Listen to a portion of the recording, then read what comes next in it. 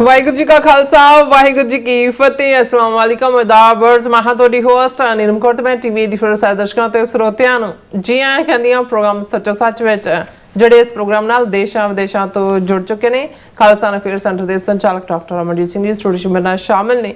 ਆਓ ਉਹਨਾਂ ਨਾਲ ਗੱਲਬਾਤ ਕਰਕੇ ਅੱਜ ਦਾ ਮਿਸ਼ਰਪੁਰ ਉਹਨਾਂ ਤੋਂ ਉਹਨਾਂ ਦਾ ਤਬਸਰਾ ਜਾਣਦੇ ਹਾਂ। ਜੀ ਡਾਕਟਰ ਸਾਹਿਬ ਵਾਹਿਗੁਰੂ ਜੀ ਕਾ ਖਾਲਸਾ ਵਾਹਿਗੁਰੂ ਜੀ ਕੀ ਫਤਿਹ। हाँ जी नीलम कौर जी ਤੁਹਾਨੂੰ ਵੀ ਤੇ ਦੁਨੀਆ ਭਰ ਚ ਬੈਠੇ ਸਾਡੇ ਬਹੁਤ ਹੀ ਪਿਆਰੇ ਸੋਹਣੇ ਸਿਆਣੇ ਸੁਨੱਖੇ ਟੀਵੀ 84 ਦੇ ਵਿਊਅਰਸ ਨੂੰ ਵੀ ਵਾਹਿਗੁਰੂ ਜੀ ਕਾ ਖਾਲਸਾ ਵਾਹਿਗੁਰੂ ਜੀ ਕੀ ਫਤਿਹ। ਸਾਡੇ ਬਹੁਤ ਹੀ ਪਿਆਰੇ ਮੁਸਲਮਾਨ ਭੈਣਾਂ ਭਰਾਵਾਂ ਨੂੰ ਅਸਲਾਮ ਅਲੈਕਮ। ਗੰਗਾ ਜਮਨੀ ਤਹਿਜ਼ੀਬ ਦੇ ਹਿੰਦੂ ਧਰਵੀਆਂ ਨੂੰ ਨਮੋ ਨਮੇ ਤੇ ਹੋਰ ਸਭ ਵੀਰਾਂ ਭੈਣਾਂ ਨੂੰ ਅਦਾਬਰਸ। ਜੀ ਡਾਕਟਰ ਸਾਹਿਬ ਜੀ ਆਇਆਂ ਨੂੰ ਪ੍ਰੋਗਰਾਮ ਸੱਚੋ ਸੱਚ ਵਿੱਚ ਬਹੁਤ ਧੰਨਵਾਦ। ਜੀ ਡਾਕਟਰ ਸਾਹਿਬ ਅੱਜ 18 ਮਈ 2026 4 ਜੇਠ ਨਾਨਕ ਸ਼ਾਹੀ ਸੰਮਤ 558 ਦਾ ਦਿਨ ਹੈ ਤੇ ਡਾਕਟਰ ਸਾਹਿਬ ਪ੍ਰੋਗਰਾਮ ਸ਼ੁਰੂ ਕਰਨ ਤੋਂ ਪਹਿਲਾਂ ਸਿਰਫ ਦਰਸ਼ਕਾਂ ਤੇ ਸਰੋਤਿਆਂ ਨੂੰ ਹਮੇਸ਼ਾ ਤਰ੍ਹਾਂ ਦੱਸੀ ਵਿਊਅਰਸ ਜੇ ਤੁਸੀਂ ਹੱਕ ਸੱਚ ਇਨਸਾਫ ਤੇ ਪੈਰਾ ਦਿੰਦਾ ਇੱਕੋ ਇੱਕ ਚੈਨਲ ਟੀਵੀ 84 ਨੂੰ ਦੇਖਣਾ ਚਾਹੁੰਦੇ ਹੋ ਤਾਂ ਤੁਸੀਂ ਦੇਖ ਸਕਦੇ ਸਪੈਕਟਰਮ ਕੇਬਲ ਆਰਸੀਐਨ ਕੇਬਲ ਬਰਫਨ ਕੈਨੇਡਾ roku ਚਾਤੂ ਬਾਕਸ ਸ਼ਾਵਾ ਫੇਸਬੁੱਕ ਟੀਵੀ 84 ਦੀ ਐਪ ਰਾਹੀਂ online streaming and IP box ਤੇ ਤੁਸੀਂ ਟੀਵੀ 84 ਨੂੰ ਦੇਖ ਸਕਦੇ ਹੋ। ਵਿਊਅਰਸ ਜੇ ਤੁਸੀਂ ਟੀਵੀ 84 ਨਾਲ ਜੋ ਪ੍ਰੋਗਰਾਮ ਸੱਚੋ ਸੱਚ ਨਾਲ ਫੇਸਬੁੱਕ ਰਾਹੀਂ ਜੁੜੇ ਹੋ ਤਾਂ ਇਸ ਨੂੰ ਵੱਧ ਲਾਈਕ ਕਰੋ ਤੇ ਸ਼ੇਅਰ ਕਰੋ ਅਤੇ ਨਾਲ ਹੀ ਸ਼ੇਅਰ ਠੋਕ ਤੇ ਸਬਸਕ੍ਰਾਈਬ ਵੀ ਕਰੋ। ਇਹ ਵੀ ਦੱਸ ਦੇ ਕਿ ਤੁਸੀਂ ਟੀਵੀ 84 ਦੀ ਐਪ ਨੂੰ ਐਂਡਰੋਇਡ ਐਂਡ ਐਪ ਸਟੋਰ ਤੇ ਡਾਊਨਲੋਡ ਕਰਕੇ ਜੋ ਟੀਵੀ 84 ਦੀ ਲਾਈਵ ਸਟ੍ਰੀਮ ਹੈ ਇਸ ਨੂੰ ਤੁਸੀਂ 24 ਆਵਰਸ ਦੇਖ ਸਕਦੇ ਹੋ। ਸੋ ਵਿਊਅਰਸ ਪ੍ਰੋਗਰਾਮ ਦੀ ਸ਼ੁਰੂਆਤ ਕਰਨ ਜਾ ਰਹੇ ਹਾਂ। ਇਸ ਵੀਕ ਦਾ ਪਹਿਲਾ ਪ੍ਰੋਗਰਾਮ ਕਰਨ ਜਾ ਰਹੇ ਹਾਂ ਔਰ ਆਸ ਕਰਦੇ ਹਾਂ ਜਿਹੜਾ ਤੁਹਾਡਾ ਵੀਕਐਂਡ ਹੈ ਉਹ ਬਹੁਤ ਹੀ ਵਧੀਆ ਗੁਜ਼ਰਿਆ ਹੋਏਗਾ। ਸੋ ਆਪਣੇ ਪ੍ਰੋਗਰਾਮ ਦੀ ਸ਼ੁਰੂਆਤ ਕਰਾਂਗੇ ਅੱਜ ਦੀ ਸਪਾਂਸਰਸ਼ਿਪ ਦੇ ਵਾਲੇ ਨਾਲ ਕਿ ਅੱਜ ਦੇ ਪ੍ਰੋਗਰਾਮ ਸੱਚੋ ਸੱਚ ਨੂੰ ਸਪਾਂਸਰ ਕੀਤਾ ਗਿਆ ਹੈ ਐਟਲਾਂਟਾ ਜੋਰਜੀਆ ਤੋਂ ਸਰਦਾਰ ਅਮਰਵੀਰ ਸਿੰਘ ਜੀ ਵੱਲੋਂ। ਸੋ ਇਹ ਟੀਵੀ 84 ਦੇ ਮੈਂਬਰ ਵੀ ਨੇ। ਸੋ ਇਹਨਾਂ ਨੇ ਕਾਫੀ ਸਮਾਂ ਜਿਹੜਾ ਟੀਵੀ 84 ਦੇ ਵਿੱਚ ਜਿਹੜਾ ਉਹਨਾਂ ਨੇ ਐਜ਼ ਏ ਹੋਸਟ ਸੇਵਾ ਨਿਭਾਈ ਹੈ ਔਰ ਜਦੋਂ ਮੈਂ ਗੈਰ ਹਾਜ਼ਰੀ ਮੇਰੀ ਹੁੰਦੀ ਸੀ ਤਾਂ ਉਹ ਹਾਜ਼ਰੀ ਲਵਾਉਂਦੇ ਸੀ। ਅੱਜ ਕੱਲ੍ਹ ਉਹ ਐਟਲਾਂਟਾ ਜੋਰਜੀਆ ਜਿਹੜੇ ਸ਼ਿਫਟ ਹੋ ਗਏ ਨੇ ਆਪਣੀ ਫੈਮਿਲੀ ਦੇ ਨਾਲ। ਸੋ ਵਾਹਿਗੁਰੂ ਕਰੇ ਉਹਨਾਂ ਨੂੰ ਚੜ੍ਹਦੀ ਕਲਾ ਪ੍ਰਮਾਤਮਾ ਬਖਸ਼ੇ। ਸੋ ਇਸੇ ਤਰ੍ਹਾਂ ਉਹ ਸਪਾਂਸਰ ਕਰਦੇ ਰਹਿਣ। ਸੋ ਅੱਜ ਦੀ ਸਪਾਂਸਰਸ਼ਿਪ ਲਈ ਅਸੀਂ ਸਰਦਾਰ ਅਮਰਵੀਰ ਸਿੰਘ ਜੀ ਦਾ ਤਹਿ ਦਿਲ ਤੋਂ ਧੰਨਵਾਦ ਕਰਦੇ ਹਾਂ ਔਰ ਤੁਹਾਨੂੰ ਵੀ ਅਪੀਲ ਤੇ ਬੇਨਤੀ ਕਰਦੇ ਹਾਂ ਤੁਸੀਂ ਪ੍ਰੋਗਰਾਮ ਸੱਚੋ ਸੱਚ ਨੂੰ ਵੱਧ ਤੋਂ ਵੱਧ ਸਪਾਂਸਰ ਕਰੋ। ਸਪਾਂਸਰਸ਼ਿਪ ਲਈ ਤੁਸੀਂ ਸਾਨੂੰ ਕਾਲ ਕਰ ਸਕਦੇ ਸਾਡੇ ਫੋਨ ਨੰਬਰ ਤੇ 5166195984 ਸੇਮ ਨੰਬਰ ਤੇ WhatsApp ਕਰ ਸਕਦੇ ਹੋ। ਤੁਸੀਂ ਸਾਨੂੰ ਈਮੇਲ ਵੀ ਕਰ ਸਕਦੇ info@tv84.tv ਤੇ। ਸੋ ਵਿਊਅਰਸ ਜਿਸ ਤਰ੍ਹਾਂ ਕਿ ਪੰਥ ਤੇਰੇ ਦੀਆਂ ਗੂੰਜਾਂ ਦਿਨੋਂ ਦਿਨ ਪੈਣਗੀਆਂ। ਸੋ ਨਿਊਯਰਸੀ ਦੇ ਕਾਰਟਰੇਟ ਸ਼ਹਿਰ ਵਿੱਚ ਸਿਟੀ ਹਾਲ ਦੇ ਬਾਹਰ ਅਮਰੀਕਨ ਅਤੇ ਨਿਊਯਰਸੀ ਦੇ ਝੰਡੇ ਦੇ ਨਾਲ ਜਿਹੜੇ ਸਿੱਖ ਨਿਸ਼ਾਨ ਸਾਹਿਬ ਜਿਹੜਾ ਚਲਾਇਆ ਗਿਆ ਔਰ ਕਾਰਟਰੇਟ ਸਿਟੀ ਦੇ ਮੇਅਰ ਅਤੇ ਬਹੁਤ ਸਾਰੇ ਕੌਂਸਲੇਟਾਂ ਦੇ ਨਾਲ ਜਿਹੜੇ ਆਪਣੇ ਹੈਗੇ ਨੇ ਅਸੈਂਬਲੀਮੈਨ ਸਟੇਟ ਦੇ ਸਪੀਕਰ ਵੀ ਇਸ ਮੌਕੇ ਤੇ ਜਿਹੜੇ ਮੌਜੂਦ ਹਨ ਸਨ। ਸੋ ਇਹ 18ਵਾਂ ਸਾਲ ਹੈ ਜਦੋਂ ਕਿ ਲਗਾਤਾਰਤਾ ਨਾਲ ਜਿਹੜਾ ਨਿਸ਼ਾਨ ਸਾਹਿਬ ਚਲਾਇਆ ਜਾਂਦਾ ਹੈ ਔਰ ਇਹ ਨਿਸ਼ਾਨ ਸਾਹਿਬ ਲਗਭਗ ਇੱਕ ਹਫ਼ਤਾ ਝੂਲਦਾ ਰਹੇਗਾ ਔਰ ਨਿਸ਼ਾਨ ਸਾਹਿਬ ਲਹਿਰਾਉਣ ਤੋਂ ਬਾਅਦ ਵੱਡੀ ਗਿਣਤੀ ਵਿੱਚ ਜਿਹੜੇ ਸਿੱਖ ਸੰਗਤਾਂ ਗੁਰੂ ਗ੍ਰੰਥ ਸਾਹਿਬ ਜੀ ਦੀ ਅਗਵਾਈ ਵਿੱਚ ਪਾਰਕ ਵਿੱਚ ਪਹੁੰਚੀਆਂ ਜਿੱਥੇ ਖੁੱਲੀ ਸਟੇਜ ਜਿਹੜੀ ਹੈ ਉਹ ਸਜੀ ਹੋਈ ਸੀ ਔਰ ਸਮੁੱਚੀ ਫਿਜ਼ਾ ਦੇ ਵਿੱਚ ਖਾਲਸਾਨ ਜ਼ਿੰਦਾਬਾਦ ਦੇ ਜਿਹੜੇ ਨਾਰੇ ਉਹ ਗੂੰਜਦੇ ਰਹੇ। ਸੋ ਯਾਦ ਰਹੇ ਕਾਰਟਰੇਟ ਜਿਹੜਾ ਸ਼ਹਿਰ ਹੈ ਇਹ ਵਿੱਚ ਲਗਭਗ 25% ਜਿਹੜੇ ਸਿੱਖਾਂ ਦੀ ਆਬਾਦੀ ਹੈ ਤੇ ਇਸ ਨੂੰ ਲਾੜ ਨਾਲ ਕਰਤਾਰਪੁਰ ਸਾਹਿਬ ਵੀ ਕਿਹਾ ਜਾਂਦਾ ਹੈ। ਸੋ ਇਸ ਬਾਰੇ ਆਪਾਂ ਗੱਲਬਾਤ ਕਰਨ ਜਾ ਰਹੇ ਹਾਂ। ਸੋ ਅਸੀਂ ਚਾਹਾਂਗੇ ਕਿ ਤੁਸੀਂ ਇਸੇ ਤਰ੍ਹਾਂ ਬਣੇ ਰਹਿਣਾ ਦੇਖਣ ਸੁਣਨ ਲਈ ਤੁਹਾਡਾ ਸਭ ਦਾ ਬਹੁਤ ਬਹੁਤ ਧੰਨਵਾਦ। ਜੀ ਡਾਕਟਰ ਸਾਹਿਬ ਕੀ ਵਿਚਾਰਾਂ ਨੇ?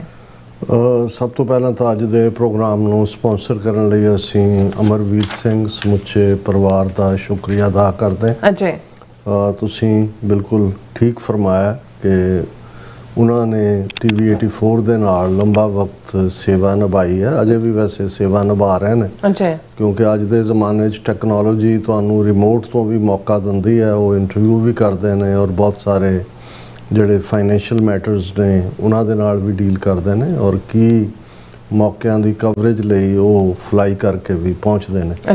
ਇਹ ਠੀਕ ਹੈ ਕਿ ਗ੍ਰਸਤੀ ਜੀਵਨ ਦੀਆਂ ਲੋੜਾਂ ਜਿਹੜੀਆਂ ਨੇ ਉਹ ਤੁਹਾਨੂੰ ਐਡੀਸ਼ਨਲ ਇਨਕਮ ਵੱਲ ਤੋਰਦੀਆਂ। ਅਸੀਂ ਬੜੇ ਸੀਮਤ ਸਾਧਨਾਂ ਦੇ ਨਾਲ ਤੁਸੀਂ ਸਾਰੇ ਜਿੰਨੇ ਸਾਡੀ ਟੀਮ ਦਾ ਮੈਂਬਰ ਹੋ ਬੜੇ ਲਿਮਟਿਡ ਬਜਟ ਦੇ ਨਾਲ ਹੀ ਜਿਹੜਾ ਤੁਸੀਂ ਸਾਰੇ ਸੇਵਾ ਕਰਦੇ ਹੋ ਤੇ ਜ਼ਾਹਰ ਹੈ ਕਿ ਜ਼ਿੰਦਗੀ ਦੇ ਵਿੱਚ ਜਿਉਂ-ਜਿਉਂ ਤੁਹਾਡਾ ਗ੍ਰਸਤੀ ਜੀਵਨ ਔਰ ਉਸ ਦਾ ਪਸਾਰਾ ਹੁੰਦਾ ਹੈ ਖਰਚਿਆਂ ਦੀ ਆਪਣੀ ਇੱਕ ਝੜੀ ਲੱਗਦੀ ਹੈ ਔਰ ਉਸ ਲਈ ਆਲਰੇਡੀ ਕਿਉਂਕਿ ਉਹਨਾਂ ਦੇ ਜਿਹੜੇ ਫਾਦਰ ਇਨ ਲਾ ਨੇ ਆਲਰੇਡੀ ਉਸ ਖਿੱਤੇ ਦੇ ਵਿੱਚ ਕਾਰੋਬਾਰੀ ਨੇ ਔਰ ਉਹਦੇ 'ਚ ਇਹਨਾਂ ਨੇ ਵੀ ਜਿਹੜਾ ਹੈ ਅਮਰਵੀਰ ਸਿੰਘ ਹੋਰਾਂ ਨੇ ਵੀ ਆਪਣਾ ਸਟੇਕ ਜਿਹੜਾ ਹੈ ਉਹ ਲਾਇਆ ਜਾਂ ਦਿੱਤਾ ਹੈ।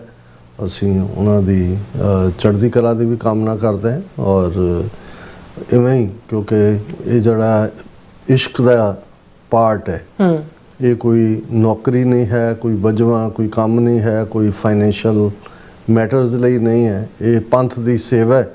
ਔਰ ਇਹ ਜਿੱਥੇ ਜਿੱਥੇ ਵੀ ਕੋਈ ਵੀ ਸਿੱਖ ਹੈ ਜਿਹੜੇ ਸਾਡੀ ਪੰਜਾਬ ਦੀ ਧਰਤੀ ਤੇ ਨੇ ਉਹਨਾਂ ਨੇ ਸ਼ਹੀਦੀਆਂ ਪਾਈਆਂ, ਅੱਜ ਵੀ ਕੋਈ ਜੇਲ੍ਹਾਂ 'ਚ ਬੰਦ ਨੇ, ਕੋਈ ਹੋਰ ਜਿਹੜੇ ਨੇ ਉਹ ਜ਼ਬਰ ਸਹਿ ਰਹੇ ਨੇ ਸਟੇਟ ਦਾ। ਬਾਹਰ ਬੈਠੇ ਸਿੱਖ ਦੋ ਤਰੀਕੇ ਦੇ ਨਾਲ ਹੀ ਜਿਹੜੇ ਨੇ ਉਹ ਆਪਣੀ ਮਦਦ ਕਰ ਸਕਦੇ ਨੇ। ਜ਼ਾਹਰ ਹੈ ਇੱਕ ਫਾਈਨੈਂਸ਼ੀਅਲ ਪਾਰਟ ਹੈ ਜਿਹੜੇ ਅਫੋਰਡ ਕਰ ਸਕਦੇ ਨੇ, ਦੂਸਰਾ ਸਾਡਾ ਇਹ ਕਹਿਣਾ ਹੁੰਦਾ ਹੈ ਕਿ ਭਾਈ ਜਿਹੜਾ ਹੋਰ ਕੁਛ ਨਹੀਂ ਕਰ ਸਕਦਾ ਘੱਟੋ ਘੱਟ 2 ਵੇਲੇ ਅਰਦਾਸ ਕਰੇ ਗੁਰੂ ਚਰਨਾਂ ਦੇ ਵਿੱਚ ਕਿ ਗੁਰੂ ਕੌਮ ਨੂੰ ਘਰ ਬਖਸ਼ੇ, ਰਾਜ ਭਾਗ ਬਖਸ਼ੇ, ਕੌਮੀ ਘਰ ਹੋਏ, ਅਸੀਂ ਵੀ ਜਲਾਵਤਨੀ ਤੋਂ ਵਾਪਸ ਆਪਣੇ ਵਤਨ ਪਰਤੀਏ। ਤੇ ਉਹਨਾਂ ਚੋਂ ਵੀ ਡਾਇਸਪੋਰਾ ਚੋਂ ਜਿਹੜੇ ਮੋਰ ਡੈਡੀਕੇਸ਼ਨ ਦੇ ਨਾਲ ਨੈਰੇਟਿਵ ਬਿਲਡਿੰਗ ਦੇ ਵਿੱਚ ਨੇ ਉਹ ਬੇਸ਼ੱਕ ਟੀਵੀ ਹੈ, ਰੇਡੀਓ ਹੈ, ਪ੍ਰਿੰਟ ਮੀਡੀਆ ਹੈ ਜਾਂ ਜਿਹੜੇ ਈਵਨ ਸੋਸ਼ਲ ਮੀਡੀਆ ਰਾਹੀਂ ਵੀ ਜਿਹੜੇ ਕ੍ਰੀਏਟਿਵ ਕੰਮ ਕਰਦੇ ਨੇ ਉਹਨਾਂ ਦੀਆਂ ਵੀ ਸੇਵਾਵਾਂ ਜਿਹੜੀਆਂ ਨੇ ਉਹ ਰਿਮਾਰਕੇਬਲ ਨੇ ਕਿਉਂਕਿ ਅੱਜ ਬਿਰਤਾਂਤ ਦਾ ਜ਼ਮਾਨਾ ਹੈ, ਨੈਰੇਟਿਵ ਦਾ ਜ਼ਮਾਨਾ ਹੈ ਔਰ ਲੜਾਈ ਜਿਹੜੀ ਹੈ ਉਹ ਇਨਫੈਕਟ ਨੈਰੇਟਿਵ ਦੀ ਜ਼ਿਆਦਾ ਹੈ। ਔਰ ਜ਼ਾਹਰ ਹੈ ਕਿ ਵੀ ਇਸ ਮਾਮਲੇ ਦੇ ਵਿੱਚ ਜਿੱਥੇ ਹਿੰਦੂ ਤਵੀਆਂ ਨੇ ਆਪਣੇ ਪੇਡ ਬੰਦੇ ਆਈਟੀ ਸੈਕਟਰ ਦੇ ਰੱਖੇ ਹੋਏ ਨੇ, ਉਹਨਾਂ ਨੇ ਜਿਹੜੇ ਵੱਡੇ ਪਲੇਟਫਾਰਮ ਨੇ ਇੰਸਟਾਗ੍ਰਾਮ, ਫੇਸਬੁੱਕ ਔਰ ਐਕਸ ਔਰ YouTube, ਇਹਨਾਂ ਸਾਰਿਆਂ ਦੇ ਉੱਤੇ ਵੀ ਕੰਟਰੋਲ ਕੀਤਾ ਹੋਇਆ with in India.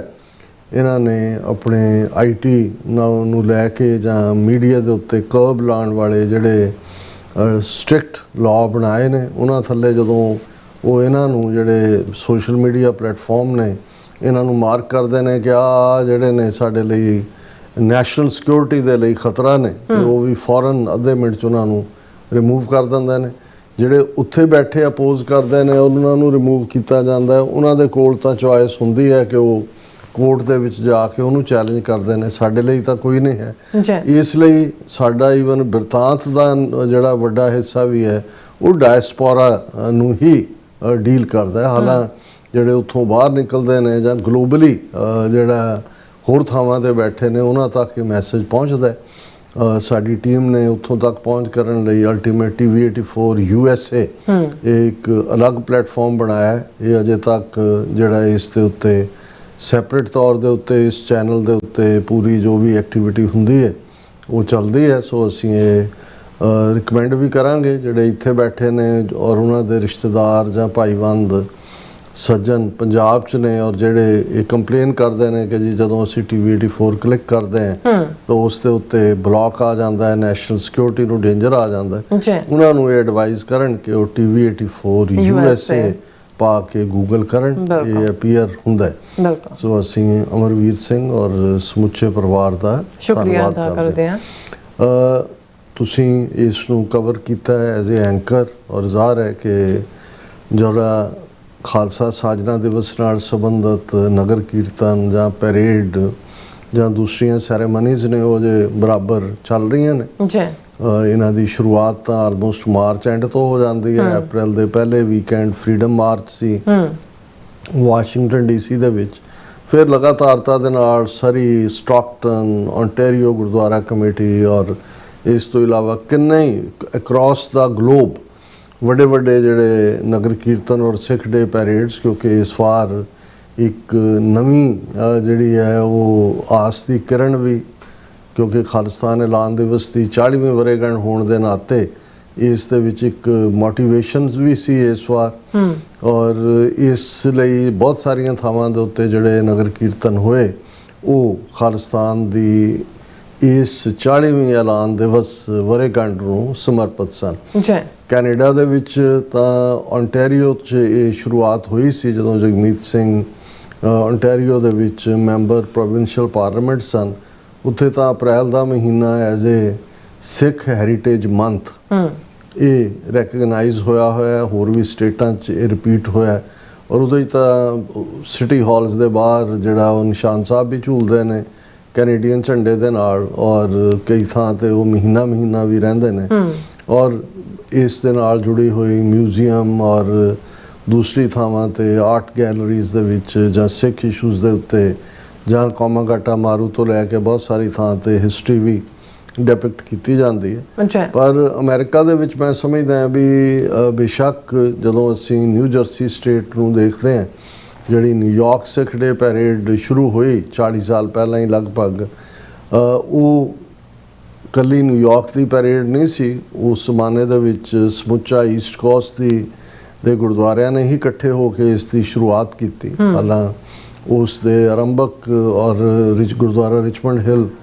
Cultural society ਦੇ ਜਿਹੜੇ ਬਾਨੀਆਂ ਦੇ ਵਿੱਚ ਸਨ ਮੁੱਢਲੇ ਦਿਨਾਂ 'ਚ ਜਿਨ੍ਹਾਂ ਨੇ ਸਿੱਖੀ ਵੈਲਿਊਜ਼ ਨੂੰ ਔਰ ਫਿਰ ਕਿਤਾਬਾਂ ਰਾਹੀਂ ਵੀ ਅੱਗੇ ਤੋਰਿਆ। ਅੱਜ ਹੀ ਮੈਂ ਉਹ ਖਬਰ ਦੇਖ ਰਿਹਾ ਸੀ ਡਾਕਟਰ ਆਈ.ਜੇ. ਸਿੰਘ ਉਹ ਇਸ ਫਾਨੀ ਸੰਸਾਰ ਨੂੰ ਅਲਵਿਦਾ ਕਹਿ ਗਏ ਨੇ। ਡਾਕਟਰ ਆਈ.ਜੇ. ਸਿੰਘ ਇੱਕ ਬੜੀ ਯੂਨੀਕ ਪਰਸਨੈਲਿਟੀ ਇੱਥੇ ਜਿਹੜਾ ਉਹ ਪ੍ਰੋਫੈਸਰ ਆਫ ਐਨਾਟਮੀ ਸਨ। ਲੰਬਾ ਵਕਤ ਉਹਨਾਂ ਨੇ ਪੜ੍ਹਾਇਆ ਔਰ 9/11 ਤੋਂ ਬਾਅਦ ਜਦੋਂ ਦੁਨੀਆ ਭਰ ਦੇ ਵਿੱਚ ਇੱਕ ਸੋਗ ਦੀ ਲਹਿਰ ਸੀ ਔਰ ਇੱਕ ਮਾਸ ਜਿਹੜੀ ਕੰਡੋਲੈਂਸ ਮੌਕਾ ਬਣਿਆ ਵਾਈਟ ਹਾਊਸ ਵੱਲੋਂ ਉਹਨਾਂ ਨੂੰ ਇਨਵਾਈਟ ਕੀਤਾ ਗਿਆ ਸੀ ਸਿੱਖ ਧਰਮ ਦੇ ਬਿਹਾਫ ਤੇ ਸਿੱਖਾਂ ਵੱਲੋਂ ਰਿਪਰੈਜ਼ੈਂਟ ਕਰਨ ਦਾ ਔਰ ਉਹਨਾਂ ਦੀਆਂ ਸਿੱਖ ਧਰਮ ਬਾਰੇ ਬੜੀਆਂ ਸਿੰਪਲਿਸਟਿਕ ਜਿਹੜੀਆਂ ਨੇ ਉਹ ਲਿਖਤਾਂ ਵੀ ਨੇ ਕਿਤਾਬਾਂ ਵੀ ਨੇ ਔਰ ਬੜੇ ਪਿਆਰੇ ਸੱਜਣ ਸਨ। ਜਿੰਨੀ ਵਾਰੀ ਵੀ ਉਹਨਾਂ ਨਾਲ ਮਿਲਣ ਦਾ ਮੌਕਾ ਬਣਿਆ ਡਾਕਟਰ ਰਣਜੀਤ ਸਿੰਘ ਹੋਰਾਂ ਦੇ ਵੀ ਬੜੇ ਸਹਿਯੋਗੀ ਮਿੱਤਰ ਸਨ ਔਰ ਡਾਕਟਰ ਸਾਹਿਬ ਮਾਣ ਨਾਲੇ ਕਹਿੰਦੇ ਹੁੰਦੇ ਸੀ ਕਿ ਮੈਂ ਤੇ ਡਾਕਟਰ ਆਈ.ਜੇ. ਸਿੰਘ ਨੇ ਇੱਕੋ ਬਾਟੇ 'ਚੋਂ ਅੰਮ੍ਰਿਤ ਛਕਿਆ। ਜਦੋਂ ਉਹਨਾਂ ਨੇ ਅੰਮ੍ਰਿਤ ਪਾਨ ਕੀਤਾ ਡਾਕਟਰ ਆਈ.ਜੇ. ਸਿੰਘ ਨੇ ਵੀ ਕੀਤਾ ਔਰ ਬੜੀ ਕਲੈਰਿਟੀ ਦੇ ਨਾਲ ਜਿਹੜਾ ਉਹਨਾਂ ਦੀਆਂ ਸੇਵਾਵਾਂ ਰਹੀਆਂ। ਪਿਛਲੇ ਕੁਝ ਪੀਰੀਅਡ ਤੋਂ ਉਹ ਡਿਮੈਂਸ਼ੀਆ ਦਾ ਸ਼ਿਕਾਰ ਸੀ। ਉਸ ਪੀਰੀਅਡ 'ਚ ਮੈਨੂੰ ਇੱਕ ਅੱਧੀ ਵਾਰੀ ਮਿਲੇ ਵੀ ਹਾਲਾਂ ਪਛਾਣਨ 'ਚ ਉਹਨਾਂ ਨੂੰ ਦਿੱਕਤ ਹੋਈ ਲੇਕਿਨ ਬਾਅਦ 'ਚ ਉਹਨਾਂ ਨੇ ਰੀਕਲੈਕਟ ਕੀਤਾ ਔਰ ਮੈਨੂੰ ਨਹੀਂ ਪਤਾ ਵੀ ਨਹੀਂ ਲੱਗਾ ਹੈ। ਇਹ ਇਸੇ ਹੀ ਹਫ਼ਤੇ ਅੱਜ ਟ੍ਰਿਬਿਊਨ ਦੇ ਵਿੱਚ ਇੱਕ ਪੂਰਾ ਆਰਟੀਕਲ ਡਾਕਟਰ ਆਈ.ਜੇ. ਸਿੰਘ ਦੇ ਚੜ੍ਹਾਈ ਕਰਨ ਦਾ ਸੀ। ਮੈਂ ਪਤਾ ਕਰਾਂਗਾ ਕਿ ਜੇ ਅਜੇ ਤੱਕ ਉਹਨਾਂ ਦੀ ਕ੍ਰਿਮੇਸ਼ਨ ਔਰ ਅੰਤਮ ਅਰਦਾਸ ਨਹੀਂ ਹੋਈ ਤਾਂ ਉਸ ਸ਼ਮੂਲੀਅਤ ਕਰਨ ਦਾ ਕਿਉਂਕਿ ਇਹ ਵੀ ਸਾਡੇ ਲਈ ਜ਼ਰੂਰੀ ਹੁੰਦਾ ਹੈ ਕਿ ਜਿਨ੍ਹਾਂ ਨੇ ਇਹ ਸਾਰੇ ਸਫ਼ਰ ਦੇ ਵਿੱਚ ਜਿਨ੍ਹਾਂ ਦੀ ਕਿਉਂਕਿ ਇਹ ਬਿਗਨਿੰਗ ਜਦੋਂ ਅਸੀਂ ਇਸ ਕੋਸਟ ਤੇ ਦੇਖਦੇ ਹਾਂ ਡਾਕਟਰ ਆਈ.ਜੇ. ਸਿੰਘ ਸਾਡੇ ਮਿੱਤਰ ਨੇ ਸਰ ਤਜਿੰਦਰ ਸਿੰਘ ਮਲਿਕ ਪ੍ਰੋਫੈਸਰ ਕੁਲਦੀਪ ਸਿੰਘ ਸਨ ਜਿਹੜੇ ਇੱਕ ਐਕਸੀਡੈਂਟ ਦੀ ਭੇਟ ਹੋ ਗਏ ਸੀ ਔਰ ਇਹ ਉਹ ਪੀਰੀਅਡ ਹੈ ਜਿਹਦੇ 'ਚ ਇਹ ਉਹ ਗਰੁੱਪ ਹੈ ਸਾਰਾ ਜਿਹੜਾ ਲੇਟ 60s ਜਾਂ ਅਰਲੀ 70s ਦੇ ਵਿੱਚ ਆਇਆ ਕਿਉਂਕਿ ਫਸਟ ਵਰਲਡ ਵਾਰ ਤੋਂ ਬਾਅਦ ਬਹੁਤ ਸਾਰੀ ਜਿਹੜੀ ਪਾਬੰਦੀ ਸੀ ਇਮੀਗ੍ਰੇਸ਼ਨ ਦੇ ਉੱਤੇ। ਜੇ ਇਹ ਕਹੀ ਹੈ ਕਿ ਵੀ ਇਹ ਆਲਮੋਸਟ 50 ਸਾਲ ਬਾਅਦ ਅਮਰੀਕਾ ਦੀ ਇਮੀਗ੍ਰੇਸ਼ਨ ਖੁੱਲ੍ਹੀ ਸੀ ਉਹ ਵੀ ਕਿਉਂਕਿ ਅਮਰੀਕਾ ਦੇ ਵਿੱਚ ਸਿਵਲ ਲਿਬਰਟੀ ਮੂਵਮੈਂਟ ਹੋਈ ਬਹੁਤ ਸਾਰੀਆਂ ਚੇਂਜਸ ਹੋਈਆਂ ਵਿਤਨਾਮ ਵਾਰ ਔਰ ਦੂਸਰੇ ਤੀਸਰਾ ਚੱਲ ਹੀ ਰਿਹਾ ਸੀ। ਸੋ ਉਸ ਪੀਰੀਅਡ 'ਚ ਜਿਹੜਾ ਪਹਿਲਾ ਬੈਚ ਵੱਡਾ ਆਇਆ ਡਾਕਟਰਸ ਦਾ ਇੰਜੀਨੀਅਰਸ ਦਾ ਉਹਨਾਂ ਨੇ ਜਿਹੜੇ ਨੇ ਉਹ ਨਵੀਂ ਇਸ ਵਿਉਂਤਬੰਦੀ ਦਾ ਈਵਨ ਜਿਵੇਂ Glen Rock gurdwara New Jersey ਦਾ ਜਿਹੜਾ ਵੀ ਆਉਂਦਾ ਉਹ ਆ ਕੇ ਦੇਖਦਾ ਕਹਿੰਦਾ ਵੀ ਵਾਹ ਵਾਹ ਵਾਹ ਕਿਆ ਖੂਬਸੂਰਤ ਡਿਜ਼ਾਈਨ ਹੈ ਜਾਂ ਦੂਜਾ। ਤੇ ਮੈਂ ਉਹਨਾਂ ਨੂੰ ਕਹਿੰਦਾ ਵੀ ਇਹ ਬਹੁਤ ਸਾਰੇ ਜਿਹੜੇ ਭੇਲ ਭਾਰਤੀ ਹੈਵੀ ਇਲੈਕਟ੍ਰਿਕ ਲਿਮਿਟਿਡ ਜਾਂ ਹਰਿਦੁਆਰ ਤੋਂ ਔਰ ਭੋਪਾਲ ਤੋਂ ਜਿਹੜੇ ਇੰਜੀਨੀਅਰਸ ਦਾ ਬੈਚ ਸੀ 70s ਦੇ ਵਿੱਚ ਆਇਆ ਇਹ ਉਹਨਾਂ ਨੇ ਡਿਜ਼ਾਈਨ ਕੀਤਾ ਹੋਇਆ। ਸੋ ਜ਼ਾਹਰ ਹੈ ਵੀ ਇੰਜੀਨੀਅਰਸ ਦਾ ਡਿਜ਼ਾਈਨ ਆਪਣੇ ਕਿਸਮ ਦਾ। ਇਸੇ ਤਰ੍ਹਾਂ ਜਿਵੇਂ ਮੈਂ ਡਾਕਟਰ ਆਈ.ਜੇ. ਸਿੰਘ ਦਾ ਜ਼ਿਕਰ ਕੀਤਾ ਉਹ ਆਪਣੇ ਆਪ ਦੇ ਵਿੱਚ ਬੜੇ ਯੂਨੀਕ ਇੰਟੈਲੈਕਚੁਅਲ ਔਰ ਇੱਕ ਬੜੀ ਕਲੈਰਿਟੀ ਦੇ ਨਾਲ ਔਰ ਆਪਣੀ ਗੱਲ ਨੂੰ ਕਹਿਣ ਵਾਲੇ। ਸੋ ਇਹੀ ਸਨ ਜਿਨ੍ਹਾਂ ਨੇ 1984 ਤੋਂ ਬਾਅਦ ਨਿਊਯਾਰਕ ਸਿੱਖ ਡੇ ਪੈਰੇਡ ਦੀ ਸ਼ੁਰੂਆਤ ਜਿਹੜੀ ਹੈ ਐਜ਼ ਏ ਰਿਬੈਲੀਅਨ ਕੀਤੀ ਕਿ ਵੀ ਇਹ ਇੰਡੀਆ ਨਾਲ ਸਾਡਾ ਕੋਈ ਤਾਲੁਕ ਨਹੀਂ ਹੈ। ਉਹਨਾਂ ਨੇ ਸਾਰੇ ਨੌਜਵਾਨਾਂ ਨੇ 84 ਦੇ ਵਿੱਚ 15 ਅਗਸਤ 1947 ਦਾ ਇੰਡੀਆ ਡੇ ਪੈਰੇਡ ਦੇ ਫਲੋਟ ਸਾਰੇ ਉਡਾਏ ਔਰ ਉਸ ਤੋਂ ਲਗਭਗ 2 ਸਾਲ ਬਾਅਦ ਫਿਰ ਸਿੱਖ ਡੇ ਪੈਰੇਡ ਨਿਊਯਾਰਕ 'ਚ ਸ਼ੁਰੂ ਕੀਤੀ। ਇਹ ਆਪਣੇ ਆਪ 'ਚ ਇੱਕ ਪੈਰੇਡ ਦੇ ਤੌਰ ਤੇ ਉਸੇ ਹੀ ਰਾਊਟ ਦੇ ਉੱਤੇ ਜਿੱਥੋਂ ਇੰਡੀਆ ਡੇ ਪੈਰੇਡ ਜਾਂ ਪਾਕਿਸਤਾਨ ਡੇ ਜਾਂ ਦੂਸਰੇ ਹੋਰ ਡੈਮੋਕ੍ਰੈਟਿਕ ਕੰਟਰੀਜ਼ ਸੇਂਟ ਪੈਟਰਿਕ ਡੇ ਪੈਰੇਡ ਨਿਕਲਦੀ। ਸੋ ਇਹ ਵੀ ਇੱਕ ਰੁਝਾਨ ਸੀ। ਹੌਲੀ ਇਸ ਮਾਡਲ ਨੂੰ ਬਹੁਤ ਸਾਰੀਆਂ ਥਾਵਾਂ ਤੇ ਫੋਲੋ ਕੀਤਾ ਗਿਆ, ਕਈ ਥਾਵਾਂ ਤੇ ਗੁਰਦੁਆਰਿਆਂ ਦੇ ਆਲੇ ਦੁਆਲੇ ਉਹਨੂੰ ਅਗੇਨ ਅਸੀਂ ਆਪਣਾ ਜਿਹੜਾ ਪਰੰਪਰਾਗਤ ਲਫ਼ਜ਼ ਨਗਰ ਕੀਰਤਨ ਹੈ ਉਹਦੇ ਨਾਲ ਸੰਬੋਧਨ ਕਰਨਾ ਸ਼ੁਰੂ ਕੀਤਾ, ਕਿਉਂਕਿ ਪੈਰੇਡ ਫਾਰਮੈਟ ਦੇ ਵਿੱਚ ਤਾਂ ਤੁਸੀਂ ਡਿਫਰੈਂਟ ਫਲੋਟਸ, ਡਿਫਰੈਂਟ ਰਾਊਟ ਡਿਫਰੈਂਟ ਹੁੰਦਾ ਹੈ। ਸੋ ਇਸ ਦੇ ਲਈ ਜਿਹੜਾ ਜਦੋਂ ਅਸੀਂ ਨਗਰ ਕੀਰਤਨ ਲਫ਼ਜ਼ ਦਾ ਇਸਤੇਮਾਲ ਕਰਦੇ ਤੇ ਮੈਂ ਆਪਣੀ ਪ੍ਰੈਜੈਂਟੇਸ਼ਨ ਦੇ ਵਿੱਚ ਵੀ ਕਿਹਾ ਸੀ, ਮੈਂ ਕਿਹਾ ਜੇ ਇਹ ਕਹਿਣਾ ਹੋਏ ਵੀ ਸਿੱਖ ਇਤਿਹਾਸ ਦਾ ਪਹਿਲਾ ਨਗਰ ਕੀਰਤਨ ਉਹ ਜਦੋਂ ਉਸ ਰਾਮਸਰ ਦੇ ਕੰਢੇ ਦੇ ਉੱਤੇ ਗੁਰੂ ਅਰਜਨ ਸਾਹਿਬ ਨੇ ਆਦ ਬੀੜ ਜਿਹੜੀ ਕਿ ਭਾਈ ਗੁਰਦਾਸ ਜੀ ਨੇ ਲਿਖੀ ਉਹ ਮੁਕੰਮਲ ਹੋਈ, ਉਦੋਂ ਤੱਕ ਇੱਧਰ ਹਰਮੰਦਰ ਸਾਹਿਬ ਦੀ ਇਮਾਰਤ ਮੁਕੰਮਲ ਹੋ ਚੁੱਕੀ ਸੀ ਔਰ ਰਾਮਸਰ ਤੋਂ ਹਰਮੰਦਰ ਸਾਹਿਬ ਤੱਕ ਉਹ ਆਦ ਬੀੜ ਬਾਬਾ ਬੁੱਢਾ ਜੀ ਦੇ ਸੀਸ ਤੇ ਟਿਕਦੀ ਹੈ ਤੇ ਗੁਰੂ ਅਰਜਨ ਸਾਹਿਬ ਨੰਗੇ ਪੈਰੀਂ ਚੌਰ ਕਰਦੇ ਹੋਏ ਤੇ ਨਾਲ ਬਹੁਤ ਸਾਰੀ ਸੰਗਤ ਸ਼ਬਦ ਪੜ੍ਹਦੀ ਹੋਈ ਰਾਮਸਰ ਤੋਂ ਹਰਮੰਦਰ ਸਾਹਿਬ ਆਉਂਦੇ ਨੇ ਔਰ ਆਦ ਬੀੜ ਦਾ ਪਹਿਲਾ ਪ੍ਰਕਾਸ਼ ਹਰਮੰਦਰ ਸਾਹਿਬ ਦੇ ਵਿੱਚ 1604 ਪਹਿਲੀ ਸਤੰਬਰ 1604 ਈਸਵੀ ਨੂੰ ਕੀਤਾ ਜਾਂਦਾ, ਉਹਨੂੰ ਅਸੀਂ ਪਹਿਲਾ ਨਗਰ ਕੀਰਤਨ ਕਹਿ ਸਕਦੇ ਹਾਂ। ਹਾਲਾਂਕਿ ਉਸ ਤੋਂ ਬਾਅਦ ਚੌਂਕੀਆਂ ਦਾ ਕਨਸੈਪਟ ਤਾਂ ਜ਼ਰੂਰ ਰਿਹਾ, ਉਹ ਵੀ 6ਵੇਂ ਪਾਤਸ਼ਾਹ ਜਦੋਂ ਗਵਾਲੀਅਰ ਦੇ ਕਿਲੇ 'ਚ ਨੇ ਔਰ ਨਜ਼ਰਬੰਦੀ 'ਚ ਨੇ ਔਰ ਉਸ ਪੀਰੀਅਡ 'ਚ ਬਾਬਾ ਬੁੱਢਾ ਜੀ ਨੇ, ਭਾਈ ਗੁਰਦਾਸ ਜੀ ਨੇ ਇੱਕ ਸਿਵਲ ਡਿਸਓਬੀਡੀਐਂਸ ਮੂਵਮੈਂਟ ਦਾ ਇਹਨੂੰ ਅਸੀਂ ਕਹਿ ਸਕਦੇ ਹਾਂ ਕਿ ਭਾਈ ਸੰਗਤ ਜਿਹੜੀ ਹੈ ਉਹ ਸ਼ਬਦ ਰੂਪ ਸ਼ਬਦ ਚੌਂਕੀ ਜਿਹੜੀ ਹੈ ਉਹ ਹਰਮੰਦਰ ਸਾਹਿਬ ਦੀ ਪਰਿਕਰਮਾ ਦੇ ਆਲੇ ਦੁਆਲੇ ਵੀ ਅਕਾਲ ਤਖਤ ਸਾਹਿਬ ਤੇ ਅਰਦਾਸ ਕਰਕੇ ਜਿੱਥੇ ਉਹਨਾਂ ਨੂੰ ਜਿਹੜਾ ਜਥਾ ਹੈ 1 3 ਫੁੱਟੀ ਕਿਰਪਾਨ ਔਰ ਇੱਕ ਨਿਸ਼ਾਨ ਸਾਹਿਬ ਔਰ ਦੂਸਰਾ ਭੇਟ ਕੀਤਾ ਜਾਂਦਾ ਹੈ ਲੈਂਪ ਔਰ ਇੱਕ ਜਿਹੜੀ ਚੌਂਕੀ ਸੀ ਉਹ ਇਸ ਢੰਗ ਨਾਲ ਸੀ ਕਿ ਇੱਥੋਂ ਅਰਦਾਸ ਕਰਕੇ ਪੰਜਾਬ ਚੋਂ ਗੁਜ਼ਰ ਕੇ ਗਵਾਲੀਅਰ ਤੱਕ ਸਿੱਖ ਜਾਂਦੇ ਸੀ, ਕਿਲੇ ਦੇ ਨੇੜੇ ਪਹੁੰਚ ਕੇ ਮੱਥਾ ਟੇਕ ਕੇ ਬਾਣੀ ਪੜ੍ਹਦੇ ਵਾਪਸ ਆ ਜਾਂਦੇ ਸੀ। ਫਿਰ ਸਾਡੇ ਸਾਹਮਣੇ 18ਵੀਂ ਸਦੀ ਦੀ ਸਟਰਗਲ ਹੈ, ਉਦੋਂ ਤਾਂ ਇੱਕ ਪੂਰੀ ਸਦੀ ਘੋੜਿਆਂ ਦੀਆਂ ਕਾਠੀਆਂ ਤਾਂ ਹੀ ਘਰ ਵਾਲੀ ਗੱਲ ਸੀ। 20ਵੀਂ ਸਦੀ 19ਵੀਂ ਸਦੀ ਦੇ ਐਂਡ ਜਾਂ 20ਵੀਂ ਸਦੀ 'ਚ ਜਦੋਂ ਕਿ ਵਿਦਨ ਇੰਡੀਅਨ ਮੈਪ ਜਿਹੜਾ ਹੈ ਉਹ ਆਪਣੀ ਸਟਰੈਂਥ ਸੈਪਰੇਟ ਇਲੈਕਟੋਰੇਟ ਹਿੰਦੂ ਮੁਸਲਮਾਨ ਆਰਗੇਨਾਈਜ਼ ਹੋ ਕੇ ਆਪਣੀ ਸਟਰੈਂਥ ਦਾ ਵਿਖਾੜਾ ਕਰ ਰਹੇ ਸਨ, ਉਸ ਪੀਰੀਅਡ ਦੇ ਵਿੱਚ ਫਿਰ ਉਹਨੂੰ ਜਲੂਸ ਕਹਿ ਕੇ, ਜਲੂਸ ਕਿਉਂਕਿ ਜਲੌ ਤੋਂ ਆਇਆ ਲਫ਼ਜ਼ ਹੈ, ਜਲੌ ਜਿਹੜਾ ਹੁਣ ਵੀ ਜਦੋਂ ਖਾਸ ਮੌਕਿਆਂ ਦੇ ਉੱਤੇ ਜਿਹੜੀਆਂ ਯੂਨੀਕ ਗਿਫਟਸ ਨੇ ਹਰਮੰਦਰ ਸਾਹਿਬ ਦੇ ਵਿੱਚ, ਜਿਵੇਂ ਸੋਨੇ ਦੇ ਦਰਵਾਜ਼ੇ ਨੇ, ਚਾਂਦੀ ਦੇ ਜਿਹੜੇ ਨੇ ਉਹ ਕਈਆਂ ਨੇ ਔਰ ਜਿਹੜਾ ਬਹੁਤ ਸਾਰੀਆਂ ਗਿਫਟ ਸਮੇਂ ਹਾਲਾਂ ਜਿਹੜੀ ਚਾਨਣੀ ਨਿਜ਼ਾਮ ਹੈਦਰਾਬਾਦ ਨੇ ਭੇਜੀ ਸੀ ਉਹ ਵੀ ਜਲੌ ਦੇ ਵਿੱਚ ਜਿਹੜਾ ਉਹਦੇ ਦੀਦਾਰ ਕਰਾਏ ਜਾਂਦੇ ਸੀ। ਮੈਂ ਕੀਤੇ ਹੋਏ ਨੇ ਬਚਪਨ 'ਚੋਂ, ਤਾਂ ਇਹਨਾਂ ਨੇ ਜੂਨ 84 ਡਿਸਟਰੋਏ ਕਰ ਦਿੱਤੀ, ਪਰ ਹੋਰ ਕੰਵਰ ਨੌ ਨਿਹਾਲ ਸਿੰਘ ਦਾ 9 ਲੱਖਾ ਹਾਰ ਔਰ ਬਾਕੀ ਚੀਜ਼ਾਂ ਡਿਸਪਲੇ ਕੀਤੀਆਂ ਜਾਂਦੀਆਂ ਨੇ। ਸੋ ਉਹ ਜਲੂਸ ਦੇ ਰੂਪ 'ਚ ਉਹ ਤੁਹਾਡਾ ਸ਼ੋਅ ਆਫ ਸਟਰੈਂਥ ਸੀ ਕਿਸੇ ਵੀ ਥਾਂ ਦੇ ਉੱਤੇ। ਉਹਦੇ 'ਚ ਤੁਸੀਂ ਬੈਂਡ ਮਾਰਚ ਕਰ ਰਹੇ ਨੇ, 5 ਪਿਆਰਿਆਂ ਦੀ ਅਗਵਾਈ ਹੈ, ਗੱਤਕਾ ਹੋ ਰਿਹਾ ਹੈ, ਤੁਸੀਂ ਇਨ ਸਟਰੈਂਥ ਹੋ ਔਰ ਦੂਸਰੇ ਔਰ ਇਹ ਈਵਨ ਜੇ ਤੁਸੀਂ ਕਦੇ ਦੇਖੋ ਹੁਣ ਹਰਮੰਦਰ ਸਾਹਿਬ ਦੇ ਅੰਦਰ ਕੋਈ ਗੁਰੂ ਗ੍ਰੰਥ ਸਾਹਿਬ ਨੂੰ ਪਾਲਕੀ 'ਚ ਨਹੀਂ ਰੱਖਿਆ ਹੋਇਆ, ਖੁੱਲਾ ਪ੍ਰਕਾਸ਼। ਸੋ ਪਾਲਕੀ ਦਾ ਮਤਲਬ ਹੀ ਸਵਾਰੀ ਸੀ ਔਰ ਪਾਲਕੀ ਦਾ ਕਨਸੈਪਟ ਹੀ ਉਦੋਂ ਆਇਆ ਜਦੋਂ ਕਿ ਤੁਸੀਂ ਬਾਹਰ ਨਗਰ ਕੀਰਤਨ ਜਾਂ ਜਲੂਸ ਦੇ ਰੂਪ 'ਚ ਗੁਰੂ ਗ੍ਰੰਥ ਸਾਹਿਬ ਦੀ ਸਵਾਰੀ ਨੂੰ ਲਿਜਾਣਾ ਸ਼ੁਰੂ ਕੀਤਾ। ਅਦਰਵਾਈਜ਼ ਜਿਹੜਾ ਔਰ ਬਾਅਦ ਦੇ ਵਿੱਚ ਫਿਰ ਦੇਖੋ ਹੁਣ ਤਾਂ ਹਰ ਗੁਰਦੁਆਰੇ ਦੇ ਵਿੱਚ ਹੀ ਪਾਲਕੀ ਜਿਹੜੀ ਹੈ ਉਹ ਸੁਸ਼ੋਭਿਤ ਹੁੰਦੀ ਹੈ ਔਰ ਕਈ ਵਾਰੀ ਕੰਪੀਟੀਸ਼ਨ ਹੁੰਦਾ ਵੀ ਪਾਲਕੀ ਦੀ ਸੇਵਾ ਕਿਹਨੇ ਕਰਾਉਣੀ ਹੈ। ਸੋ ਇਹ ਲੇਟਰ ਪਾਰਟ, ਲੇਕਿਨ ਇਹ ਆਪਣੇ ਆਪ ਦੇ ਵਿੱਚ ਜਦੋਂ ਹੁਣ ਜਿਸ ਇਵੈਂਟ ਨੂੰ ਅਸੀਂ ਕਵਰ ਕੀਤਾ ਔਰ ਲਗਭਗ 4 ਘੰਟੇ ਉਸ ਦੀ ਲਾਈਵ ਕਵਰੇਜ TV 84 ਆਫੀਸ਼ੀਅਲ ਦੇ ਉੱਤੇ ਵੀ ਤੇ TV 84 USA ਦੇ ਚੈਨਲ ਤੇ ਵੀ ਹੋਈ, ਉਹਦੀ ਜਿੱਥੇ ਨਗਰ ਕੀਰਤਨ ਦੇ ਰੂਪ ਦੇ ਵਿੱਚ ਕਾਰਟਰੇਟ ਸਿਟੀ ਹਾਲ ਤੋਂ ਪਾਰਕ ਤੱਕ ਦਾ ਸਫ਼ਰ ਹੈ, ਪਰ ਇਹ ਆਪਣੇ ਆਪ ਦੇ ਵਿੱਚ ਇੱਕ ਯੂਨੀਕ ਜਿਹੜਾ ਮੈਂ ਕ੍ਰੈਡਿਟ ਦਿੰਦਾ ਇਹਨਾਂ ਨੂੰ ਕਿ ਹਾਲਾਂ ਹੁਣ ਤਾਂ ਚਲੋ ਆਬਾਦੀ ਜਿਵੇਂ ਤੁਸੀਂ ਕਿਹਾ 20% ਜਾਂ 25% ਸਿੱਖਾਂ ਦੀ ਹੋ ਗਈ ਹੈ, ਲੇਕਿਨ 18 ਵਰ੍ਹੇ ਪਹਿਲਾਂ ਜਿਵੇਂ ਡਾਕਟਰ ਹਰਦਿਆਲ ਸਿੰਘ ਜਾਂ ਔਜਲਾ ਉਹ ਪਹਿਲੇ ਕਹਿਣ ਲੱਗੇ ਕਿ ਮੈਂ ਪਹਿਲਾ ਸਿੱਖ ਇੱਥੇ ਆਇਆ ਔਰ ਕਿਵੇਂ ਹੌਲੀ ਹੌਲੀ ਜਦੋਂ ਇਹ ਸ਼ੁਰੂਆਤ ਕੀਤੀ ਔਰ ਅੱਜ ਕਿੰਨੀਆਂ ਰੌਣਕਾਂ ਨੇ, ਹਜ਼ਾਰਾਂ ਦੀ ਗਿਣਤੀ 'ਚ ਸਿੱਖ ਜਿਹੜੇ ਨੇ ਕੱਲੇ ਕਾਰਟਰੇਟ ਚੋਂ ਹੀ ਨਹੀਂ, ਬਾਕੀ ਬਾਹਰਲੀਆਂ ਥਾਵਾਂ ਤੋਂ ਵੀ ਆਉਂਦੇ ਨੇ।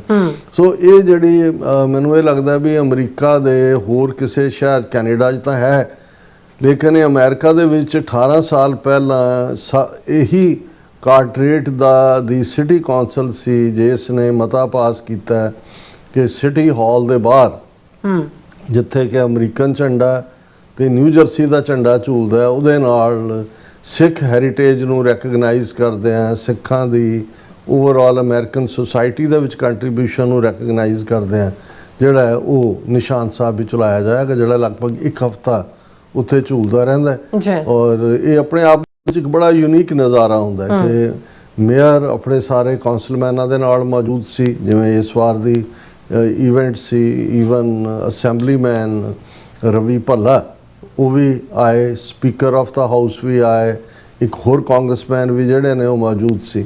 ਔਰ ਇਕੱਲਾ ਇਹੀ ਨਹੀਂ ਕਿ ਬਈ ਬਾਕੀ ਸਾਰੀ ਸਿੱਖ ਰੀਤ ਦਾ ਖਿਆਲ ਰੱਖਿਆ ਜਾਂਦਾ ਹੈ, ਕਿਉਂਕਿ 5 ਪਿਆਰਿਆਂ ਦੀ ਅਗਵਾਈ ਹੁੰਦੀ ਹੈ, ਔਰ ਉਸ ਦਾ ਲੇਕਿਨ ਜਿਹੜਾ ਸਿੰਬੋਲਿਕ ਤੌਰ ਦੇ ਉੱਤੇ ਮੇਅਰ ਔਰ ਉਹ ਜਿਹੜੇ ਉਹਨਾਂ ਦੇ ਨੇ, ਔਰ ਇਸ ਵਾਰ ਮੈਨੂੰ ਵੀ ਉਹਨਾਂ ਨੇ ਆਨਰ ਦਿੱਤਾ ਹਰ ਸਾਲ ਦੀ ਤਰ੍ਹਾਂ, ਗੈਸਟ ਆਫ ਆਨਰ ਦੇ ਤੌਰ ਤੇ ਵੀ, ਔਰ ਨਿਸ਼ਾਨ ਸਾਹਿਬ ਲਹਿਰਾਉਣ ਦੇ ਮੌਕੇ ਵੀ।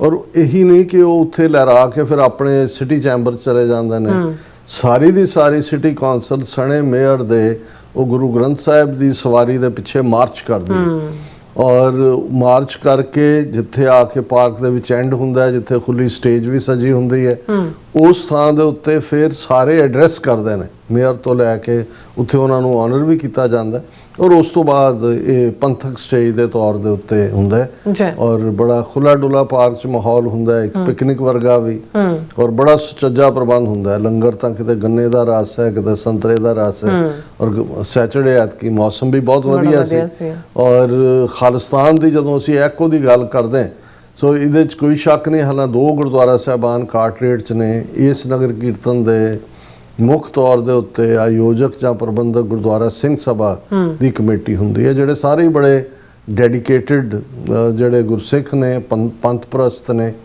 ਔਰ ਖਾਸ ਤੌਰ ਤੇ ਸਿੰਘ ਸਭਾ 'ਚ ਬੱਚਿਆਂ ਨੂੰ ਗੁਰਮਤ ਵਿਦਿਆ, ਕੀਰਤਨ, ਢਾਡੀ ਵਾਰਾਂ, ਇਹ ਸਾਰਾ ਵੀ, ਔਰ ਗੱਤਕਾ ਇਸ ਦੇ ਵਿੱਚ ਵੀ ਟ੍ਰੇਨਡ ਕੀਤਾ ਜਾਂਦਾ ਹੈ। ਔਰ ਇਸ ਦਾ ਮੁਜ਼ਾਹਰਾ ਜਿਹੜਾ ਜਿਉਂ ਹੀ ਜਦੋਂ ਸੰਗਤ ਜੋੜਨੀ ਸ਼ੁਰੂ ਹੁੰਦੀ ਹੈ, ਪ੍ਰੋਗਰਾਮ ਦੀ ਸ਼ੁਰੂਆਤ ਹੀ ਬੱਚਿਆਂ ਦੇ ਵੱਲੋਂ ਕੀਤੀ ਜਾਂਦੀ ਹੈ। ਉਹ ਆਪਣੇ ਆਪ 'ਚ ਇਸ ਗੱਲ ਦੀ ਹੋਪ ਵੀ ਹੁੰਦੀ ਹੈ ਕਿ ਭਾਈ ਸਾਡੀ ਇੱਕ ਤੋਂ ਇੱਕ ਜਨਰੇਸ਼ਨ ਤੋਂ ਅਗਲੀ ਜਨਰੇਸ਼ਨ ਤੱਕ ਇਹ ਮੈਸੇਜ ਆ ਰਿਹਾ ਹੈ। ਇੱਕ ਬੜਾ ਸੁਹਾਵਣਾ ਮਾਹੌਲ ਹੁੰਦਾ ਹੈ, ਤੁਹਾਨੂੰ ਲੱਗਦਾ ਹੈ ਵੀ ਤੁਸੀਂ ਆਪਣੀ ਧਰਤੀ ਤੇ ਹੋ। ਲੇਕਿਨ ਜਿਵੇਂ ਮੈਂ ਆਪਣੇ ਪ੍ਰੈਜੈਂਟੇਸ਼ਨ 'ਚ ਵੀ ਕਿਹਾ ਸੀ, ਜਦੋਂ ਤੁਸੀਂ ਸਟੇਟ ਆਫ ਨਿਊ ਜਰਸੀ ਦਾ ਝੰਡਾ ਦੇਖਦੇ ਹੋ ਝੂਲ ਰਿਹਾ, ਉਹਦੇ ਨਾਲ ਇੱਕ ਥੱਲੇ ਕਾਲਾ ਝੰਡਾ ਵੀ ਝੂਲ ਰਿਹਾ ਹੁੰਦਾ ਹੈ, ਔਰ ਉਹ ਰਿਮਾਈਂਡਰ ਹੁੰਦਾ ਹੈ ਕਿ those who lost in action, ਗਵਾਚੇ ਹੋਏ ਨੇ, ਜਿਨ੍ਹਾਂ ਦੀਆਂ ਡੈਡ ਬਾਡੀਜ਼ ਵੀ ਨਹੀਂ ਮਿਲੀਆਂ ਮੁਲਕ ਦੇ ਲਈ। ਸੋ ਮੈਂ ਇਹ ਸਮਝਦਾ ਵੀ ਸਾਡੇ ਲਈ ਵੀ ਜਦੋਂ ਅਸੀਂ ਨਿਸ਼ਾਨ ਸਾਹਿਬ ਦੀ ਗੱਲ ਕਰਦੇ ਹਾਂ, ਇਹ ਨਿਸ਼ਾਨ ਹਾਲਾਂ ਇਹ ਵੀ ਸਾਡੀ ਪਰੰਪਰਾ ਦੱਸਦੀ ਹੈ ਕਿ ਗੁਰੂ ਨਾਨਕ ਪਾਤਸ਼ਾਹ ਤੋਂ ਬਾਅਦ ਹੀ ਜਿਹੜਾ ਧਵਲ, ਜਿਹਨੂੰ ਚਿੱਟਾ ਰੰਗ ਕਿਹਾ ਜਾਂਦਾ, ਨਿਸ਼ਾਨ ਸੀ ਚਿੱਟਾ, ਲੇਕਿਨ ਗੁਰੂ ਅਰਜਨ ਸਾਹਿਬ ਦੀ ਸ਼ਹਾਦਤ ਤੋਂ ਬਾਅਦ ਇਸ ਨਿਸ਼ਾਨ ਦਾ ਰੰਗ ਜਿਹੜਾ ਹੈ ਉਹ ਕੇਸਰੀ ਹੋਇਆ। ਔਰ ਜ਼ਾਹਰ ਹੈ ਕਿ ਮੀਰੀ ਪੀਰੀ ਦੀਆਂ 2 ਤਲਵਾਰਾਂ ਵੀ ਗੁਰੂ ਸਾਹਿਬ ਨੇ ਪਹਿਨੀਆਂ, ਮੀਰੀ ਪੀਰੀ ਦੇ 2 ਨਿਸ਼ਾਨ ਵੀ ਨੇ, ਔਰ ਸਾਡੇ ਨਿਸ਼ਾਨ ਸਾਹਿਬ ਦੇ ਵਿੱਚ ਜਿਹੜੀ ਐਂਬਲਮ ਹੈ ਜਿਸ ਦੇ ਵਿੱਚ 2 ਤਲਵਾਰਾਂ ਨੇ, ਵਿਚਕਾਰ ਖੰਡਾ ਹੈ, ਚੱਕਰ ਹੈ, ਜਿਹੜਾ ਇਹ ਦੱਸਦਾ ਹੈ ਕਿ ਇਨਫਿਨਿਟ ਹੈ ਇਹ ਸਾਰੀ ਕਾਇਨਾਤ, ਇਹ ਸਾਰੀ ਦੁਨੀਆ, ਔਰ ਇਹ ਝੰਡਾ ਜਿਸ ਨੂੰ ਅਸੀਂ ਨਿਸ਼ਾਨ, ਇਨਫੈਕਟ ਸਟੈਂਪ ਨੂੰ ਕਹਿੰਦੇ ਨੇ ਕਿ ਨਿਸ਼ਾਨ ਸਾਹਿਬ ਸਾਡੇ ਲਈ ਇਹ ਸੋਵਰਨਿਟੀ, ਪ੍ਰਭੂ ਸੱਤਾ, ਬਾਦਸ਼ਾਹਤ ਦਾ ਜਿਹੜਾ ਪ੍ਰਤੀਕ ਹੈ।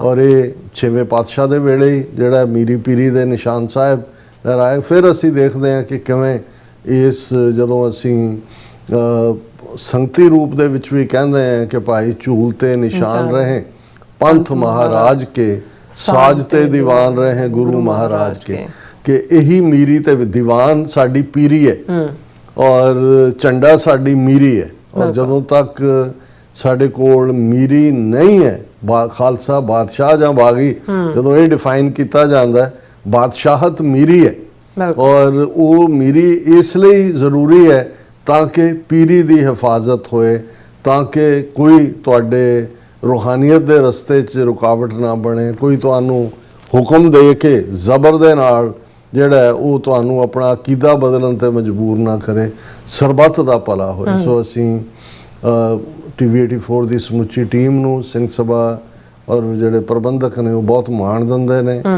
ਪੂਰੀ ਐਡ ਵੀ ਚੱਲਦੀ ਹੈ, ਬਹੁਤ ਪਹਿਲਾਂ ਉਹ ਇਨਫੋਰਮ ਕਰਦੇ ਨੇ ਔਰ ਇਸ ਵਾਰ ਵੀ ਉਹਨਾਂ ਨੇ ਪੂਰਾ ਹਰ ਲਿਹਾਜ਼ ਨਾਲ ਰੈਕਗਨਾਈਜ਼ ਕੀਤਾ। ਅਸੀਂ ਉਹਨਾਂ ਦਾ ਵੀ ਸ਼ੁਕਰੀਆ ਅਦਾ ਕਰਦੇ ਹਾਂ ਔਰ ਸਮੁੱਚੀ ਸਿੱਖ ਸੰਗਤ ਨੂੰ ਫਿਰ ਇਹ ਰਿਜ਼ੋਲਵ ਵੀ ਦੁਹਰਾਉਣ ਦੇ ਲਈ ਕਹਿੰਦੇ ਹਾਂ, ਕਿਉਂਕਿ ਸਾਡੇ ਲਈ ਲੈ ਦੇ ਕੇ ਜਿਵੇਂ ਉਹ ਬੁੱਲੇ ਸ਼ਾਹ ਦੀ ਗੱਲ ਹੈ ਕਿ ਗੱਲ ਇੱਕ ਨੁਕਤੇ ਤੇ ਮੁੱਕਦੀ ਹੈ ਤੇ ਨੁਕਤਾ ਇਹੀ ਹੈ ਕਿ ਖਾਲਿਸਤਾਨ ਦੀ ਕਾਇਮੀ ਬਿਨਾਂ ਸਿੱਖਾਂ ਦਾ ਕੋਈ ਮਸਲਾ ਹੱਲ ਨਹੀਂ ਹੋਣਾ। ਸੋ ਇਹ ਰਿਜ਼ੋਲਵ ਸਾਡੇ ਨਗਰ ਕੀਰਤਨਾਂ ਚੋਂ, ਫਲੈਗ ਹੋਇਸਟਿੰਗ ਸੈਰੇਮਨੀਜ਼ ਚੋਂ, ਸਾਡੇ ਸ਼ਹੀਦੀ ਦੀਵਾਨਾਂ ਚੋਂ ਨਿਕਲਦਾ ਮਜ਼ਬੂਤੀ ਨਾਲ। ਪਰ ਇਹ ਵੀ ਹੈ ਕਿ ਵੀ ਅਸੀਂ ਇਹ ਕਈ ਵਾਰ ਸਾਡੇ ਉਹ ਵੀ ਵੀਰ ਨੇ ਜਿਨ੍ਹਾਂ ਨੂੰ ਸ਼ਿਕਾਇਤ ਹੁੰਦੀ ਹੈ ਜੀ ਬਹੁਤ ਸਾਰਾ ਲੰਗਰਾਂ 'ਚ ਵੇਸਟ ਹੋ ਜਾਂਦਾ ਹੈ, ਬਹੁਤ ਸਾਰਾ ਮੇਲੇ ਵਾਂਗ ਲੱਗਦਾ ਹੈ ਜਾਂ ਦੂਸਰਾ ਲੱਗਦਾ ਹੈ। ਠੀਕ ਹੈ, ਸ਼ਿਕਾਇਤ ਵੀ ਕਰੋ, ਤੁਹਾਡਾ ਹੱਕ ਹੈ, ਉਹਨੂੰ ਇੰਪਰੂਵ ਕਰਨ ਦੀ ਕੋਸ਼ਿਸ਼ ਵੀ ਕਰੋ, ਪਰ ਇਹ ਵੀ ਦੇਖੋ ਵੀ ਤੁਸੀਂ ਕੀ ਕਰ ਰਹੇ ਹੋ ਕੌਮ ਦੇ ਲਈ। ਸਿਰਫ ਜਿਹੜਾ ਉਹ ਕੀੜੇ ਕੱਢਣ ਦਾ ਕੰਮ ਹੈ ਇਹ ਆਪਣੇ ਆਪ 'ਚ ਤੁਹਾਨੂੰ ਕਿਤੇ ਨਹੀਂ ਲੈ ਕੇ ਜਾਂਦਾ। ਕੀੜੇ ਤਾਂ ਬਹੁਤ ਇਕੱਠੇ ਹੋਏ ਹੁੰਦੇ ਨੇ।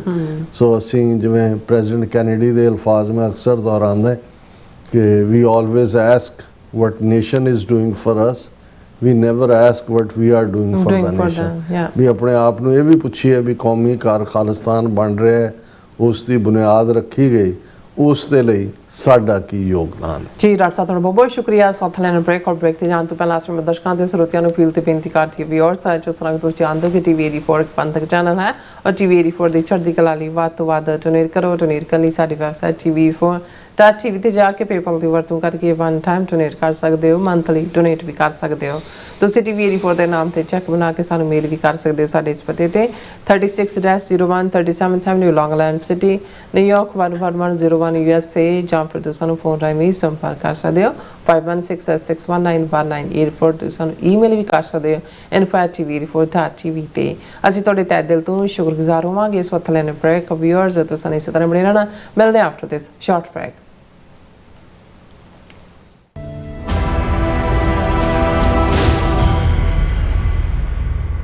ਤੁਸੀਂ ਵੇਖ ਰਹੇ ਹੋ TV84, ਇੱਕ ਅਜਿਹਾ ਚੈਨਲ ਜੋ ਪਾਬੰਦੀਆਂ ਦੇ ਬਾਵਜੂਦ ਵੀ ਸੱਚ ਨੂੰ ਆਧਾਰ ਬਣਾ ਕੇ ਸਿੱਖ ਸੰਘਰਸ਼, ਸਿੱਖ ਨਜ਼ਰੀਏ ਅਤੇ ਕੌਮੀ ਮੁੱਦਿਆਂ ਨੂੰ ਨਿਡਰਤਾ ਨਾਲ ਸਾਹਮਣੇ ਰੱਖਦਾ ਆ ਰਿਹਾ ਹੈ। ਹੁਣ ਇੱਕ ਵਾਰ ਫਿਰ ਭਾਰਤ ਵਿੱਚ TV84 ਨੂੰ ਰਿਸਟ੍ਰਿਕਟ ਕਰ ਦਿੱਤਾ ਗਿਆ। ਸੱਚ ਨੂੰ ਦਬਾਇਆ ਤਾਂ ਜਾ ਸਕਦਾ ਹੈ ਪਰ ਮਿਟਾਇਆ ਨਹੀਂ। ਅਸੀਂ ਖਾਮੋਸ਼ ਨਹੀਂ ਹੋਏ, ਸਾਡੀ ਆਵਾਜ਼ ਅਜੇ ਵੀ ਜਿਉਂਦੀ ਹੈ। ਭਾਰਤ ਤੋਂ ਬਾਹਰ TV84 ਅਜੇ ਵੀ ਉਪਲਬਧ ਹੈ ਤੇ ਭਾਰਤ ਵਿੱਚ ਤੁਸੀਂ TV84 ਦੀ ਵੈਬਸਾਈਟ ਤੇ ਸਾਡੀ ਪੂਰੀ ਰਿਪੋਰਟਿੰਗ, ਵੀਡੀਓਜ਼ ਅਤੇ ਸੱਚੀ ਜਾਣਕਾਰੀ ਵੇਖ ਸਕਦੇ ਹੋ। ਤਾਂ ਅੱਜ ਹੀ ਜੁੜੋ TV84 ਦੀ ਵੈਬਸਾਈਟ ਦੇ ਨਾਲ, ਸਾਨੂੰ ਸਹਿਯੋਗ ਦਿਓ ਅਤੇ ਸੱਚ ਨਾਲ ਜੁੜੇ ਰਹੋ। TV84, ਸੱਚ ਦੀ ਆਵਾਜ਼। ਤੁਸੀਂ ਆਪਣੇ ਟੈਕਸਸ ਨੂੰ ਲੈ ਕੇ ਚਿੰਤਤ ਹੋ? ਤੁਸੀਂ ਆਪਣੀ ਕਮਾਈ ਲਈ ਮਿਹਨਤ ਕਰਦੇ ਹੋ, ਭਾਵੇਂ ਤੁਸੀਂ ਨੌਕਰੀ ਵਿੱਚ ਹੋਵੋ ਜਾਂ ਆਪਣਾ ਬਿਜ਼ਨਸ ਚਲਾਉਂਦੇ ਹੋ। ਜਦੋਂ ਟੈਕਸ ਭਰਨ ਦਾ ਸਮਾਂ ਆਉਂਦਾ ਤਾਂ ਤੁਹਾਨੂੰ ਇੱਕ ਭਰੋਸੇਯੋਗ ਟੈਕਸ ਅਕਾਊਂਟੈਂਟ ਦੀ ਲੋੜ ਹੈ ਜੋ ਟੈਕਸ ਬੈਲੈਂਸ ਦਾ ਤੁਹਾਡੇ ਪੱਖ ਵਿੱਚ ਜਾਣਾ ਯਕੀਨੀ ਬਣਾਵੇ। ਸਿਆਟਲ ਦੀ ਜਾਣੀ ਪਹਿਚਾਣੀ company Accurate accountants and Taxes ਤੁਹਾਡੀ ਸੇਵਾ ਵਿੱਚ ਹਾਜ਼ਰ ਹੈ। ਅਸੀਂ ਹਰ ਤਰ੍ਹਾਂ ਦੇ ਟੈਕਸ ਭਰਨ ਵਿੱਚ ਤੁਹਾਡੀ ਮਦਦ ਕਰਾਂਗੇ। ਟੈਕਸ ਸੰਬੰਧੀ ਕਿਸੇ ਵੀ ਤਰ੍ਹਾਂ ਦੇ ਸਵਾਲ ਲਈ ਅੱਜ ਹੀ ਸਾਡੇ ਤੱਕ ਪਹੁੰਚ ਕਰੋ। Accurate accountants and taxes.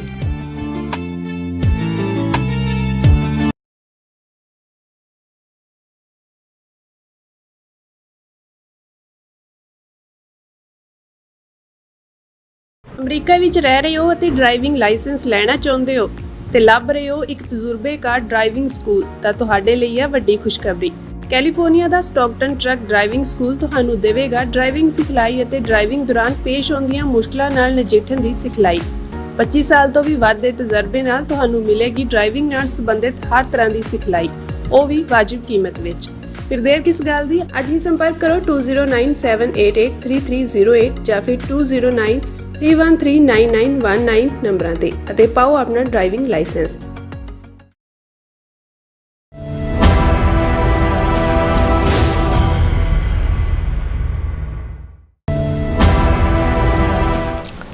Viewers welcome back to programme. So ਇਸ ਗੱਲਬਾਤ ਕਰਨ ਜਾ ਰਹੇ ਹਾਂ ਕਿ ਦੁਨੀਆ ਵੱਲੋਂ ਈਰਾਨ ਜੰਗ ਮਾਮਲੇ ਵਿੱਚ ਦਿਲਾਂ ਦੀ ਵੱਧ ਰਹੀ ਧੜਕਣ ਵਕਤੀ ਤੌਰ ਤੇ ਸ਼ਾਂਤ ਹੋਈ ਹੈ। ਪ੍ਰੈਜ਼ੀਡੈਂਟ ਟਰੰਪ ਵੱਲੋਂ ਧਮਕੀ ਦਿੱਤੀ ਗਈ ਸੀ ਕਿ ਇਸ ਹਫ਼ਤੇ ਕਿਸੇ ਵੇਲੇ ਵੀ ਈਰਾਨ ਨੂੰ ਦੁਬਾਰਾ ਹਮਲੇ ਦਾ ਸ਼ਿਕਾਰ ਬਣਾਇਆ ਜਾਵੇਗਾ। ਪ੍ਰੈਜ਼ੀਡੈਂਟ ਟਰੰਪ ਨੇ ਆਪਣੇ ਤਾਜ਼ਾ ਟਰੂਥ ਸੋਸ਼ਲ ਅਕਾਊਂਟ ਤੇ ਲਿਖਿਆ ਹੈ ਕਿ ਕਤਰ, ਸਾਊਦੀ ਅਰੇਬੀਆ ਅਤੇ UAE ਦੇ ਕਹਿਣ ਤੇ ਉਹ ਇਸ ਹਮਲੇ ਨੂੰ ਅੱਗੇ ਪਾ ਰਹੇ ਹਨ। ਸੋ ਨਾਲ ਹੀ ਈਰਾਨ ਨੂੰ ਗੱਲਬਾਤ ਰਾਹੀਂ ਇਸ ਮਸਲੇ ਨੂੰ ਸੁਲਝਾਉਣ ਦਾ ਮੌਕਾ ਦੇ ਰਹੇ ਹਨ। ਸੋ ਇਸ ਬਾਰੇ ਆਪਾਂ ਗੱਲਬਾਤ ਕਰਨ ਜਾ ਰਹੇ ਹਾਂ। ਸੋ ਅਸੀਂ ਚਾਹਾਂਗੇ ਕਿ ਤੁਸੀਂ ਇਸੇ ਤਰ੍ਹਾਂ ਬਣੇ ਰਹਿਣਾ, ਦੇਖਣ ਸੁਣਨ ਜਾਂ ਲਿਖਣ ਲਈ ਤੁਹਾਡਾ ਸਭ ਦਾ ਬਹੁਤ ਬਹੁਤ ਸ਼ੁਕਰੀਆ। ਜੀ ਰਾਜ ਸਾਹਿਬ, ਕੀ ਕਹਿਣਾ ਚਾਹੋਗੇ?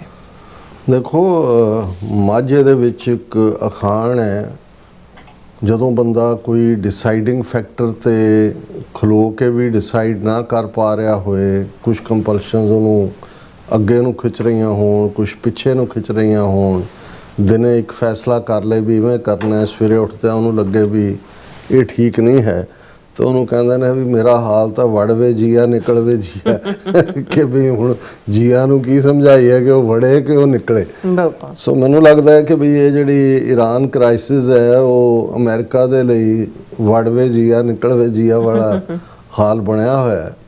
ਇਹ ਠੀਕ ਹੈ ਕਿ 28 ਫਰਵਰੀ ਨੂੰ ਜਿਹੜੀ ਸ਼ੁਰੂਆਤ ਈਰਾਨ ਦੇ ਖਿਲਾਫ ਇਜ਼ਰਾਈਲ ਨੇ ਅਮਰੀਕਾ ਨੂੰ ਜਿਹੜਾ ਉਹ ਘੇਰ ਕੇ ਨਾਲ ਜੋੜ ਕੇ ਕੀਤੀ। ਹੁਣ ਜਦੋਂ ਅੱਜ ਅਸੀਂ 18 ਮਈ ਨੂੰ ਗੱਲ ਕਰ ਰਹੇ ਹਾਂ ਤੇ ਜੇ ਉਹ ਕੱਟ ਆਫ ਟਾਈਮ ਇਹ ਦੇਖੀਏ, 40 ਦਿਨ ਇਹ ਜੰਗ ਚੱਲੀ, ਈਰਾਨ ਦੀ ਬਹੁਤ ਵੱਡੇ ਲੈਵਲ ਦੇ ਉੱਤੇ ਤਬਾਹੀ ਹੋਈ। ਜੇ ਅਮਰੀਕਨ ਪ੍ਰੈਜ਼ੀਡੈਂਟ ਜਾਂ ਸੈਕਟਰੀ ਆਫ ਵਾਰ, ਜਿਹਨੂੰ ਸੈਕਟਰੀ ਆਫ ਡਿਫੈਂਸ ਕਹਿੰਦੇ ਸੀ, ਉਹਨਾਂ ਦੀਆਂ ਸਟੇਟਮੈਂਟਸ ਦੇਖੀਏ ਫਿਰ ਤਾਂ ਇਵੇਂ ਹੋਣਾ ਚਾਹੀਦਾ ਵੀ ਈਰਾਨ ਜਿਹੜਾ ਹੈ ਉਹ ਬਿਲਕੁਲ ਕ੍ਰਿਪਲਡ ਹੈ। ਇਹਦੇ ਵਿੱਚ ਕੋਈ ਸ਼ੱਕ ਨਹੀਂ ਹੈ ਕਿ ਬਹੁਤ ਜ਼ਿਆਦਾ ਹਮਲੇ ਹੋਏ, ਬਹੁਤ ਜ਼ਿਆਦਾ ਉਹਨਾਂ ਦੀ ਤਬਾਹੀ ਹੋਈ। ਪਰ ਔਰ ਲਗਭਗ 40 ਰੋਜ਼ ਤੋਂ ਬਾਅਦ ਪਾਕਿਸਤਾਨ ਔਰ ਤੁਰਕੀ ਔਰ ਸਾਊਦੀ ਅਰੇਬੀਆ ਬਿਹਾਈਂਡ, ਔਰ ਕਿਤੇ ਨਾ ਕਿਤੇ ਚੀਨ ਔਰ ਰੂਸ ਦਾ ਵੀ ਲੀਡ ਰੋਲ ਪਾਕਿਸਤਾਨ ਦਾ ਆਪਸ ਦੇ ਵਿੱਚ ਜੰਗਬੰਦੀ ਹੋਈ।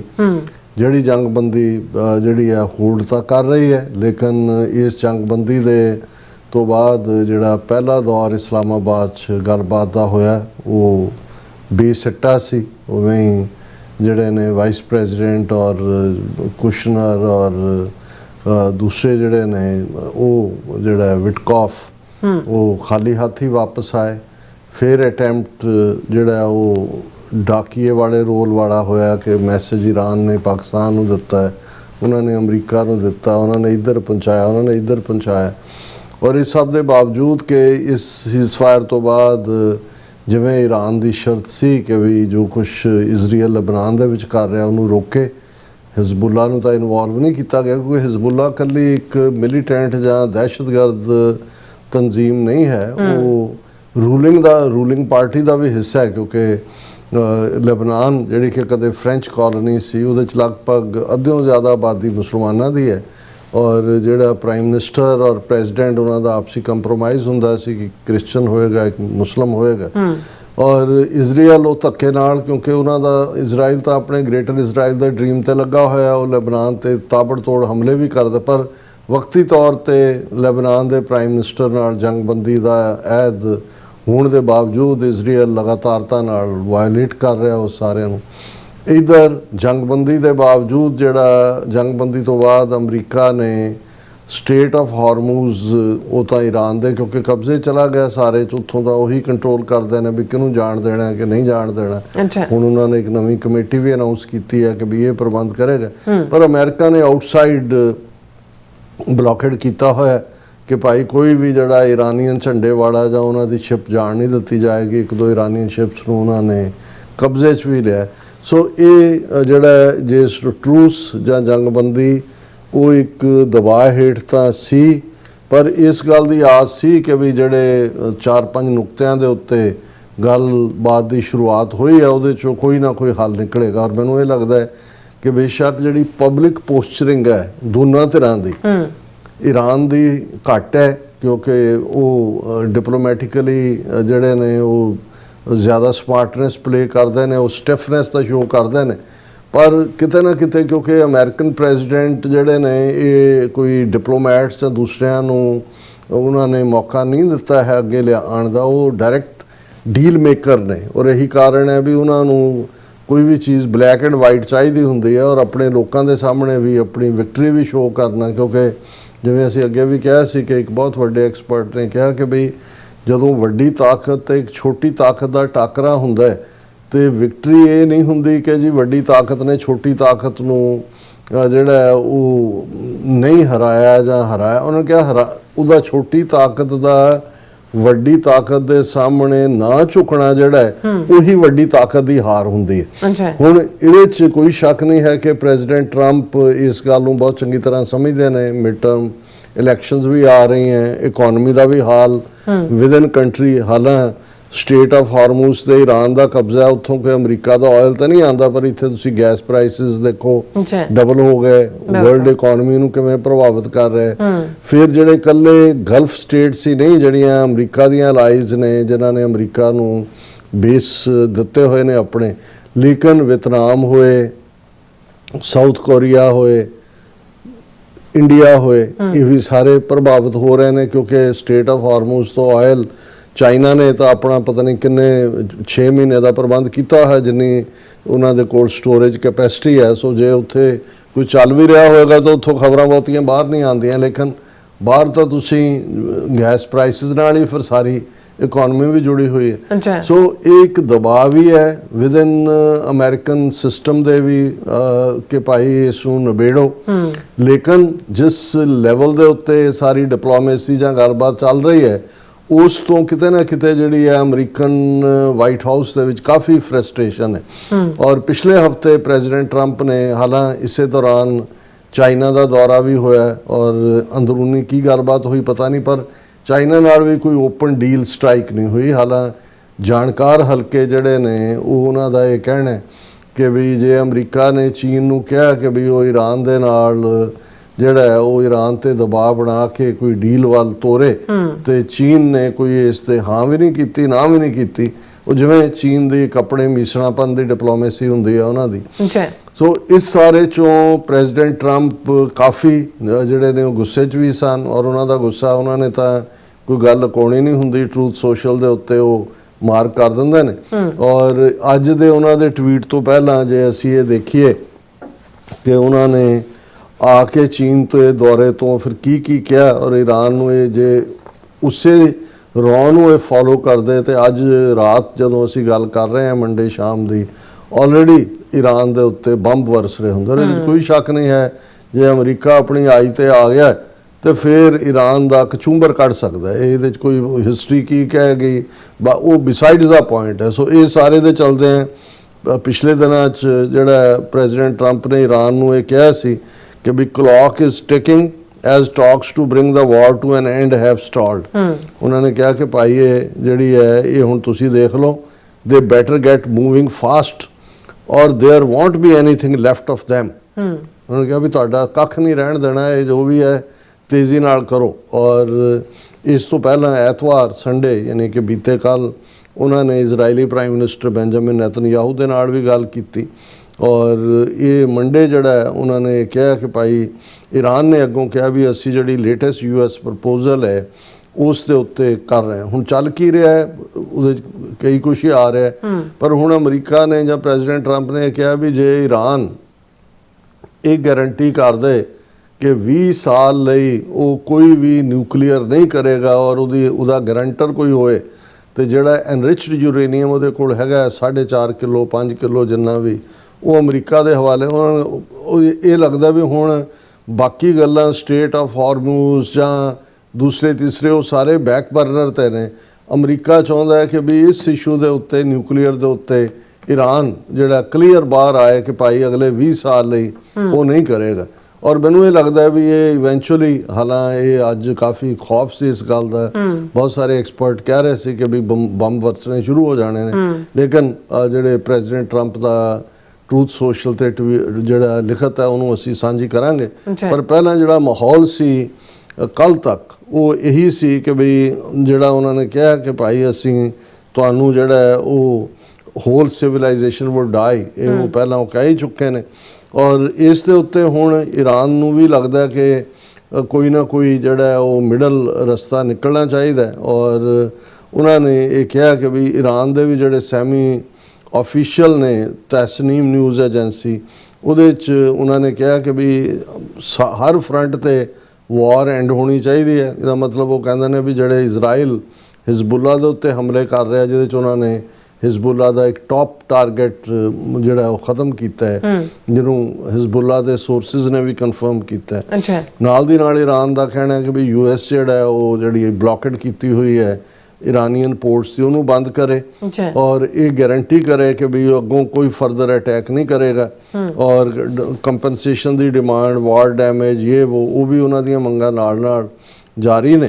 ਔਰ ਇਹ ਜਿਹੜਾ ਹੁਣ ਅਮਰੀਕਾ ਇਹ ਵੀ ਕਹਿਣ ਲੱਗ ਗਿਆ ਵੀ ਬਾਕੀ ਸਾਰੇ ਨਿਊਕਲੀਅਰ ਸਾਈਟ ਈਰਾਨ ਬੰਦ ਕਰ ਦੇ, ਇੱਕ ਨਿਊਕਲੀਅਰ ਸਾਈਟ ਜਿਹੜਾ ਹੈ ਉਹ ਆਪਰੇਸ਼ਨਲ ਰਹਿ ਸਕਦਾ ਹੈ ਔਰ ਜਿਹੜੀਆਂ ਉਹਦੀਆਂ ਸਟਾਕ ਪਾਈਲ ਨੇ ਐਨਰਿਚਡ ਯੂਰੇਨੀਅਮ ਉਹ ਸਾਡੇ ਹਵਾਲੇ ਕਰੇ ਔਰ 20 ਸਾਲ ਦੀ ਜਿਵੇਂ ਮੈਂ ਕਿਹਾ ਵੀ ਉਹ ਸਸਪੈਂਸ਼ਨ।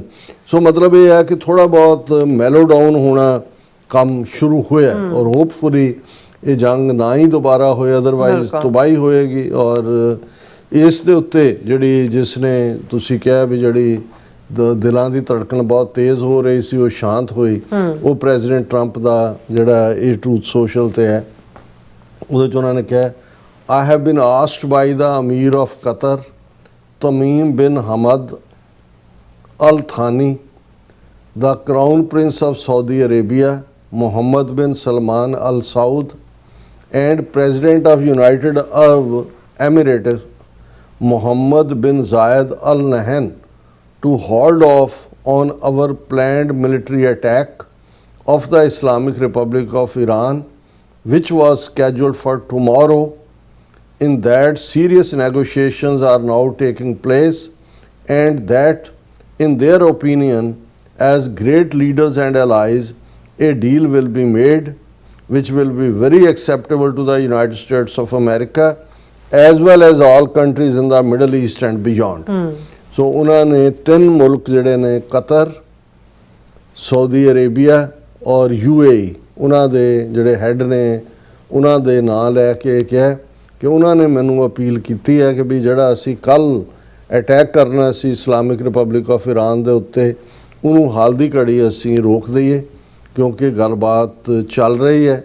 ਔਰ ਉਹਨਾਂ ਦੇ ਖਿਆਲ ਮੁਤਾਬਕ ਉਹਨਾਂ ਨੇ ਕਿਹਾ ਜੀ ਗ੍ਰੇਟ ਲੀਡਰ ਨੇ, ਤਿੰਨੋਂ ਸਾਡੇ ਸਾਥੀ ਨੇ ਔਰ ਇਹਨਾਂ ਦਾ ਇਹ ਖਿਆਲ ਹੈ ਕਿ ਡੀਲ ਹੋਏਗੀ ਜਿਹੜੀ ਕਿ ਅਮਰੀਕਾ ਨੂੰ ਵੀ ਜਿਹੜੀ ਹੈ ਉਹ ਐਕਸੈਪਟੇਬਲ ਹੋਏਗੀ, ਮਨਜ਼ੂਰ ਹੋਏਗੀ, ਮਿਡਲ ਈਸਟ ਦੇ ਮੁਲਕਾਂ ਨੂੰ ਵੀ ਹੋਏਗੀ ਤੇ ਦੂਸਰਿਆਂ ਨੂੰ ਵੀ ਹੋਏਗੀ। This deal will include importantly no nuclear weapons for Iran।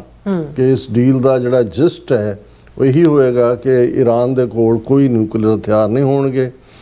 Based on my respect for the above mentioned leaders, I have instructed Secretary of War Pete Hegseth, the Chairman of Joint Chiefs of Staff General Daniel Kane, and United States military that we will not be doing the scheduled attack of Iran tomorrow, but have further instructed them to be prepared to go forward with a full large-scale assault of Iran on a moment's notice in the event that an acceptable deal is not reached. ਉਹ ਕਹਿੰਦੇ ਨੇ ਵੀ ਇਹਨਾਂ great ਜਿਹੜੇ leaders ਦੀ appeal ਨੂੰ ਮੰਨਦਿਆਂ ਹੋਇਆ ਮੈਂ Iran ਦੇ ਉੱਤੇ ਹਮਲੇ ਨੂੰ ਹਾਲ ਦੀ ਘੜੀ ਰੋਕ ਰਿਹਾ, ਪਰ ਨਾਲ ਦੀ ਨਾਲ ਮੈਂ ਜਿਹੜਾ ਹੈ ਉਹ ਆਪਣੇ ਡਿਫੈਂਸ ਸੈਕਟਰੀ ਆਫ ਡਿਫੈਂਸ ਨੂੰ ਔਰ chief of joint chief of staff General Daniel Caine ਨੂੰ ਔਰ ਮਿਲਟਰੀ ਨੂੰ ਇਹ ਕਿਹਾ ਕਿ ਵੀ ਬਿਲਕੁਲ ਤਿਆਰ ਰਹੋ ਤਾਂ ਕਿ ਜੇ ਕੋਈ ਡੀਲ ਨਹੀਂ ਹੁੰਦੀ ਤਾਂ ਫਿਰ ਈਰਾਨ ਦੇ ਉੱਤੇ ਪੂਰਾ ਸੂਰਾ ਜਿਹੜਾ ਹਮਲਾ ਉਹ ਕੀਤਾ ਜਾਏਗਾ। Thank you for your attention to this matter, President Donald Trump. So ਚਲੋ ਹਾਲ ਦੀ ਘੜੀ ਅਸੀਂ ਇਹ ਤਾਂ ਕਹਿ ਸਕਦੇ ਹਾਂ ਕਿ ਭਾਈ ਵਕਤੀ ਤੌਰ ਦੇ ਉੱਤੇ ਇੱਕ ਠਹਿਰਾਵ ਹੈ, ਹੋਪ ਇਹੀ ਹੈ ਕਿ ਕੋਈ ਨਾ ਕੋਈ ਡੀਲ ਹੋਏ। ਪਾਕਿਸਤਾਨ ਇਸ ਦੇ ਵਿੱਚ ਬਹੁਤ ਅਹਿਮ ਰੋਲ ਅਦਾ ਕਰ ਰਿਹਾ ਹੈ। ਬੇਸ਼ੱਕ ਚੀਨ ਔਰ ਰੂਸ ਉਹਨਾਂ ਨੇ ਪਬਲਿਕਲੀ ਤਾਂ ਨਹੀਂ ਕਿਹਾ ਕਿ ਜੀ ਉਹ ਈਰਾਨ ਨੂੰ ਕੀ ਕਹਿ ਰਹੇ ਨੇ, ਲੇਕਿਨ ਉਹਨਾਂ ਨੂੰ ਵੀ ਇਹ ਲੱਗਦਾ ਕਿ ਵੀ ਇਨ ਦਾ ਐਂਡ ਜੇ ਇਹ ਐਕਸਪੈਂਡ ਹੋਏਗਾ ਔਰ ਜਿਨ੍ਹਾਂ ਮੁਲਕਾਂ ਨੇ ਅਪੀਲ ਕੀਤੀ ਹੈ ਟਰੰਪ ਨੂੰ ਤਿੰਨਾਂ ਨੇ UAE, ਸਾਊਦੀ ਅਰੇਬੀਆ ਔਰ ਕਤਰ, ਉਹਨਾਂ ਨੂੰ ਵੀ ਪਤਾ ਹੈ ਵੀ ਜੇ ਜੰਗ ਹੋਈ ਦੁਬਾਰਾ ਤੇ ਪਹਿਲਾ ਨਿਸ਼ਾਨਾ ਉਹਨਾਂ ਨੇ ਹੀ ਬਣਨਾ ਹੈ, ਕਿਉਂਕਿ ਈਰਾਨ ਨੇ ਆਪਣੀਆਂ ਮਿਜ਼ਾਈਲਾਂ ਔਰ ਡਰੋਨ ਉਹਨਾਂ ਵੱਲ ਸੇਧਤ ਕੀਤੇ ਹੋਏ ਨੇ।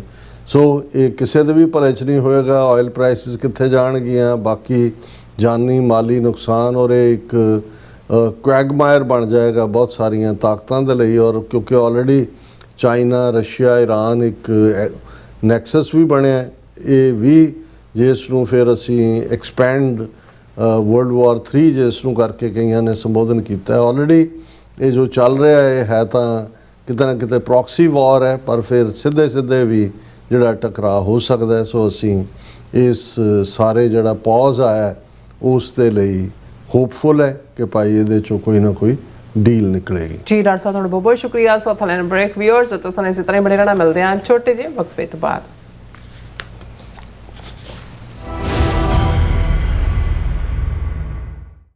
ਅਮਰੀਕਾ ਵਿੱਚ ਰਹਿ ਰਹੇ ਹੋ ਅਤੇ ਡਰਾਈਵਿੰਗ ਲਾਇਸੈਂਸ ਲੈਣਾ ਚਾਹੁੰਦੇ ਹੋ ਤੇ ਲੱਭ ਰਹੇ ਹੋ ਇੱਕ ਤਜਰਬੇਕਾਰ ਡਰਾਈਵਿੰਗ ਸਕੂਲ, ਤਾਂ ਤੁਹਾਡੇ ਲਈ ਹੈ ਵੱਡੀ ਖੁਸ਼ਖਬਰੀ। ਕੈਲੀਫੋਰਨੀਆ ਦਾ ਸਟਾਕਟਨ ਟਰੱਕ ਡਰਾਈਵਿੰਗ ਸਕੂਲ ਤੁਹਾਨੂੰ ਦੇਵੇਗਾ ਡਰਾਈਵਿੰਗ ਸਿਖਲਾਈ ਅਤੇ ਡਰਾਈਵਿੰਗ ਦੌਰਾਨ ਪੇਸ਼ ਆਉਂਦੀਆਂ ਮੁਸ਼ਕਲਾਂ ਨਾਲ ਨਜਿੱਠਣ ਦੀ ਸਿਖਲਾਈ।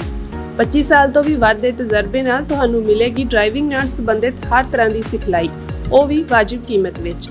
ਫਿਰ ਦੇਰ ਕਿਸ ਗੱਲ ਦੀ, ਅੱਜ ਹੀ ਸੰਪਰਕ ਕਰੋ 209788330308 ਜਾਂ ਫਿਰ 2093139919 ਨੰਬਰਾਂ ਤੇ ਅਤੇ ਪਾਓ ਆਪਣਾ driving licence. Signature truck service route 81 ਉੱਤੇ ਐਗਜ਼ਿਟ 235 ਤੇ ਟਰੱਕਰ ਵੀਰਾਂ ਲਈ 24 ਘੰਟੇ ਰੋਡ ਸਰਵਿਸ ਦੀ ਸੁਵਿਧਾ ਮੌਜੂਦ। Heavy duty repair, oil change, ਪੁਰਾਣੇ ਅਤੇ ਨਵੇਂ tyre, computer diagnostic, DPF cleaning, brake service ਜਾਂ ਰਸਤੇ ਵਿੱਚ ਆਈ ਹਰ ਤਰ੍ਹਾਂ ਦੀ ਰਿਪੇਅਰ ਪ੍ਰੋਫੈਸ਼ਨਲ ਟੀਮ ਵੱਲੋਂ ਕੀਤੀ ਜਾਂਦੀ ਹੈ। ਬ੍ਰੇਕਫਾਸਟ, ਲੰਚ ਅਤੇ ਡਿਨਰ ਲਈ ਪੰਜਾਬੀ ਢਾਬੇ ਦਾ ਆਨੰਦ ਵੀ ਮਾਣੋ। ਡਰਾਈਵਰ ਅਤੇ ਟਰੱਕ ਆਪਰੇਟਰ ਵੀਰ ਡਿਸਪੈਚ ਦੀ ਸਰਵਿਸ ਲਈ ਸਾਡੇ ਨਾਲ ਸੰਪਰਕ ਕਰਨ। Signature truck Service 58 Triangle Drive, Weyers Cave, Virginia 24486। ਤੁਸੀਂ ਵੇਖ ਰਹੇ ਹੋ TV 84, ਇੱਕ ਅਜਿਹਾ ਚੈਨਲ ਜੋ ਪਾਬੰਦੀਆਂ ਦੇ ਬਾਵਜੂਦ ਵੀ ਸੱਚ ਨੂੰ ਆਧਾਰ ਬਣਾ ਕੇ ਸਿੱਖ ਸੰਘਰਸ਼, ਸਿੱਖ ਨਜ਼ਰੀਏ ਅਤੇ ਕੌਮੀ ਮੁੱਦਿਆਂ ਨੂੰ ਨਿਡਰਤਾ ਨਾਲ ਸਾਹਮਣੇ ਰੱਖਦਾ ਆ ਰਿਹਾ ਹੈ। ਹੁਣ ਇੱਕ ਵਾਰ ਫਿਰ ਭਾਰਤ ਵਿੱਚ TV 84 ਨੂੰ ਰਿਸਟ੍ਰਿਕਟ ਕਰ ਦਿੱਤਾ ਗਿਆ। ਸੱਚ ਨੂੰ ਦਬਾਇਆ ਤਾਂ ਜਾ ਸਕਦਾ ਹੈ ਪਰ ਮਿਟਾਇਆ ਨਹੀਂ। ਅਸੀਂ ਖਾਮੋਸ਼ ਨਹੀਂ ਹੋਏ, ਸਾਡੀ ਆਵਾਜ਼ ਅਜੇ ਵੀ ਜਿਉਂਦੀ ਹੈ। ਭਾਰਤ ਤੋਂ ਬਾਹਰ TV 84 ਅਜੇ ਵੀ ਉਪਲਬਧ ਹੈ ਤੇ ਭਾਰਤ ਵਿੱਚ ਤੁਸੀਂ TV 84 ਦੀ ਵੈਬਸਾਈਟ ਤੇ ਸਾਡੀ ਪੂਰੀ ਰਿਪੋਰਟਿੰਗ, ਵੀਡੀਓਜ਼ ਅਤੇ ਸੱਚੀ ਜਾਣਕਾਰੀ ਵੇਖ ਸਕਦੇ ਹੋ। ਤਾਂ ਅੱਜ ਹੀ ਜੁੜੋ TV 84 ਦੀ ਵੈਬਸਾਈਟ ਦੇ ਨਾਲ, ਸਾਨੂੰ ਸਹਿਯੋਗ ਦਿਓ ਅਤੇ ਸੱਚ ਨਾਲ ਜੁੜੇ ਰਹੋ। TV 84 ਸੱਚ ਦੀ ਆਵਾਜ਼।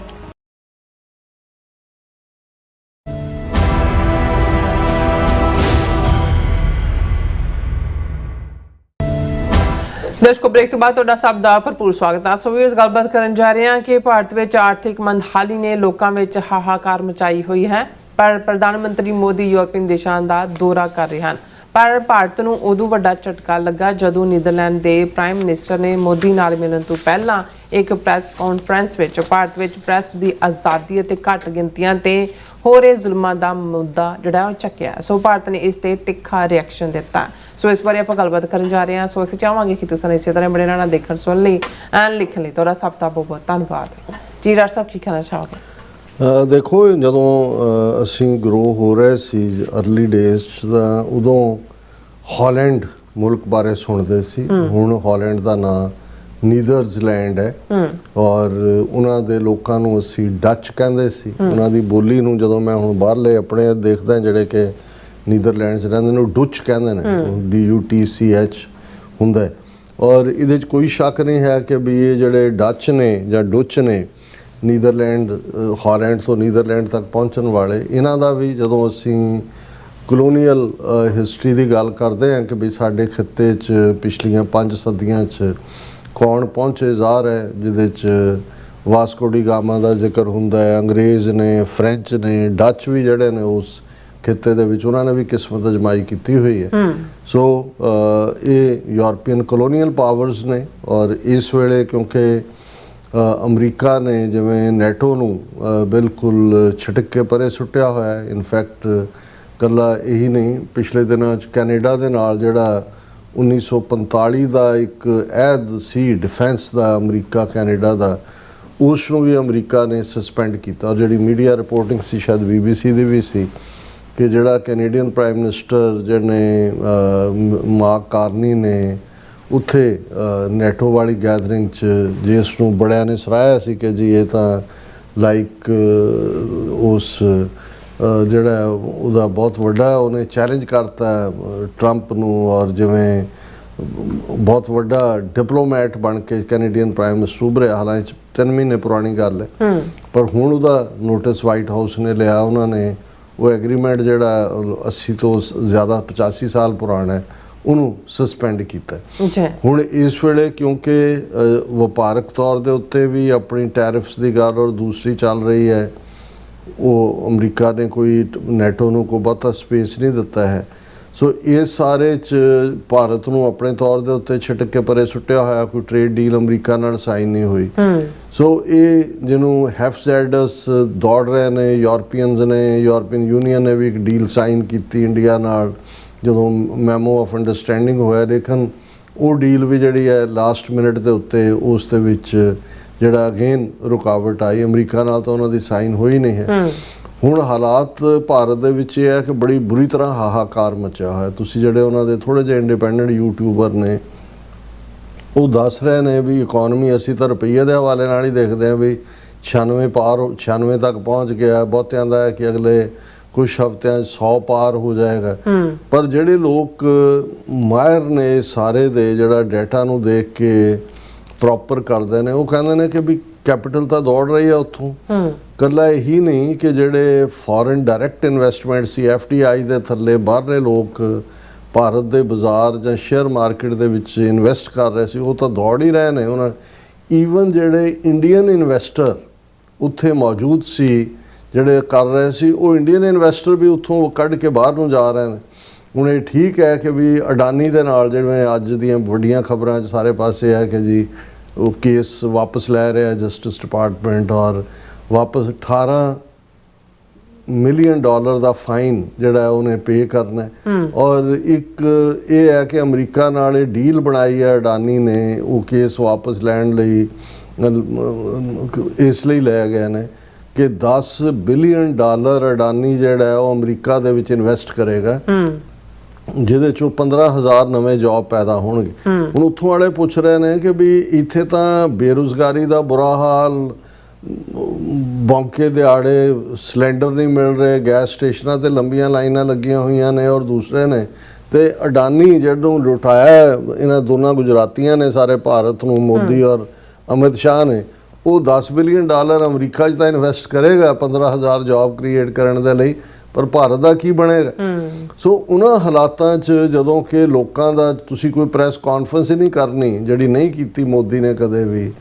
ਤੁਸੀਂ ਜਿੱਥੇ ਵਿਆਹ 'ਚ ਬੀ ਦਾ ਲੇਖਾ ਦੀ ਗੱਲ ਹੁੰਦੀ ਹੈ ਅਕਸਰ ਸਾਡੇ ਪੰਜਾਬੀ 'ਚ ਕਹਿੰਦੇ ਨੇ, ਪਰ ਤੁਸੀਂ ਸਿਰਫ ਤੇ ਸਿਰਫ ਹਿੰਦੂ ਹਾਰਟਲੈਂਡ ਜਾਂ ਦੂਸਰੀਆਂ ਥਾਵਾਂ 'ਤੇ ਚੋਣਾਂ ਜਿੱਤਣ ਦੇ ਲਈ ਆਪਣੇ ਜਿਹੜਾ ਪੂਰਾ ਦਰਬਾਰੀ ਮੀਡੀਆ ਉਸ ਨੂੰ ਉਹਨਾਂ ਟੌਪਿਕਸ ਦੇ ਉੱਤੇ ਹੀ ਤੁਸੀਂ ਲਾਇਆ ਹੋਇਆ ਹੈ ਕਿ ਜੀ ਹੁਣ ਇਹ ਮੁਹਰਮ ਆ ਜਾਏਗੀ, ਹੁਣ ਬਕਰੀਦ ਆ ਜਾਏਗੀ, ਹੁਣ ਮੁਸਲਮਾਨਾਂ ਨਾਲ ਇਹ ਕਰਨਾ ਹੈ, ਹੁਣ ਉਹਨਾਂ ਨਾਲ ਇਹ ਕਰਨਾ ਹੈ। ਹਿੰਦੂਤਵਾ ਦਾ ਮੰਤਰ ਹੀ ਤੁਸੀਂ ਉਹਨਾਂ ਨੂੰ ਜਪਾ ਰਹੇ ਹੋ ਸਾਰਿਆਂ ਨੂੰ, ਤੇ ਨਾਲ ਦੀ ਨਾਲ ਇਹ ਕਹਿ ਰਹੇ ਹੋ ਕਿ ਜੀ ਇਹ ਜਿਹੜੀ ਆਉਣ ਵਾਲਾ ਦਹਾਕਾ ਹੈ, ਜੇ ਦੁਨੀਆ ਨਾ ਸੰਭਲੀ ਤੇ ਇਹ ਬੜੀ ਜਿਹੜੀ ਹੈ ਉਹ ਸ਼ੋਕਗ੍ਰਸਤ ਦਹਾਕਾ ਹੋਏਗਾ, ਇਹ ਬੜਾ ਆਪੱਤੀ ਕਾਲ ਹੋਏਗਾ ਫਲਾਣਾ।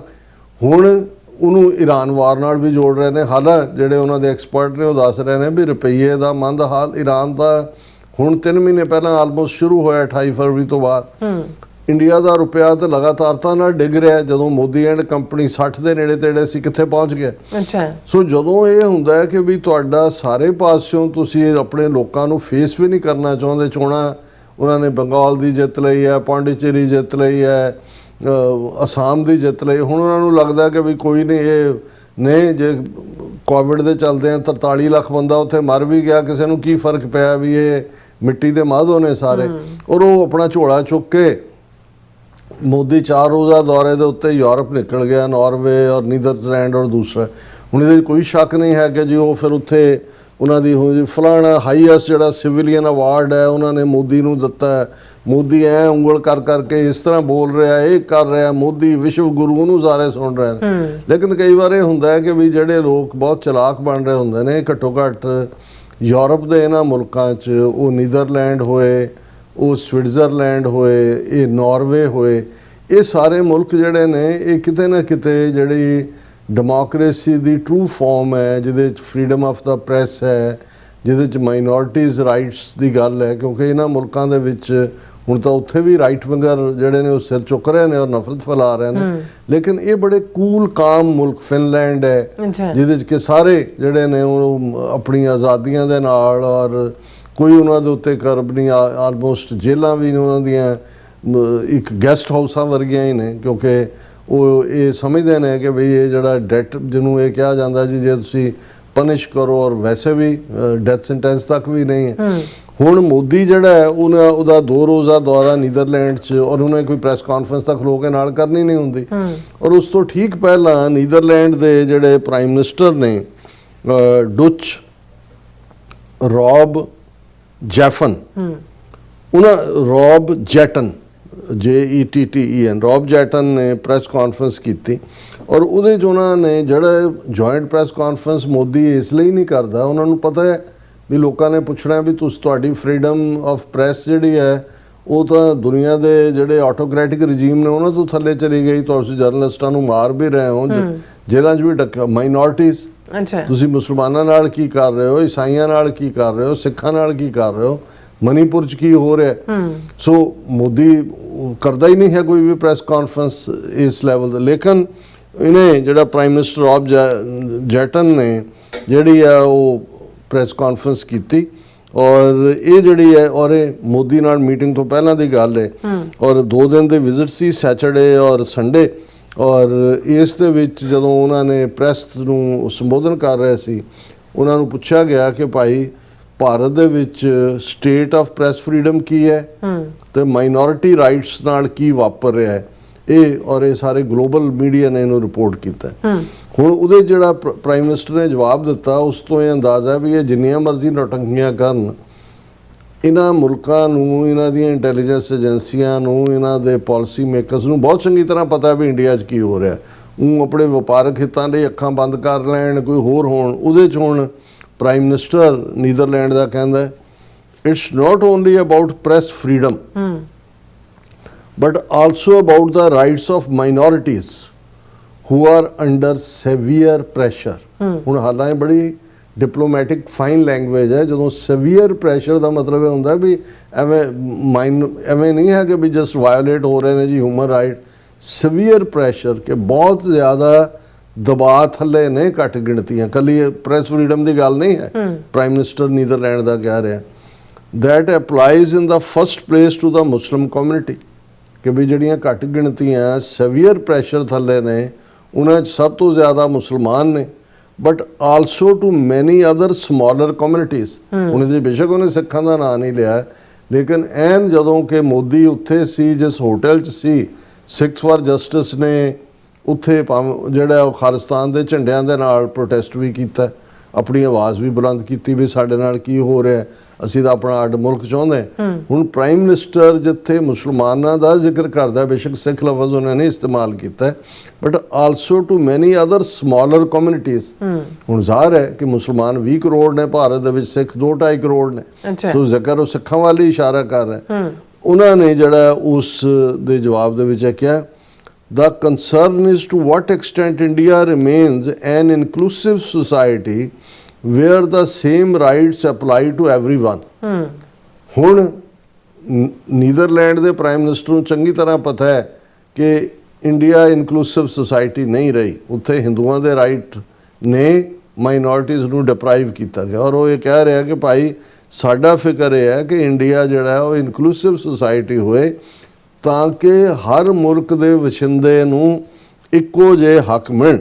ਔਰ ਇਹ ਉਹਦੇ ਨਾਲ ਦੀ ਨਾਲ ਉਹਨਾਂ ਨੇ ਮਿਸਟਰ ਜੈਟਸਨ ਨੇ ਇਹ ਕਿਹਾ ਕਿ ਵੀ ਸੱਚ ਕੰਸਰਨਸ ਵਰ regularly raised with the Indian government, ਕਿ ਮੈਂ ਸਿਰਫ ਇਸ ਪ੍ਰੈਸ ਕਾਨਫਰੰਸ ਖਲੋ ਕੇ ਇਹ ਗੱਲ ਨਹੀਂ ਕਹਿ ਰਿਹਾ, ਅਸੀਂ ਭਾਰਤ ਦੀ ਹਕੂਮਤ ਨਾਲ ਇਹਨਾਂ ਨੂੰ ਲਗਾਤਾਰਤਾ ਦੇ ਨਾਲ ਜਿਹੜਾ ਇਹ ਇਸ਼ੂ ਕਰਦੇ ਆ। ਜੀ ਹੁਣ ਇਹਨੇ ਤਾਂ ਅਗਲਾ ਬਾਅਦ 'ਚ ਮੋਦੀ ਦੇ ਨਾਲ ਮੁਲਾਕਾਤ ਹੋਈ, ਉਹਨੇ ਉਹਦੀ ਸਿਫਤ ਕੀਤੀ, ਉਹਦੀ ਉਹ ਬਿਸਾਈਡ ਦਾ ਪਰ ਇਸ ਸਾਰੇ ਜਿਹੜਾ ਜਿਵੇਂ ਹੁੰਦਾ ਵੀ ਉਸ ਗੁਬਾਰੇ 'ਚੋਂ ਜਿਹੜਾ ਫੁੱਲਿਆ ਹੋਇਆ ਸੀ ਇਹਦਾ ਪਕਾਨਾ ਮੋਦੀ ਦਾ, ਉਹਦੇ 'ਚੋਂ ਹਵਾ ਉਹਨੇ ਕੱਢਤੀ ਨਾਲ ਦੀ ਨਾਲ। ਹੁਣ ਜਦੋਂ ਇਹ ਸਵਾਲ ਇੰਡੀਅਨ ਫੋਰਨ ਮਿਨਿਸਟਰੀ ਨੂੰ ਪੁੱਛਿਆ ਗਿਆ ਕਿ ਭਾਈ ਇਹ ਡੁੱਚ ਪ੍ਰਾਈਮ ਮਿਨਿਸਟਰ ਨੇ ਕਮੈਂਟ ਕੀਤੇ ਨੇ ਪ੍ਰੈਸ ਬਰੀਫਿੰਗ ਦੇ ਇਹ, ਔਰ ਦੂਸਰਾ ਇਹਦੇ ਉੱਤੇ ਤੁਹਾਡਾ ਕੀ ਹੈ, ਤੇ ਉਹਦੇ 'ਚ ਉਹਨਾਂ ਦਾ ਤੁਸੀਂ ਇਹ ਦੇਖੋ ਵੀ ਕਿੰਨੇ ਝੂਠੇ ਸੜੇ ਬਲੇ ਹੋਏ ਨੇ ਇਹ ਇੰਡੀਅਨ ਕਿਸ ਲੈਵਲ ਦੇ ਉੱਤੇ। ਉਹਦੇ 'ਚ ਉਹ ਕਹਿੰਦਾ ਜੀ ਮੈਂ ਦੇਖੇ ਨਹੀਂ ਹੈ ਪ੍ਰਾਈਮ ਮਿਨਿਸਟਰ ਦੇ ਰਿਮਾਰਕ, ਪਰ ਇਹ ਜਿਹੜਾ ਮੈਂ ਇਹ ਕਹਿਣਾ ਚਾਹੁੰਦਾ India is a country of 1.4 billion people, ਇੰਨਾ ਵੱਡਾ ਸਾਡਾ ਮੁਲਕ ਹੈ, ਦਾ ਲਾਰਜੈਸਟ ਪੋਪੂਲੇਟਿਡ ਕੰਟਰੀ ਇਨ ਦਾ ਵਰਲਡ। ਹੁਣ ਇਹ ਕੋਈ ਕ੍ਰੈਡਿਟ ਹੈ ਵੀ ਜੇ ਤੁਸੀਂ ਚੂਹੇ ਤੇ ਸੂਰਾਂ ਵਾਂਗ ਜੰਮਦੇ ਹੋ ਨਿਆਣੇ ਤੇ ਉਹਨੂੰ ਤੁਸੀਂ ਹੁਣ ਸਮਝਦੇ ਹੋ ਕਿ ਵੀ ਇਹ ਤੁਹਾਨੂੰ ਨੋਬਲ ਪ੍ਰਾਈਜ਼ ਮਿਲੇਗਾ ਵੀ ਤੁਸੀਂ ਨਿਆਣੇ ਜੰਮਦੇ ਹੋ ਔਰ ਸਭ ਤੋਂ ਵੱਡਾ ਮੁਲਕ ਬਣੇ ਹੋਏ। ਅੱਛਾ। India is a country of 1.4 billion people and largest populated country in the world, a country of civilization of more than 5000 years old। ਕਿਹੜੀ ਤੁਹਾਡੀ ਹਾਂ ਪੰਜਾਬ ਵਾਲੇ ਕਹਿ ਸਕਦੇ ਨੇ ਕਿ ਸਾਡੀ ਇੰਡਸ ਵੈਲੀ ਸਿਵਲਾਈਜੇਸ਼ਨ ਹੈ 5000 ਸਾਲ ਪੁਰਾਣੀ, ਤੁਹਾਡੀ ਕਿਹੜੀ ਹੈ ਗੰਗਾ ਜਮਨਾ ਦੀ ਜੀ, ਕਿਹੜੀ ਤੁਸੀਂ 5000 ਸਾਲ ਦੀ ਗੱਲ ਕਰਦੇ ਹੋ। ਬਿਲਕੁਲ। It is a diverse country, ਇਹ ਤਾਂ ਸਾਡੀ ਬੜੀ ਡਾਈਵਰਸ ਹੈ। He continued diversity in terms of culture, diversity in terms of languages, diversity in terms of food, diversity in terms of religion। ਮਤਲਬ ਇਹ ਹੈ ਵੀ ਇਸ ਲਈ ਨਹੀਂ ਕਿ ਵੀ ਤੁਸੀਂ ਕੋਈ ਸਭ ਨੂੰ ਕੋਈ ਅਕਮੋਡੇਟ ਕੀਤਾ ਹੈ, ਇਹ ਸਬ ਕੰਟੀਨੈਂਟ ਹੈ ਇੰਡੀਆ ਨੂੰ, ਜਿਹੜਾ ਇਸ ਨੂੰ ਇਹ ਹੁਣ ਇੰਡੀਅਨ ਸਬ ਕੰਟੀਨੈਂਟ ਕਹਿਣ ਲੱਗ ਗਏ। ਆਪਣੇ ਕੰਟੀਨੈਂਟ ਇੱਕ ਪੂਰਾ ਦੀਪ ਹੁੰਦਾ ਹੈ, ਇਹ ਉਪ ਮਹਾਦੀਪ ਹੈ ਤੇ ਸਬ ਕੰਟੀਨੈਂਟ ਦੇ ਵਿੱਚ 20 ਨੇਸ਼ਨਸ ਰਹਿੰਦੇ ਨੇ। ਉਹ ਜਿਹੜਾ ਜਿਹਨੂੰ ਡਾਈਵਰਸਿਟੀ ਕਹਿੰਦੇ ਉਹ ਕੋਈ ਇੰਡੀਆ ਦਾ ਹਿੱਸਾ ਨਹੀਂ ਕਿ ਕੋਈ ਇੱਕ ਦੀ ਬੋਲੀ ਦੂਜੇ ਨਾਲ ਨਹੀਂ ਰਲਦੀ, ਉਹ ਤਾਂ ਇੱਕ ਜਿਓਗ੍ਰਾਫੀਕਲ ਮੈਪ ਤੁਹਾਨੂੰ ਜਾਣ ਲੱਗੇ ਬ੍ਰਿਟਿਸ਼ ਕਲੋਨੀਅਲਸ ਦੇ ਗਏ। ਇਹ ਸਬ ਕੰਟੀਨੈਂਟ ਜਿਹੜਾ ਹੈ ਇਹ ਮਲਟੀ ਨੇਸ਼ਨ ਸਬ ਕੰਟੀਨੈਂਟ ਹੈ ਜਿਹਦੇ ਵਿੱਚ 20 ਤੋਂ ਜ਼ਿਆਦਾ ਜਿਹੜੇ ਨੇਸ਼ਨ ਨੇ ਉਹ ਰਹਿੰਦੇ ਨੇ। ਫਿਰ ਉਹ ਕਹਿੰਦਾ every religion whenever any part of the world there was persecution in the past, they all came to India and thrived in India। This is the beauty of India ਕਿ ਜਿਹੜੇ ਵੀ ਰਿਲੀਜਨ ਦੁਨੀਆ 'ਚ ਕਿਤੇ ਸੀ ਉਹਨਾਂ ਦੇ ਉੱਤੇ ਜੇ ਕੋਈ ਜ਼ੁਲਮ ਹੁੰਦਾ ਸੀ ਉਹ ਇੰਡੀਆ 'ਚ ਆਏ ਔਰ ਇੱਥੇ ਉਹ ਬੜੇ ਪ੍ਰਫੁੱਲਤ ਹੋਏ। ਇਹਨਾਂ ਨੂੰ ਕੋਈ ਪੁੱਛੇ ਕਿ ਬੁੱਧ ਤਾਂ ਤੁਹਾਡੀ ਧਰਤੀ ਜੇ ਤੁਸੀਂ ਉਹਨੂੰ, ਇਹ ਤਾਂ ਨੇਪਾਲ ਵਾਲਿਆਂ ਨੇ ਇਹਨਾਂ ਨੂੰ ਦੌੜਾਇਆ ਵੀ ਤੁਹਾਡੇ ਕਿੱਥੋਂ ਜੰਮਿਆ ਬੁੱਧ, ਬਈ ਉਹ ਤਾਂ ਸਾਡੇ ਕਪਲ ਵਸਤੂ ਜੰਮਿਆ ਇਸ ਲਈ ਉਹ ਨੇਪਾਲੀ ਆ, ਹੁਣ ਨਹੀਂ ਕਹਿੰਦੇ।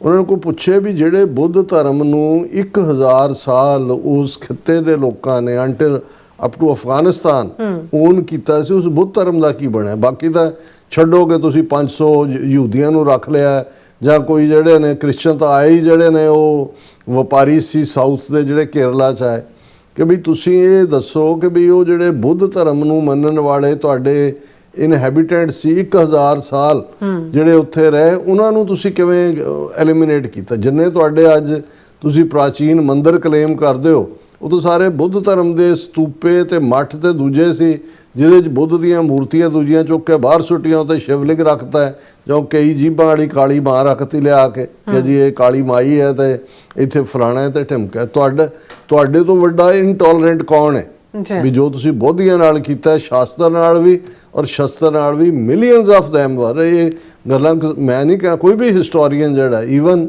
ਓਸ਼ੋ ਜਿਹੜਾ ਹਾਲਾਂਕਿ ਉਹ ਇੱਕ ਆਪਣੀ ਕਿਸਮ ਦਾ ਕਨਫਿਊਜ਼ਡ ਮੈਨ ਸੀ, ਲੇਕਿਨ ਉਹ ਇਹਨਾਂ ਨੂੰ ਇਹ ਪੁਆਇੰਟ ਆਊਟ ਕਰਕੇ ਯਾਦ ਕਰਾਉਂਦਾ ਸੀ ਵੀ ਤੁਸੀਂ ਬੋਧੀਆਂ ਦੇ ਨਾਲ ਕੀ ਕੀਤਾ ਹੋਇਆ, ਤੁਸੀਂ ਆਪਣੇ ਆਪ ਨੂੰ ਕਿਹੜੀ ਟੋਲਰੈਂਟ ਔਰ ਕਿਹੜੀ ਸਮਾਜ ਦੀ ਗੱਲ ਕਰਦੇ ਹੋ। ਅੱਛਾ, ਫਿਰ this question comes because of the lack of understanding of this. ਇਹ ਇੰਡੀਅਨ ਫੋਰਨ ਮਿਨਿਸਟਰੀ ਕਹਿ ਰਹੀ ਹੈ ਕਿ ਨੀਦਰਲੈਂਡ ਦੇ ਪ੍ਰਾਈਮ ਮਿਨਿਸਟਰ ਨੂੰ ਇਹ ਖੋਤਾ ਹੈ, ਇਹਨੂੰ ਅੰਡਰਸਟੈਂਡਿੰਗ ਹੀ ਨਹੀਂ ਹੈ ਕਿ ਸਾਡਾ ਕਿੰਨਾ ਵੱਡਾ ਮੁਲਕ ਤੇ ਕਿੰਨਾ ਵੱਡੇ ਅਸੀਂ ਤੇ ਫਲਾਣਾ ਢੰਗਾ। ਔਰ ਬਾਕੀ ਪ੍ਰੈਸ ਫਰੀडम ਦੀ ਗੱਲ, on the question of press freedom mister George said, ਹੁਣ ਉਹਨਾਂ ਨੇ ਸਪੋਕਸਪਰਸਨ ਵੀ ਕੋਈ ਈਸਾਈ ਲਿਆ ਕੇ ਬਿਠਾ ਦਿੱਤਾ ਹੈ ਕਿ ਵੀ ਦੇਖੋ ਸਾਨੂੰ ਦੇਖੋ ਡਿਫੈਂਡ ਇਹ ਕਰ ਰਹੇ ਨੇ। Mister George said India was a very noisy democracy because everyone has the freedom of expression, freedom of press in the country. ਸਾਡੀ ਤਾਂ ਡੈਮੋਕ੍ਰੇਸੀ ਬੜੀ ਨੋਇਜ਼ੀ ਹੈ, ਸ਼ੋਰ ਸ਼ਰਾਬੇ ਵਾਲੀ ਹੈ, ਹਰ ਇੱਕ ਨੂੰ ਜਿਹੜੀ ਹੈ ਫਰੀडम ਆਫ ਐਕਸਪ੍ਰੈਸ਼ਨ ਹੈ, ਫਰੀडम ਆਫ ਪ੍ਰੈਸ ਹੈ। ਹੁਣ ਹਾਲਾਂ ਅੱਜ ਹੀ ਸੁਪਰੀਮ ਕੋਰਟ ਖੁਦ ਕਹਿ ਰਿਹਾ ਹੈ ਕਿ ਜੀ ਜਦੋਂ ਅਸੀਂ ਇਹ ਉਹਦੇ ਤੇ ਇੱਕ ਵਿਚਾਰੇ ਜਿਹੜੇ ਮੁਸਲਮਾਨ ਸਟੂਡੈਂਟ ਨੂੰ ਬੇਲ ਹੀ ਨਹੀਂ ਦੇ ਰਹੇ ਫਰੀडम ਆਫ ਐਕਸਪ੍ਰੈਸ਼ਨ ਦੇ ਥੱਲੇ, ਉਹ ਕਹਿੰਦੇ ਵੀ ਅਸੀਂ ਤਾਂ ਇਹ ਕਿਹਾ ਸੀ ਕਿ ਵੀ ਬੇਲ ਜਿਹੜਾ ਹੈ ਇਹ ਇੱਕ ਰਾਈਟ ਬਣਦਾ ਹੈ ਕਿਸੇ ਦਾ ਵੀ, ਔਰ ਇਹ ਕਹਿ ਰਿਹਾ ਕਿ ਜੀ ਉੱਥੇ ਹਾਲ ਇਹਨਾਂ ਨੇ ਕੀ ਕੀਤਾ ਹੋਇਆ ਹੈ ਫਰੀडम ਆਫ ਐਕਸਪ੍ਰੈਸ਼ਨ ਦੇ ਨਾਂ ਥੱਲੇ। ਫਿਰ ਉਹ ਕਹਿੰਦਾ ਹੈ we are 1/6 of the total population of the world। ਇਹ ਸੂਰ ਦੇ ਬੱਚੇ ਜਿਹੜੇ ਨੇ ਇਹ ਆਪਣੇ ਉਹ ਨਿਆਣੇ ਗਿਣਨ ਤੇ ਲੱਗੇ ਹੋਏ ਨੇ ਕਿ ਅਸੀਂ ਦੁਨੀਆ ਦੀ ਕੁੱਲ ਆਬਾਦੀ ਦਾ 6ਵਾਂ ਹਿੱਸਾ ਹੈ, but not 1/6 of the problems of the world। ਇਹ ਤੁਸੀਂ ਦੇਖੋ ਹੁਣ ਬ੍ਰਾਹਮਣ ਦੀ ਉਹ ਕਹਿੰਦਾ ਅਸੀਂ ਆਬਾਦੀ 1/6 ਹੈਗੇ ਪਰ ਅਸੀਂ ਜਿਹੜੀਆਂ ਦੁਨੀਆ ਦੀਆਂ ਸਮੱਸਿਆਵਾਂ ਉਹਦਾ ਅਸੀਂ 6ਵਾਂ ਹਿੱਸਾ ਥੋੜੀ ਹੈ। This is the beauty of India which makes us proud. Every minority thrives. ਹਰ ਘੱਟ ਗਿਣਤੀ ਜਿਹੜੀ ਆ ਉਹ ਜਿਹੜੀਆਂ ਪੁੱਠੀਆਂ ਛਾਲਾਂ ਮਾਰ ਰਹੀ ਹੈ। ਦੇਖੋ ਅਸੀਂ 6ਵਾਂ ਹਿੱਸਾ ਆਬਾਦੀ ਦਾ ਪਰ ਸਮੱਸਿਆਵਾਂ ਸਾਡੀਆਂ 6ਵੇਂ ਹਿੱਸੇ ਦੀਆਂ ਨਹੀਂ ਨੇ। ਫਿਰ ਜਿਹੜਾ ਇਹ ਸਾਰੇ ਨੂੰ ਉਹਨਾਂ ਨੇ ਅੱਗੋਂ ਹੋਰ ਡੀਟੇਲ ਦਿੱਤੀ ਹੈ ਪਰ ਮੈਂ ਇਹਨੂੰ ਇੱਥੇ ਕਲੋਜ਼ ਕਰਦਾ ਕਿ ਅਸੀਂ ਇਹ ਸਮਝਦੇ ਹਾਂ ਵੀ ਕਈ ਵਾਰ ਇਹ ਜਿਹੜੇ ਨਿੱਕੇ ਨਿੱਕੇ ਇਹਨੂੰ ਜੈਸਚਰ ਕਹਿ ਲਓ, ਸਵਾਲ ਕਹਿ ਲਓ, ਇਸ਼ੂ ਕਹਿ ਲਓ, ਜਦੋਂ ਕੋਈ ਚੁੱਕਦਾ ਤੇ ਇੰਨੀ ਕੁ ਧਰਵਾਸ ਹੁੰਦੀ ਹੈ ਕਿ ਵੀ ਠੀਕ ਹੈ ਅੱਖਾਂ ਭਾਵੇਂ ਬੰਦ ਕੀਤੀਆਂ ਹੋਣਗੀਆਂ। ਅਡਾਨੀ ਦੀ ਵੀ ਡੀਲ ਅਮਰੀਕਨਾਂ ਨੇ ਕਰ ਲਈ ਵੀ ਸੁੱਟ ਬਈ 18 ਮਿਲੀਅਨ ਫਾਈਨ ਤੇ 10 ਬਿਲੀਅਨ ਦੀ ਇਨਵੈਸਟਮੈਂਟ ਕਰ। ਇਨ ਦਾ ਐਂਡ ਵਪਾਰ ਨਾਲ ਹੀ ਵਪਾਰ ਵਾਲਿਆਂ ਦੀ ਡੀਲ ਹੁੰਦੀ ਹੈ।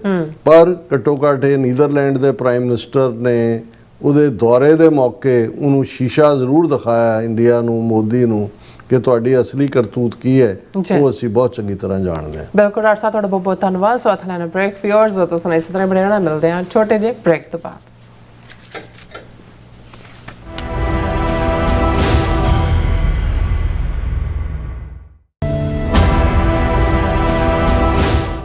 ਸਿਗਨੇਚਰ ਟਰੱਕ ਸਰਵਿਸ ਰਾਊਟ 81 ਉੱਤੇ ਐਗਜ਼ਿਟ 235 ਤੇ ਟਰੱਕਰ ਵੀਰਾਂ ਲਈ 24 ਘੰਟੇ ਰੋਡ ਸਰਵਿਸ ਦੀ ਸੁਵਿਧਾ ਮੌਜੂਦ।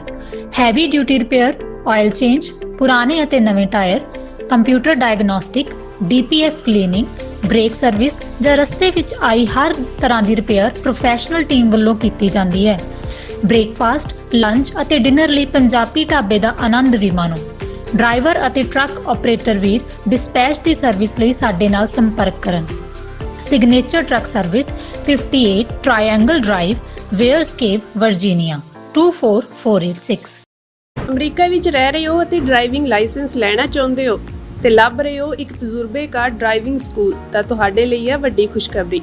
ਕੈਲੀਫੋਰਨੀਆ ਦਾ ਸਟਾਕਟਨ ਟਰੱਕ ਡਰਾਈਵਿੰਗ ਸਕੂਲ ਤੁਹਾਨੂੰ ਦੇਵੇਗਾ ਡਰਾਈਵਿੰਗ ਸਿਖਲਾਈ ਅਤੇ ਡਰਾਈਵਿੰਗ ਦੌਰਾਨ ਪੇਸ਼ ਆਉਂਦੀਆਂ ਮੁਸ਼ਕਲਾਂ ਨਾਲ ਨਜਿੱਠਣ ਦੀ ਸਿਖਲਾਈ। 25 ਸਾਲ ਤੋਂ ਵੀ ਵੱਧ ਦੇ ਤਜਰਬੇ ਨਾਲ ਤੁਹਾਨੂੰ ਮਿਲੇਗੀ ਡਰਾਈਵਿੰਗ ਨਾਲ ਸੰਬੰਧਿਤ ਹਰ ਤਰ੍ਹਾਂ ਦੀ ਸਿਖਲਾਈ, ਉਹ ਵੀ ਵਾਜਿਬ ਕੀਮਤ ਵਿੱਚ। ਫਿਰ ਦੇਰ ਕਿਸ ਗੱਲ ਦੀ, ਅੱਜ ਹੀ ਸੰਪਰਕ ਕਰੋ 209788330308 ਜਾਂ ਫਿਰ 2093139919 ਨੰਬਰਾਂ ਤੇ ਅਤੇ ਪਾਓ ਆਪਣਾ ਡਰਾਈਵਿੰਗ ਲਾਇਸੈਂਸ। ਕੀ ਤੁਸੀਂ ਆਪਣੇ ਟੈਕਸਸ ਨੂੰ ਲੈ ਕੇ ਚਿੰਤਤ ਹੋ?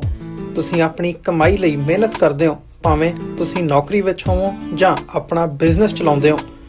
ਜਦੋਂ ਟੈਕਸ ਭਰਨ ਦਾ ਸਮਾਂ ਆਉਂਦਾ ਤਾਂ ਤੁਹਾਨੂੰ ਇੱਕ ਭਰੋਸੇਯੋਗ ਟੈਕਸ ਅਕਾਊਂਟੈਂਟ ਦੀ ਲੋੜ ਹੈ ਜੋ ਟੈਕਸ ਬੈਲੈਂਸ ਦਾ ਤੁਹਾਡੇ ਪੱਖ ਵਿੱਚ ਜਾਣਾ ਯਕੀਨੀ ਬਣਾਵੇ। ਸਿਆਟਲ ਦੀ ਜਾਣੀ ਪਛਾਣੀ company Accurate accountants and Taxes ਤੁਹਾਡੀ ਸੇਵਾ ਵਿੱਚ ਹਾਜ਼ਰ ਹੈ। ਅਸੀਂ ਹਰ ਤਰ੍ਹਾਂ ਦੇ ਟੈਕਸ ਭਰਨ ਵਿੱਚ ਤੁਹਾਡੀ ਮਦਦ ਕਰਾਂਗੇ। ਟੈਕਸ ਸੰਬੰਧੀ ਕਿਸੇ ਵੀ ਤਰ੍ਹਾਂ ਦੇ ਸਵਾਲ ਲਈ ਅੱਜ ਹੀ ਸਾਡੇ ਤੱਕ ਪਹੁੰਚ ਕਰੋ। Accurate accountants and Texas.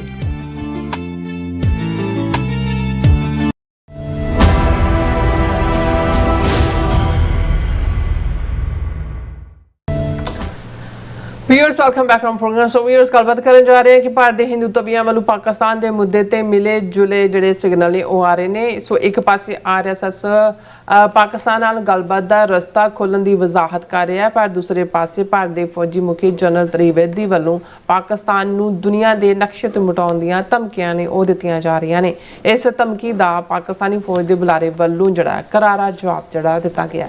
ਸੋ ਇਸ ਬਾਰੇ ਆਪਾਂ ਗੱਲਬਾਤ ਕਰਨ ਜਾ ਰਹੇ ਹਾਂ। ਸੋ ਅਸੀਂ ਚਾਹਾਂਗੇ ਕਿ ਤੁਸੀਂ ਇਸੇ ਤਰ੍ਹਾਂ ਬਣੇ ਰਹਿਣਾ, ਦੇਖਣ ਸੁਣਨ ਲਈ ਲਿਖਣ ਲਈ ਤੁਹਾਡਾ ਸਭ ਦਾ ਬਹੁਤ ਧੰਨਵਾਦ। ਜੀ ਡਾਕਟਰ ਸਾਹਿਬ ਕੀ ਕਹਿਣਾ ਚਾਹੋਗੇ? ਦੇਖੋ ਗੱਲ ਇਹਨਾਂ ਦੀ ਜੇ ਤੁਸੀਂ ਔਕਾਤ ਦੇਖੋ ਤੇ ਭਾਰਤ ਦੇ ਹਾਕਮਾਂ ਦੀ, ਉਹਨਾਂ ਦੀ ਫੌਜ ਦੀ, ਓਵਰਆਲ ਉਹਨਾਂ ਦੀ ਆਰਥਿਕਤਾ ਦੀ, ਤੇ ਫਿਰ ਕਿਆ ਪਿੱਦੀ ਕਾ ਸ਼ੋਰਬਾ, ਇਹੀ ਅਖਾਣ ਮਨ ਦੀਆਂ ਅੱਖਾਂ ਸਾਹਮਣੇ ਆਉਂਦਾ ਹੈ। ਇੱਕ ਪਾਸੇ RSS ਦਾ ਮੋਹਨ ਭਾਗਵਤ ਤੋਂ ਬਾਅਦ ਨੰਬਰ 2 ਮੈਨ ਜਿਹੜਾ ਦੱਤਾਤਰੇਆ, ਜਿਹੜਾ ਅਮਰੀਕਾ ਚੋਂ ਕੈਨੇਡਾ ਚੋਂ ਟੂਰ ਕਰਕੇ ਗਿਆ ਔਰ ਜਿਹਨੇ PTI ਜਿਹੜੀ ਇੰਡੀਆ ਦੀ ਆਫੀਸ਼ੀਅਲ ਨਿਊਜ਼ ਏਜੰਸੀ ਹੈ, ਪ੍ਰੈਸ ਟਰਸਟ ਆਫ ਇੰਡੀਆ, ਉਸ ਨੂੰ ਇੰਟਰਵਿਊ ਦਿੰਦਿਆਂ ਕਿਹਾ ਕਿ ਜੀ ਪਾਕਿਸਤਾਨ ਦੇ ਨਾਲ ਸਾਨੂੰ people to people connect, dialogue, travel, visa, cultural link, ਇਹ ਸਾਰੇ ਖੋਲ੍ਹਣੇ ਚਾਹੀਦੇ ਨੇ, ਬਾਕੀ ਜਿਹੜਾ ਇਹ ਬੜਾ ਜ਼ਰੂਰੀ ਹੈ। ਔਰ ਇਹਨੂੰ ਲੈ ਕੇ ਇੰਨਾ ਇੰਡੀਅਨ ਜਿਹੜਾ ਉਹਨਾਂ ਦੇ ਥਿੰਕ ਟੈਂਕ ਨੇ, ਪਾਕਿਸਤਾਨ ਦੀ ਗਵਰਨਮੈਂਟ ਨੇ ਵੀ ਬੜਾ ਪੋਜ਼ਿਟਿਵਲੀ ਇਸ ਦੇ ਉੱਤੇ ਰਿਸਪੌਂਡ ਕੀਤਾ। ਦਾ ਹਿੰਦੂ ਨੇ ਇੱਕ ਪੂਰਾ ਉਹਦੇ 'ਤੇ ਐਨਾਲਿਸਿਸ ਕੀਤਾ ਕਿ ਵੀ ਉਹਨਾਂ ਨੇ ਉਸ 'ਤੇ ਦੱਤਾਤਰੇਆ ਦੇ ਪਿਛਲੇ ਸਾਰੇ 30-40 ਸਾਲ ਤੋਂ ਇਹ ਕਿਹਾ ਕਿ ਵੀ RSS ਦੀ ਪੋਜੀਸ਼ਨ ਤਾਂ ਕੰਸਿਸਟੈਂਟ ਹੈ। ਔਰ ਇਹ ਵੀ ਕਿਹਾ ਗਿਆ ਵੀ ਇਸ ਵੇਲੇ ਕਿਉਂਕਿ ਉਹ ਅਮਰੀਕਾ ਤੋਂ ਹੋ ਕੇ ਗਿਆ ਹੈ ਤੇ ਅਮਰੀਕਾ ਨੇ ਵੀ ਬਾਂਹ ਮਰੋੜੀ ਹੋ ਸਕਦੀ ਹੈ। ਕਿਸੇ ਨੇ ਇਹ ਕਿਹਾ ਕਿ ਵੀ ਹੁਣ ਇਹਨਾਂ ਨੂੰ ਨਜ਼ਰ ਆਉਂਦਾ ਹੈ ਵੀ ਸੋ ਕਾਲਡ ਆਪਰੇਸ਼ਨ ਸੰਦੂਰ ਜਿਹੜਾ ਹੈ, ਜਿਹਨੂੰ ਪੌਜ਼ ਦੇ ਉੱਤੇ ਕਹਿੰਦੇ ਸੀ ਵੀ ਇਹ ਪਹਿਲੇ ਵੀ ਜੁੱਤੀਆਂ ਪਈਆਂ, ਜੇ ਹੁਣ ਦੁਬਾਰਾ ਕੁਛ ਕੀਤਾ ਤੇ ਹੋਰ ਜੁੱਤੀਆਂ ਪੈਣਗੀਆਂ, ਤੇ ਗੱਲਬਾਤ ਦਾ ਬਹਾਨਾ ਕਰਕੇ ਜਾਂ ਗੱਲਬਾਤ ਦੀ ਜਿਹੜੀ ਹੈ ਉਹ ਬਸਾਤ ਨੂੰ ਵਿਛਾ ਦਿਓ ਔਰ ਘੱਟੋ ਘੱਟ ਲੋਕਾਂ ਨੂੰ ਇਹ ਲੱਗੇ ਦੇਖੋ ਜੀ ਇਹ ਹੈ। ਕੁਛ ਨੇ ਇਹ ਵੀ ਕਿਹਾ ਕਿ ਵੀ ਇਹ ਇਹਨਾਂ ਦਾ ਜਿਹੜਾ ਹੈ ਉਹ ਡਿਸੈਪਸ਼ਨ ਹੈ, ਕਿਉਂਕਿ ਇਹ ਇਸ ਬਹਾਨੇ ਨਾਲ ਗੱਲਬਾਤ ਦੀ ਗੱਲ ਨੂੰ ਅੱਗੇ ਤੋਰ ਕੇ ਕੋਈ ਹੋਰ ਜਿਹੜਾ ਹੈ ਉਹ ਫਾਲਸ ਫਲੈਗ ਆਪਰੇਸ਼ਨ ਕਰਨਗੇ ਔਰ ਫਿਰ ਕਹਿਣਗੇ ਦੇਖੋ ਜੀ ਅਸੀਂ ਤਾਂ ਪੀਸਫੁਲੀ ਗੱਲਬਾਤ ਕਰਨਾ ਚਾਹੁੰਦੇ ਸੀ, ਲੇਕਿਨ ਦੇਖੋ ਇਹਨਾਂ ਨੇ ਫਿਰ ਇਹ ਐਕਸ਼ਨ ਹਰਕਤ ਕੀਤੀ ਹੈ ਔਰ ਅਸੀਂ ਹੁਣ ਇਹਨਾਂ ਨੂੰ ਜਿਹੜਾ ਹੈ ਉਹ ਛੱਡਾਂਗੇ ਨਹੀਂ। ਇਹ ਵੀ ਸਾਰੇ ਕਿਉਂਕਿ ਉਹਨੂੰ ਜਿਸ ਲੈਵਲ ਦੇ ਉੱਤੇ ਔਰ ਜਿਹੜੀ ਟਾਈਮਿੰਗ ਸੀ ਉਸ ਦੀ, ਮਿਸਟਰ ਦੱਤਾਤਰੇਆ ਨੰਬਰ 2 ਮੈਨ, ਉਹਨਾਂ ਦਾ ਸੈਕਟਰੀ ਜਨਰਲ ਹੈ RSS ਦਾ, ਔਰ ਮੋਹਨ ਭਾਗਵਤ ਤੋਂ ਬਾਅਦ ਮੋਸਟ ਪਾਵਰਫੁਲ ਪਰਸਨੈਲਿਟੀ, ਉਹਨਾਂ ਦਾ ਵਿਚਾਰਕ, ਉਹ ਐਵੇਂ ਨਹੀਂ ਬਿਆਨ ਦਿੰਦਾ ਹੈ। ਹੁਣ ਇਸ ਦੇ ਉੱਤੇ ਹਾਲਾਂ ਪਾਕਿਸਤਾਨ ਦੀ ਹਕੂਮਤ ਵੱਲੋਂ ਇਸ ਦੇ ਉੱਤੇ ਬੜੀ ਕੌਸ਼ੀਅਸ ਪੋਜ਼ਿਟਿਵ ਟੋਨ ਦੇ ਵਿੱਚ ਹੀ ਜਵਾਬ ਦਿੱਤਾ ਗਿਆ, ਪਰ ਅਸੀਂ ਜਦੋਂ ਇਹਨੂੰ ਲਿਆ ਸੀ ਅਸੀਂ ਇਹ ਕਿਹਾ ਸੀ ਕਿ ਵੀ ਇਹ ਬ੍ਰਾਹਮਣ ਦੀ ਡਿਸੈਪਸ਼ਨ ਹੈ ਔਰ ਇਹਨਾਂ ਦਾ ਜਿਹੜਾ ਸੁਭਾਅ ਹੈ, ਜੋ ਇਹਨਾਂ ਦਾ ਕਰੈਕਟਰ ਹੈ, ਉਹ ਇਹੀ ਹੈ ਈਦਰ ਐਟ ਯੂਰ ਥਰੋਟ ਔਰ ਐਟ ਯੂਰ ਫੀਟ। ਇਹਨਾਂ ਦੇ ਨਾਲ ਤੁਸੀਂ ਇਹ ਤੁਹਾਡੇ ਨਾਲ ਕਿਸੇ ਵੀ ਮੁੱਦੇ ਦੇ ਉੱਤੇ ਜੈਨੂਅਨ ਇਮਾਨਦਾਰੀ ਦੇ ਨਾਲ ਕੋਈ ਗੱਲਬਾਤ ਨਹੀਂ ਕਰਨਗੇ ਔਰ ਜੇ ਕਰਨਗੇ ਤਾਂ ਮੁਕਰਨਗੇ, ਝੂਠ ਬੋਲਣਗੇ, ਫਿਰ ਕਹਿਣਗੇ ਕਿ ਹਮਨੇ ਐਸਾ ਤਾਂ ਨਹੀਂ ਕਹਾ ਥਾ। ਜਾਂ ਜਿਵੇਂ ਨਹਿਰੂ ਨੇ ਸਿੱਖ ਲੀਡਰ ਮਾਸਟਰ ਤਾਰਾ ਸਿੰਘ ਨੂੰ 47 ਤੋਂ ਬਾਅਦ ਜਦੋਂ ਉਹਨੇ ਯਾਦ ਕਰਵਾਇਆ ਕਿ ਤੁਸੀਂ ਤਾਂ ਸਾਨੂੰ ਨਾਰਥ ਦੇ ਵਿੱਚ ਇੱਕ ਆਟੋਨੋਮਸ ਰੀਜਨ ਦੇਣਾ ਸੀ ਜਿਹਦੇ 'ਚ ਅਸੀਂ ਵੀ ਗਲੋ ਆਫ ਫਰੀडम ਜਿਹੜੀ ਆ ਉਹਨੂੰ ਐਕਸਪੀਰੀਅੰਸ ਕਰ ਸਕੀਏ, ਤੁਸੀਂ ਤਾਂ ਸਾਨੂੰ ਆਰਟੀਕਲ 25(20) ਦੇ ਥੱਲੇ ਹਿੰਦੂ ਬਣਾ ਦਿੱਤਾ। ਤੇ ਉਹਨੇ ਕਿਹਾ ਨਹਿਰੂ ਨੇ ਕਿ ਵੀ ਸਰਕਮਸਟੈਂसेस हैव नाउ चेंज्ड, ਹਾਲਾਤ ਬਦਲ ਗਏ ਨੇ, ਤਬ ਬਾਤ ਔਰ ਥੀ ਅਬ ਬਾਤ ਔਰ ਹੈ। ਔਰ ਅਸੀਂ ਜਦੋਂ ਇਹ ਮਿਸਟਰ ਦੱਤਾਤਰੇਆ ਦੀ ਸਟੇਟਮੈਂਟ ਨੂੰ ਡਿਸਕਸ ਕੀਤਾ ਸੀ, ਅਸੀਂ ਇਹ ਕਿਹਾ ਸੀ ਕਿ ਵੀ ਇਹ ਸ਼ਾਇਦ ਜਿਹੜਾ whatever he is saying may not be understandable, ਇਹਦੀ ਟਾਈਮਿੰਗ ਦੂਜੀ ਤੀਜੀ, ਪਰ ਇਹਨੂੰ ਇੱਕ ਡਿਸੈਪਸ਼ਨ ਦੇ ਤੌਰ 'ਤੇ ਹੀ ਦੇਖਣਾ ਚਾਹੀਦਾ ਹੈ, ਇੱਕ ਟਰਸਟ ਲੈਵਲ 'ਤੇ ਜਾ ਕੇ ਨਹੀਂ। ਔਰ ਉਹੀ ਗੱਲ ਨਜ਼ਰ ਆ ਰਹੀ ਹੈ ਹੁਣ ਇਹਨਾਂ ਦਾ ਇੱਕ ਦਿੱਲੀ ਦੇ ਵਿੱਚ ਜਿਹੜਾ ਮਿਲਟਰੀ ਡਿਬੇਟ ਆਰਮੀ ਡਾਇਲੋਗ 2026 ਚੱਲ ਰਿਹਾ, ਸਿਵਲ ਮਿਲਟਰੀ ਡਿਬੇਟ, ਉਸ ਦੇ ਵਿੱਚ ਜਿਹੜਾ ਭਾਰਤੀ ਫੌਜ ਦਾ ਚੀਫ ਹੈ ਜਨਰਲ द्विवेदी, ਇਸ ਗੱਲ ਦਾ ਧਿਆਨ ਰਹੇ ਕਿ ਪੱਕੇ ਇਹ ਬ੍ਰਾਹਮਣ ਜਿਹਨੂੰ ਜਿਹੜਾ 2 ਵੇਦ ਯਾਦ ਹੁੰਦੇ ਸੀ ਉਹਨੂੰ द्विवेदी ਕਹਿੰਦੇ ਨੇ, ਜਿਹੜੇ 3 ਵੇਦ ਯਾਦ ਸੀ ਉਹ ਤ੍ਰਿਵੇਦੀ ਹੈ, ਜਿਹਨੂੰ 4 ਵੇਦ ਯਾਦ ਨੇ ਉਹ ਚਤੁਰਵੇਦੀ ਹੈ। ਸੋ ਇਹ ਸਾਰੇ ਇਹ ਵੇਦੀ ਜਿਹੜੇ ਨੇ ਇਹਨਾਂ ਤੋਂ ਅੰਦਾਜ਼ਾ ਲਾ ਲਓ ਵੀ ਇਹ ਪੱਕਾ ਉਹੀ ਜਿਹੜੀ ਹੈ ਨਸਲ ਹੈ।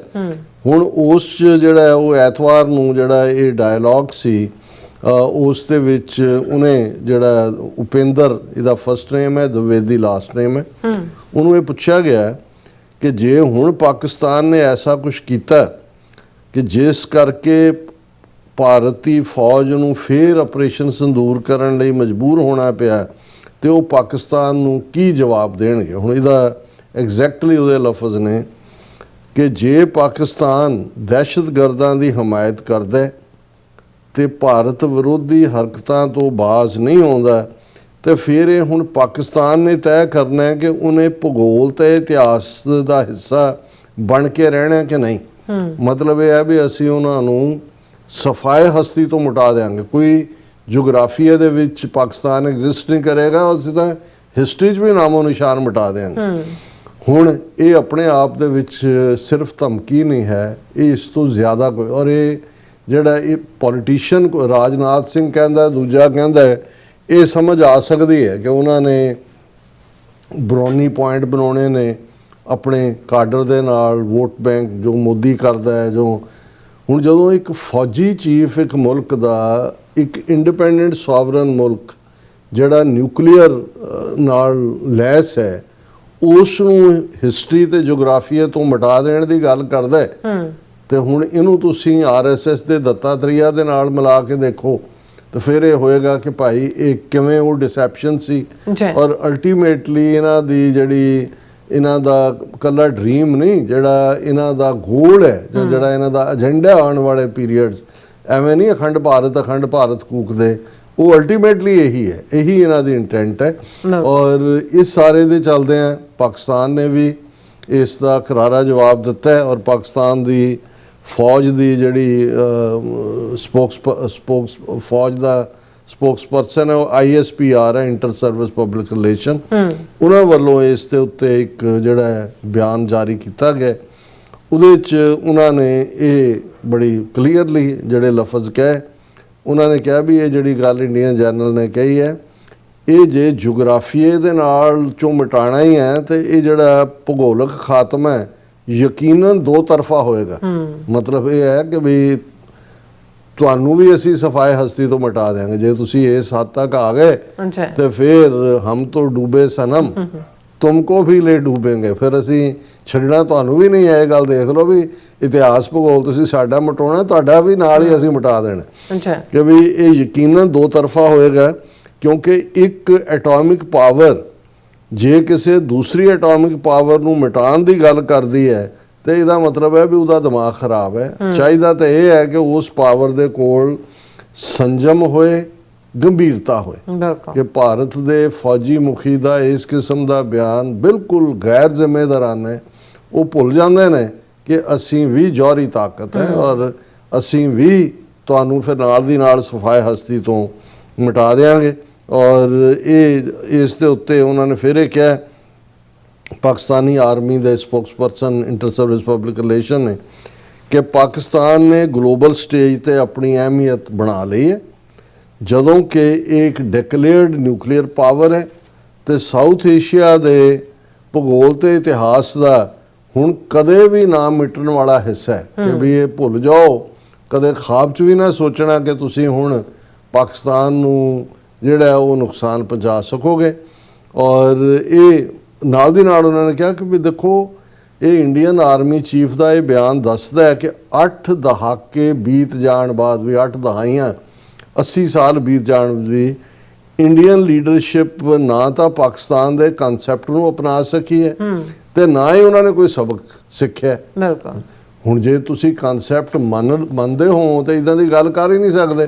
ਤੇ ਅਜੇ 1 ਸਾਲ ਪਹਿਲਾਂ ਤੁਸੀਂ ਜੁੱਤੀਆਂ ਖਾ ਕੇ ਹਟੇ ਹੋ, 7, 8, 9 ਮਈ ਨੂੰ ਇਹ ਤਰਲੇ ਕਰਕੇ ਤੁਸੀਂ ਜਿਹੜਾ ਉਹ ਟਰੰਪ ਤੋਂ ਸੀਜ਼ਫਾਇਰ ਕਰਵਾਇਆ ਹੋਇਆ। ਇਹਦੀ ਟੈਸਟੀਮਨੀ ਟਰੰਪ ਹੈ, ਜੇ ਨਹੀਂ ਹੈ ਤੇ ਉਹਨਾਂ ਨੂੰ ਕਹੋ ਕਿ ਹਿੰਮਤ ਕਰਕੇ ਕਹਿਣ ਵੀ ਟਰੰਪ ਝੂਠ ਬੋਲਦਾ। ਔਰ ਉਹਨਾਂ ਨੇ ਕਿਹਾ ਕਿ ਵੀ ਇਹੀ ਹੈ ਜਿਹੜੀ ਭਾਰਤ ਦੇ, ਇਹ ਇੰਟਰ ਸਰਵਿਸ ਪਬਲਿਕ ਰਿਲੇਸ਼ਨ ਨੇ ਕਿਹਾ ਕਿ ਭਾਰਤ 'ਚ ਪਾਈ ਜਾਣ ਵਾਲੀ ਇਸ ਸੋਚ ਦੀ ਵਜ੍ਹਾ ਹੀ ਹੈ ਕਿ ਸਾਊਥ ਏਸ਼ੀਆ ਜਿਹੜਾ ਉਹ ਬਾਰ-ਬਾਰ ਜੰਗਾਂ ਦੇ ਵਿੱਚ ਔਰ ਮੁਸੀਬਤਾਂ ਦੇ ਵਿੱਚ ਧੱਕਿਆ ਜਾ ਰਿਹਾ ਹੈ। ਦਿੱਲੀ ਦਾ ਇਹ ਜਿਹੜਾ ਹਮਲਾਵਰ ਰੁਖ ਹੈ, ਇਹ ਪਾਕਿਸਤਾਨ ਨੂੰ ਨੁਕਸਾਨ ਨਾ ਪਹੁੰਚਾ ਸਕਣ ਦੇ ਵਿੱਚ ਜਿਹੜੀ ਉਹਨਾਂ ਦੀ ਨਾਕਾਮੀ ਹੈ ਔਰ ਨਿਰਾਸ਼ਤਾ ਹੈ, ਇਸ ਤੇ ਨਿਰਭਰ ਕਰ। ਇਹ ਬੜੀ ਜ਼ਿੰਮੇਵਾਰ ਗੱਲ ਕਹੀ ਉਹਨਾਂ ਨੇ। ਕਿਹਾ ਕਿ ਬਈ ਇਹ ਮੂੰਹ 'ਚੋਂ ਝੱਗ ਸੁੱਟ ਰਹੇ ਹੋ ਤੁਸੀਂ, ਹੁਣ ਤੁਹਾਨੂੰ ਪਤਾ ਨਹੀਂ ਲੱਗ ਰਿਹਾ ਵੀ ਤੁਸੀਂ ਸਾਰੇ ਕੀ ਕਰੋ। ਔਰ ਅਸੀਂ ਸਮਝਦੇ ਹਾਂ ਕਿ ਬਈ ਪਾਕਿਸਤਾਨ ਨੇ ਅਗੇਨ, ਕਿਉਂਕਿ ਉਹਦੇ ਤੇ ਕੋਈ ਆਸਮ ਮੁਨੀਰ ਨੇ ਨਹੀਂ, ਉਹਨਾਂ ਨੇ ਕਿਹਾ ਵੀ ਆ ਤੁਹਾਡਾ ਸਾਡੀ ਜਿਹੜੀ ਇੰਟਰ ਸਰਵਿਸ ਪਬਲਿਕ ਰਿਲੇਸ਼ਨ ਹੀ ਤੁਹਾਡੀ ਟੇਕ ਕੇਅਰ ਕਰ ਲਏਗੀ। ਲੇਕਿਨ ਬੜਾ ਬਾਦਲੀਲ ਔਰ ਧੀਰਜ ਸੰਜਮ ਔਰ ਪੋਲੀਟੀਕਲੀ ਵਾਈਜ਼ ਸਟੇਟਮੈਂਟ ਹੈ ਕਿ ਭਾਈ ਇਸ ਗੱਲ ਦਾ, ਔਰ ਵੈਸੇ ਤਾਂ ਸਿਆਣੇ ਵੈਸੇ ਹੀ ਕਹਿੰਦੇ ਹੁੰਦੇ ਸੀ ਕਿ ਜਿਨ੍ਹਾਂ ਦੇ ਆਪਣੇ ਘਰ ਸ਼ੀਸ਼ਿਆਂ ਦੇ ਹੁੰਦੇ ਨੇ ਉਹ ਦੂਸਰਿਆਂ ਤੇ ਪੱਥਰ ਨਹੀਂ ਸੁੱਟਿਆ ਕਰਦੇ। ਕਿ ਭਾਈ ਅਲਟੀਮੇਟਲੀ ਤੁਸੀਂ ਭੁੱਲ ਗਏ ਕਿ ਬਈ ਅਜੇ ਤਾਂ ਸਾਲ ਪਹਿਲਾਂ ਜੁੱਤੀਆਂ ਖਾ ਕੇ ਹਟੇ ਹੋ, ਉਸ ਤੋਂ ਪਹਿਲਾਂ ਤੁਸੀਂ ਕਾਰਗਿਲ ਦੇ ਵਿੱਚ ਆਪਣਾ ਕਿੰਨੀਆਂ ਕੈਜੂਅਲਟੀਜ਼ ਲਈਆਂ, ਕਿੰਨੀ ਵਾਰੀ ਇਹਨਾਂ ਨੇ ਟਰਾਈ ਕਰਕੇ ਦੇਖ ਲਿਆ। ਈਵਨ ਇਹ ਠੀਕ ਹੈ ਵੀ 71 ਜਿਹੜਾ ਸਕੂਤੇ ਢਾਕਾ ਇੱਕ ਜਿਹੜੀ ਹੈ ਉਹਨੂੰ ਵਿਕਟਰੀ ਕਹੋ ਜਾਂ ਪਾਕਿਸਤਾਨ ਦੀ ਕਮਜ਼ੋਰੀ ਕਹੋ। ਇਸ ਤੋਂ ਇਲਾਵਾ ਕਿਹੜੀਆਂ ਜੰਗਾਂ ਦੇ ਵਿੱਚ ਇਹਨਾਂ ਨੇ ਜੀ 62 'ਚ ਚੀਨ ਦੇ ਨਾਲ ਟੱਕਰ ਹੋਈ ਤੇ 38,000 ਸਕੁਅਰ ਮਾਈਲ ਟੈਰੀਟਰੀ ਗਵਾ ਕੇ ਘਰ ਆ ਗਏ। ਹੁਣ ਵੀ 2020 ਦੇ ਵਿੱਚ 4,000 ਸਕੁਅਰ ਮਾਈਲ ਤੋਂ ਜ਼ਿਆਦਾ ਟੈਰੀਟਰੀ ਚੀਨ ਦੇ ਕੋਲ ਗਵਾਈ, ਔਰ 65 ਔਰ ਫਿਰ 99 ਦੀ ਕਾਰਗਿਲ, ਔਰ ਦੂਜੇ 2 ਇੰਚ ਵੀ ਜ਼ਮੀਨ ਜਿਹੜੀ ਹੈ ਉਹ ਇੱਕ ਪਾਸਿਓਂ ਦੂਜੇ ਪਾਸੇ ਤੱਕ ਨਹੀਂ ਲੈ ਸਕੇ। ਤਾਂ ਫਿਰ ਕਿਹੜੀ ਤੁਹਾਡੀ ਵੱਡੀ ਤਾਕਤ ਹੈ। ਔਰ 1999 ਤੋਂ ਪਹਿਲਾਂ ਤਾਂ ਪਾਕਿਸਤਾਨ ਦੇ ਨਿਊਕਲੀਅਰ ਵੀ ਨਹੀਂ ਸੀ, ਤੁਸੀਂ ਤਾਂ 1974 'ਚ ਨਿਊਕਲੀਅਰ ਹੋ ਗਏ ਸੀ। ਅੱਛਾ, ਹੁਣ ਜਿਹੜਾ ਪਾਕਿਸਤਾਨ ਹੈ ਜਿਸ ਦੀ ਇਕੱਲੀ ਇਹੀ ਨਹੀਂ ਵੀ ਉਹਦੀ ਤਾਕ ਜਿਹੜੀ ਹੈ ਉਹ ਗਲੋਬਲੀ ਹੈ। ਹੁਣ ਆ ਜਿਹੜੀ ਅੱਜ ਇਹਦੇ ਨਾਲ ਰਿਲੇਟਡ ਹੀ ਹੈ ਕਿ ਵੀ ਹੁਣ ਸਾਊਦੀ ਅਰੇਬੀਆ ਦੇ ਨਾਲ ਤਾਂ ਡਿਫੈਂਸ ਪੈਕਟ ਕੀਤਾ ਹੀ ਹੈ ਪਾਕਿਸਤਾਨ ਨੇ। ਔਰ ਜਿਵੇਂ ਉਹਨਾਂ ਦੇ ਡਿਫੈਂਸ ਮਿਨਿਸਟਰ ਨੇ ਕਿਹਾ ਸੀ ਕਿ ਵੀ ਅਸੀਂ ਸਾਊਦੀ ਅਰੇਬੀਆ ਨੂੰ ਨਿਊਕਲੀਅਰ ਅੰਬਰੇਲੇ ਥੱਲੇ ਲੈ ਲਿਆ। ਔਰ ਇਹ ਰॉयटर ਨਿਊਜ਼ ਏਜੰਸੀ ਦੀ ਖਬਰ ਹੈ ਕਿ ਪਾਕਿਸਤਾਨ ਨੇ ਫੁੱਲ ਆਪਣਾ ਜੈਟ ਸਕੁਆਡਰਨ, ਜਿਹਦੇ 'ਚ 16 ਜਹਾਜ਼ ਹੁੰਦੇ ਨੇ ਤੇ 8,000 ਟਰੂਪ ਫੌਜੀ ਸਾਊਦੀ ਅਰੇਬੀਆ ਦੇ ਵਿੱਚ ਤਾਇਨਾਤ ਕੀਤੇ ਨੇ, ਜਿਹੜੇ ਕਿ ਕਿਸੇ ਵੀ ਫਿਊਚਰ ਦੇ ਕਨਫਲਿਕਟ ਦੇ ਵਿੱਚ ਸਾਊਦੀਅਨਸ ਨੂੰ ਪ੍ਰੋਟੈਕਟ ਕਰਨਗੇ। ਔਰ ਨਾਲ ਹੀ ਉਹਨਾਂ ਨੇ ਕਿਹਾ ਕਿ ਭਾਈ ਇਹ ਜਿਹੜਾ ਬੇਸ਼ੱਕ ਇਹਨਾਂ ਦਾ ਰੋਲ ਉਹ ਕਹਿ ਰਹੇ ਨੇ ਐਡਵਾਈਜ਼ਰੀ ਐਂਡ ਟ੍ਰੇਨਿੰਗ ਰੋਲ ਹੈ, ਪਰ ਇਹ ਜਿਹੜਾ 8,000 ਦੀ ਫਿਗਰ ਹੈ ਉਹਨੂੰ 80,000 ਤੱਕ ਵੀ ਜਿਹੜਾ ਉਹ ਖੜਿਆ ਜਾ ਸਕਦਾ। ਸੋ ਮਤਲਬ ਜਿਹੜਾ ਪਾਕਿਸਤਾਨ ਆਪਣੇ ਬਾਰਡਰ ਤੋਂ ਦੂਰ ਸਾਊਦੀ ਅਰੇਬੀਆ ਨੂੰ ਨਿਊਕਲੀਅਰ ਅੰਬਰੇਲੇ ਥੱਲੇ ਲੈ ਕੇ ਔਰ ਪੂਰਾ ਜਿਹੜਾ ਫੁੱਲ ਫਲੈਜ ਜੈਟ ਸਕੁਆਡਰਨ ਔਰ 8,000 ਟਰੂਪ ਰੱਖ ਕੇ ਉਹਨੂੰ ਪ੍ਰੋਟੈਕਟ ਕਰਨ ਦੀ ਸੋਚਦਾ ਹੈ, ਤੇ ਉਹ ਤੁਹਾਡੇ ਹੁਣ ਜਿਹੜਾ ਇਸ ਕਿਸਮ ਦੀਆਂ ਗਿੱਦੜ ਭਪਕੀਆਂ ਦੇ ਸਾਹਮਣੇ ਉਹ ਜਿਹੜਾ ਉਹ ਯੀ ਕਰੇਗਾ, ਇਵੇਂ ਨਹੀਂ ਹੋਣਾ। ਔਰ ਬਿਲਕੁਲ ਠੀਕ ਇੰਟਰ ਸਰਵਿਸ ਪਬਲਿਕ ਰਿਲੇਸ਼ਨ ਨੇ ਕਿਹਾ ਕਿ ਭਾਈ ਇਹ ਪਹਿਲਾਂ ਫਿਰ ਸੋਚ ਕੇ ਘਰੋਂ ਤੁਰਿਓ ਕਿ ਸਾਡਾ ਭੂਗੋਲ ਇਤਿਹਾਸ ਮਿਟਾਉਂਦੇ ਉਹ ਤਾਂ ਮਿਟੇਗਾ ਕਿ ਨਹੀਂ, ਪਰ ਤੁਹਾਡਾ ਅਸੀਂ ਕੱਖ ਨਹੀਂ ਰਹਿਣ ਦੇਣਾ। ਜੀ ਡਾਕਟਰ ਸਾਹਿਬ, ਬਹੁਤ ਬਹੁਤ ਧੰਨਵਾਦ। ਸਵਾਗਤ ਹੈ ਬ੍ਰੇਕ ਵਿਊਅਰਸ, ਤੁਸੀਂ ਕਿਤਨੀ ਜਾਣਾ ਮਿਲਦੇ after this short break.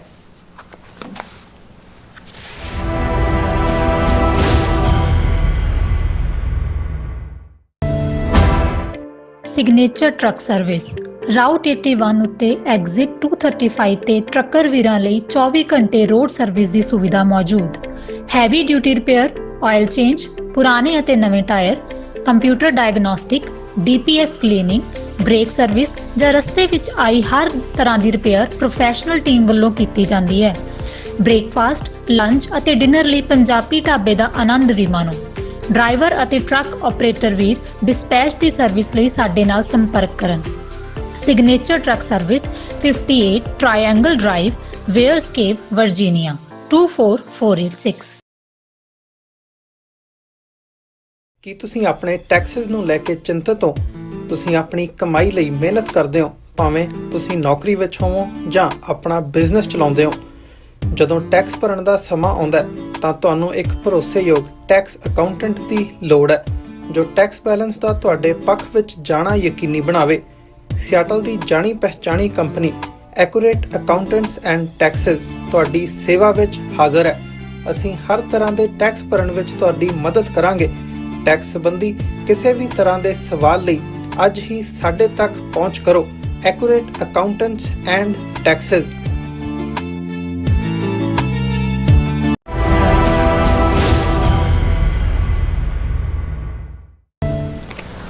ਦਰਸ਼ਕੋ break ਤੋਂ ਬਾਅਦ ਤੁਹਾਡਾ ਸਭ ਦਾ ਭਰਪੂਰ ਸਵਾਗਤ ਹੈ। ਸੋ ਵੀਅਰਸ ਆਪਣੇ TV84 ਦੇ ਸ਼ਾਇਰਾਂ ਦੀਆਂ ਨਜ਼ਮਾਂ ਆਪਾਂ ਸ਼ੇਅਰ ਕਰਨ ਜਾ ਰਹੇ ਹਾਂ। ਭਾਈ ਸੰਤੋਖ ਸਿੰਘ ਭਾਊ ਜੀ ਦੀ ਜਿਹੜੀ ਪੰਜਾਬੀ ਦੀ ਨਜ਼ਮ ਹੈ ਔਰ ਸ਼ੇਰਬਾਜ਼ ਸਿੰਘ ਢਿੱਲੋਂ ਜੀ ਦਾ ਇੰਗਲਿਸ਼ ਦੀ ਨਜ਼ਮ ਹੈ, ਉਹ ਆਪਾਂ ਸ਼ੇਅਰ ਕਰਾਂਗੇ। ਨਾਲ ਜਿਹੜੇ ਤੁਹਾਡੇ ਲਾਈਵ ਮੈਸੇਜ ਹੈ ਉਹ ਵੀ ਆਪਾਂ ਸਾਂਝੇ ਕਰਨ ਜਾ ਰਹੇ ਹਾਂ। ਸੋ ਅਸੀਂ ਚਾਹਾਂਗੇ ਕਿ ਤੁਸੀਂ ਇਸੇ ਤਰ੍ਹਾਂ ਬਣੇ ਰਹਿਣਾ। ਦੇਖਣ ਸੁਣਨ ਲਈ ਲਿਖਣ ਲਈ ਤੁਹਾਡਾ ਸਭ ਦਾ ਬਹੁਤ ਬਹੁਤ ਸ਼ੁਕਰੀਆ ਜੀ। ਡਾਕਟਰ ਸਾਹਿਬ ਕੀ ਕਰਨਾ ਚਾਹੋਗੇ ਇਹਨਾਂ ਨਜ਼ਮਾਂ ਬਾਰੇ? ਦੇਖੋ, ਆਮ ਤੌਰ ਤੇ ਅਸੀਂ ਫਰਾਈਡੇ, ਸ਼ੁੱਕਰਵਾਰ, ਜੁਮੇ ਦੇ ਰੋਜ਼ ਜਿਹੜਾ ਹੈ ਉਹ ਆਪਣੇ ਸ਼ਾਇਰਾਂ ਨੂੰ ਸਪੇਸ ਦਿੰਦੇ। ਅੱਛਾ। ਪਰ ਪਿਛਲੇ 2-3 ਹਫ਼ਤੇ ਤੋਂ ਇਵੇਂ ਹੋਇਆ ਕਿ ਮੈਂ ਕਿਉਂਕਿ ਟਰੈਵਲ 'ਚ ਹੁੰਦਾ ਹੈ ਤੇ ਸੁਖਵਿੰਦਰ ਸਿੰਘ ਹੋਰਾਂ ਦੇ ਨਾਲ ਗੱਲਬਾਤ ਗੁਫ਼ਤਗੂ ਤਾਂ ਅਸੀਂ ਮਿਸ ਤਾਂ ਨਹੀਂ ਕੀਤਾ ਪ੍ਰੋਗਰਾਮ ਫਰਾਈਡੇ ਦਾ, ਪਰ ਉਹਦਾ ਕਿਉਂਕਿ ਫਾਰਮੈਟ ਡਿਫਰੈਂਟ ਹੁੰਦਾ ਹੈ, ਸੋ ਅਸੀਂ ਇਹ ਉਹਨਾਂ ਦੀ ਜਿਹੜੀਆਂ ਕਵਿਤਾਵਾਂ ਨੇ ਆਪਣੇ ਵੀਰਾਂ ਦੀਆਂ ਉਹ ਸ਼ਾਮਲ ਨਹੀਂ ਕਰ ਸਕੇ। ਅੱਛਾ।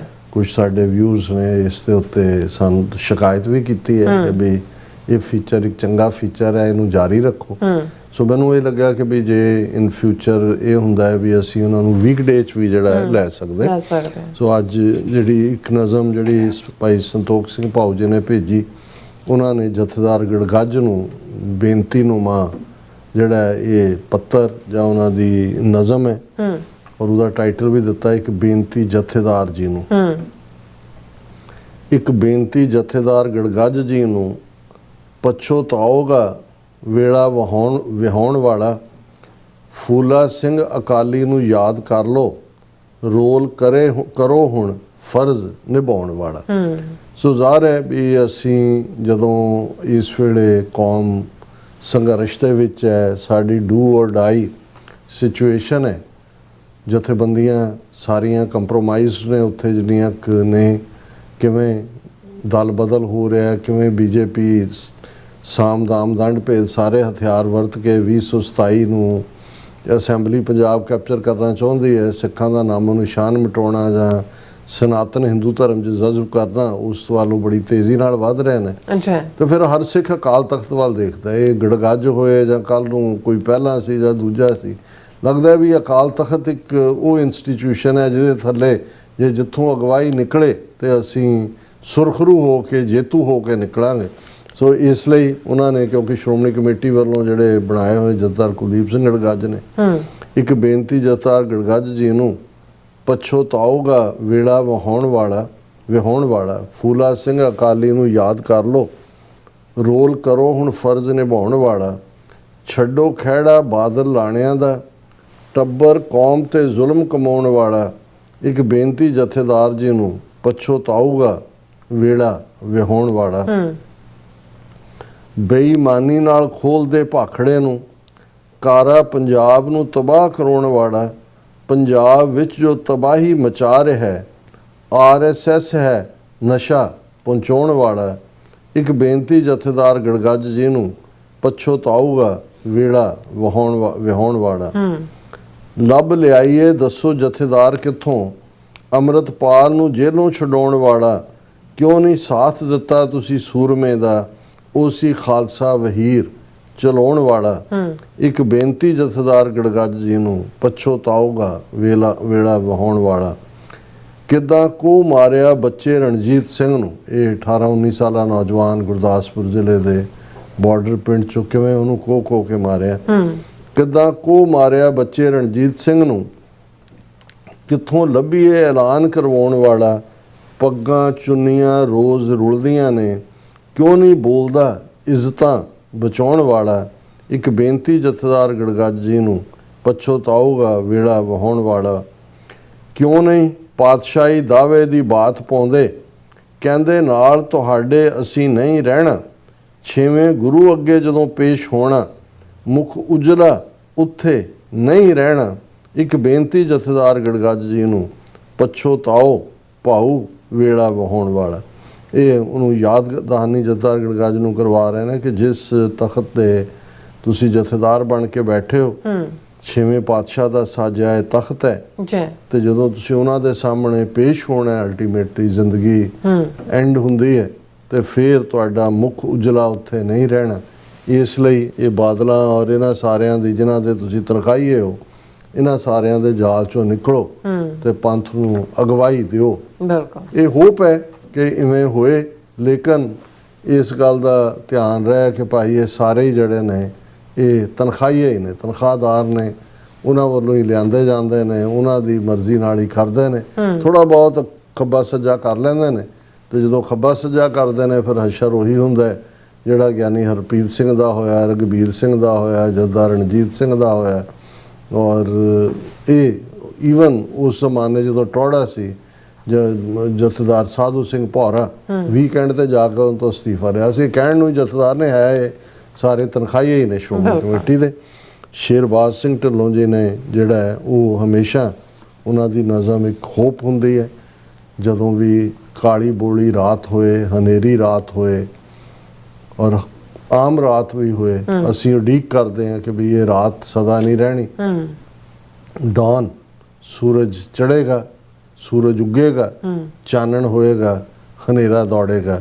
ਸੋ ਉਹਨਾਂ ਦੀ ਨਜ਼ਮ ਦਾ ਉਨਵਾਨ ਹੈ ਬਿਯੋਂਡ ਦਾ ਡਾਰਕਨੈਸ ਲਾਈਜ਼ ਦਾ ਡਾਨ, ਕਿ ਹਨੇਰੇ ਦੇ ਪਿੱਛੇ ਜਿਹੜੀ ਹੈ ਉਹ ਚੜ੍ਹਦਾ ਸੂਰਜ ਹੈ, ਡਾਨ ਹੈ, ਸਜਰੀ ਸਵੇਰ ਹੈ, ਸੂਹੀ ਸਵੇਰ ਹੈ। When the night folds mountains over your way and hope seems like a candle blown away, remember this, no puzzle heaven made was born without a pathway through the shade। ਕਿ ਜਦੋਂ ਰਾਤ ਸਿਮਟਦੀ ਹੈ, fold ਹੁੰਦੀ ਹੈ mountain ਤੁਹਾਡੀ ਜ਼ਿੰਦਗੀ ਦੇ ਰਾਹਾਂ ਦੇ ਉੱਤੇ, ਤੇ ਆਸ ਇਵੇਂ ਲੱਗਦੀ ਹੈ ਜਿਹੜੀ ਕਿ ਬਹੁਤ ਦੂਰ ਵੀ ਜਿਹੜੀ ਮੋਮਬੱਤੀ ਸੀ ਉਹ ਬੁਝ ਗਈ ਹੈ, ਹਨੇਰਾ ਨਜ਼ਰ ਆ ਰਿਹਾ ਹੈ। ਰਿਮੈਂਬਰ ਦਿਸ, ਇਸ ਗੱਲ ਨੂੰ ਯਾਦ ਰੱਖੋ, no puzzle heaven made was born without a pathway through the shade। ਕਿ ਰੱਬ ਨੇ ਕੋਈ ਵੀ ਐਸੀ ਬੁਝਾਰਤ ਨਹੀਂ ਬਣਾਈ ਜਿਹਦਾ ਹੱਲ ਨਾ ਹੋਏ, ਜਿਹਦਾ ਜਵਾਬ ਨਾ ਹੋਏ। ਪਹੇਲੀ ਵੀ ਕਹਿੰਦੇ ਨੇ, ਬੁਝਾਰਤ ਵੀ ਕਹਿੰਦੇ ਨੇ, ਇਸ ਨੂੰ ਅਸੀਂ ਪਜ਼ਲ ਵੀ ਕਹਿੰਦੇ ਕਿ ਵੀ ਹਰ ਪਜ਼ਲ ਦਾ, ਰਿਡਲ ਦਾ, ਹਰ ਉਸ ਮੁਸ਼ਕਲ ਦਾ ਹੱਲ ਵੀ ਮੁਸ਼ਕਲ ਬਣਾਉਣ ਤੋਂ ਪਹਿਲਾਂ ਕਰਤੇ ਨੇ ਉਸ ਦਾ ਹੱਲ ਰੱਖਿਆ ਹੋਇਆ। ਜਿਵੇਂ ਜੀਵ ਬਣਾਉਣ ਤੋਂ ਪਹਿਲਾਂ ਉਹਨਾਂ ਦਾ ਰੁਜ਼ਗਾਰ ਰੱਖਿਆ, ਰਿਜ਼ਕ ਰੱਖਿਆ। ਜਦੋਂ ਅਸੀਂ ਇਹ ਪੜ੍ਹਦੇ ਹਾਂ ਕਿ ਭਾਈ ਨਾਨਕ ਚਿੰਤਾ ਮਤ ਕਰੋ, ਚਿੰਤਾ ਤਿਸ ਹੀ ਹੈ ਜਲ ਮੈਂ ਜੰਤ ਉਪਾਏ ਕੇ ਤਿਨਾ ਵੀ ਰੋਜ਼ੀ ਦੇ, ਕਿ ਵੀ ਪਾਣੀ ਦੇ ਵਿੱਚ ਜਿਹੜੇ ਪੈਦਾ ਕੀਤੇ ਉਹਨਾਂ ਦਾ ਪਹਿਲਾਂ ਰਿਜ਼ਕ ਰੱਖਿਆ, ਸਿਰ ਰਿਜ਼ਕ ਸੰਭਾਲਣਾ। ਇਸੇ ਲਈ ਜਿਹੜੀਆਂ ਜਦੋਂ ਅਸੀਂ ਮੁਸ਼ਕਲਾਂ ਦੀ ਗੱਲ ਕਰਦੇ ਹਾਂ, ਮੁਸ਼ਕਲ ਬਣਾਉਣ ਤੋਂ ਪਹਿਲਾਂ ਉਹਦਾ ਹੱਲ ਰੱਬ ਨੇ ਰੱਖਿਆ। ਸਿਰਫ ਸਾਨੂੰ ਸਿਦਕ, ਸਬਰ, ਸ਼ੁਕਰ ਔਰ ਐਫਰਟ, ਯਤਨ, ਉਦਮ ਕਰਿੰਦਿਆ ਜਿਉ ਤੂੰ। ਇਹ ਜਿਹੜਾ ਉਦਮ ਦੀ ਗੱਲ ਹੈ, ਇਹ ਕਹੋ ਜੀ ਆਪੇ ਠੀਕ ਹੋ ਜਾਏਗਾ, ਸੁੱਤੇ ਪਏ ਠੀਕ, ਐਵੇਂ ਨਹੀਂ ਹੈ। ਉਹ ਹੈ ਜਿਹਨਾਂ ਦਾ ਸੁੱਤੇ ਪਿਆ ਵੀ ਠੀਕ ਹੁੰਦਾ, ਉਹ ਰੱਬ ਦੇ ਬੰਦੇ ਹੋਰ ਹੁੰਦੇ ਨੇ, ਉਹ ਆਮ ਨਹੀਂ ਹੁੰਦੇ, ਉਹ ਡਿਵਾਈਨ ਹੁੰਦੇ ਨੇ। ਉਹਨਾਂ ਨੂੰ ਜਿਹੜਾ ਉਹ ਉਸ ਭਾਣੇ 'ਚ ਆ ਗਏ ਹੁੰਦੇ ਨੇ ਕਿ ਭਾਈ ਉਹ ਜਿੱਧਰ ਜਾ ਰਹੇ ਹੁੰਦੇ ਨੇ, ਉਹ ਭਾਣਾ ਜਿਹੜਾ ਉਹਨਾਂ ਨੂੰ ਉਹ ਕਹਿੰਦੇ ਨੇ ਕਿ ਭਾਈ ਜਿੱਧਰ ਤੂੰ ਮੈਨੂੰ ਲੈ ਜਾਣਾ ਮੈਂ ਉੱਧਰ ਜਾਂਦਾ, ਮੈਨੂੰ ਨਹੀਂ ਪਤਾ ਮੇਰਾ ਕੀ ਰਾਹ ਹੈ। ਉਹ ਨੇ ਜਿਨ੍ਹਾਂ ਨੇ ਆਪਣਾ ਆਪਾ ਮੁਕੰਮਲ ਤੌਰ ਤੇ ਉਸ ਰੱਬ ਦੇ ਅੱਗੇ ਭੇਟ ਕੀਤਾ ਹੁੰਦਾ, ਸਮਰਪਣ ਕੀਤਾ ਹੁੰਦਾ। ਅੱਛਾ।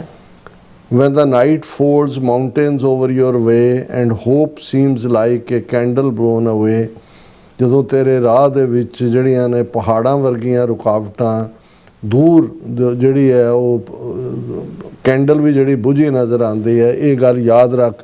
No puzzle heaven made was born without a pathway through the shade. The lock may rust beneath the storms of pain, yet somewhere waits the golden hidden chain. The seed that sleeps beneath the winter snow still holds the dream of forests yet to grow. ਜੰਦਰਾ ਲੱਗ ਰਿਹਾ ਹੋਏ ਕਿ ਭਾਈ ਇਹ ਤਾਂ ਜੰਗਾੜਿਆ ਹੋਇਆ ਉਸ ਦਰਦ ਦੇ ਤੂਫਾਨਾਂ ਦੇ ਥੱਲੇ, ਪਰ ਕਿਤੇ ਨਾ ਕਿਤੇ ਕਿਸੇ ਕੋਨੇ ਦੇ ਵਿੱਚ ਸੋਨੇ ਦੀ ਚੇਨ ਜਿਹੜੀ ਆ ਉਹ ਤੇਰਾ ਇੰਤਜ਼ਾਰ ਕਰ ਰਹੀ ਹੈ ਕਿ ਅਸੀਂ ਇੱਕ ਚੀਜ਼ ਤੋਂ ਜਿਹੜੀ ਉਸ ਤੋਂ ਮਹਿਰੂਮ ਹੋਏ ਜਿਹੜੇ ਆ ਅਸੀਂ ਗਿਲਾ ਕਰ ਰਹੇ ਹੁੰਦੇ ਆ, ਤੇ ਉਸ ਜੰਗਾਲੇ ਜੰਦੇ ਦੀ ਥਾਂ ਸਾਨੂੰ ਰੱਬ ਜਿਹੜਾ ਉਹ ਸੋਨੇ ਦੀ ਚੇਨ ਸਾਡੇ ਹੱਥ ਧਰ ਦਿੰਦਾ ਹੈ, ਜੇ ਸਿਦਕ ਔਰ ਸਬਰ ਹੈ। The lock may rust beneath the storms of pain, yet somewhere waits the golden hidden chain. The seed that sleeps beneath the winter snow.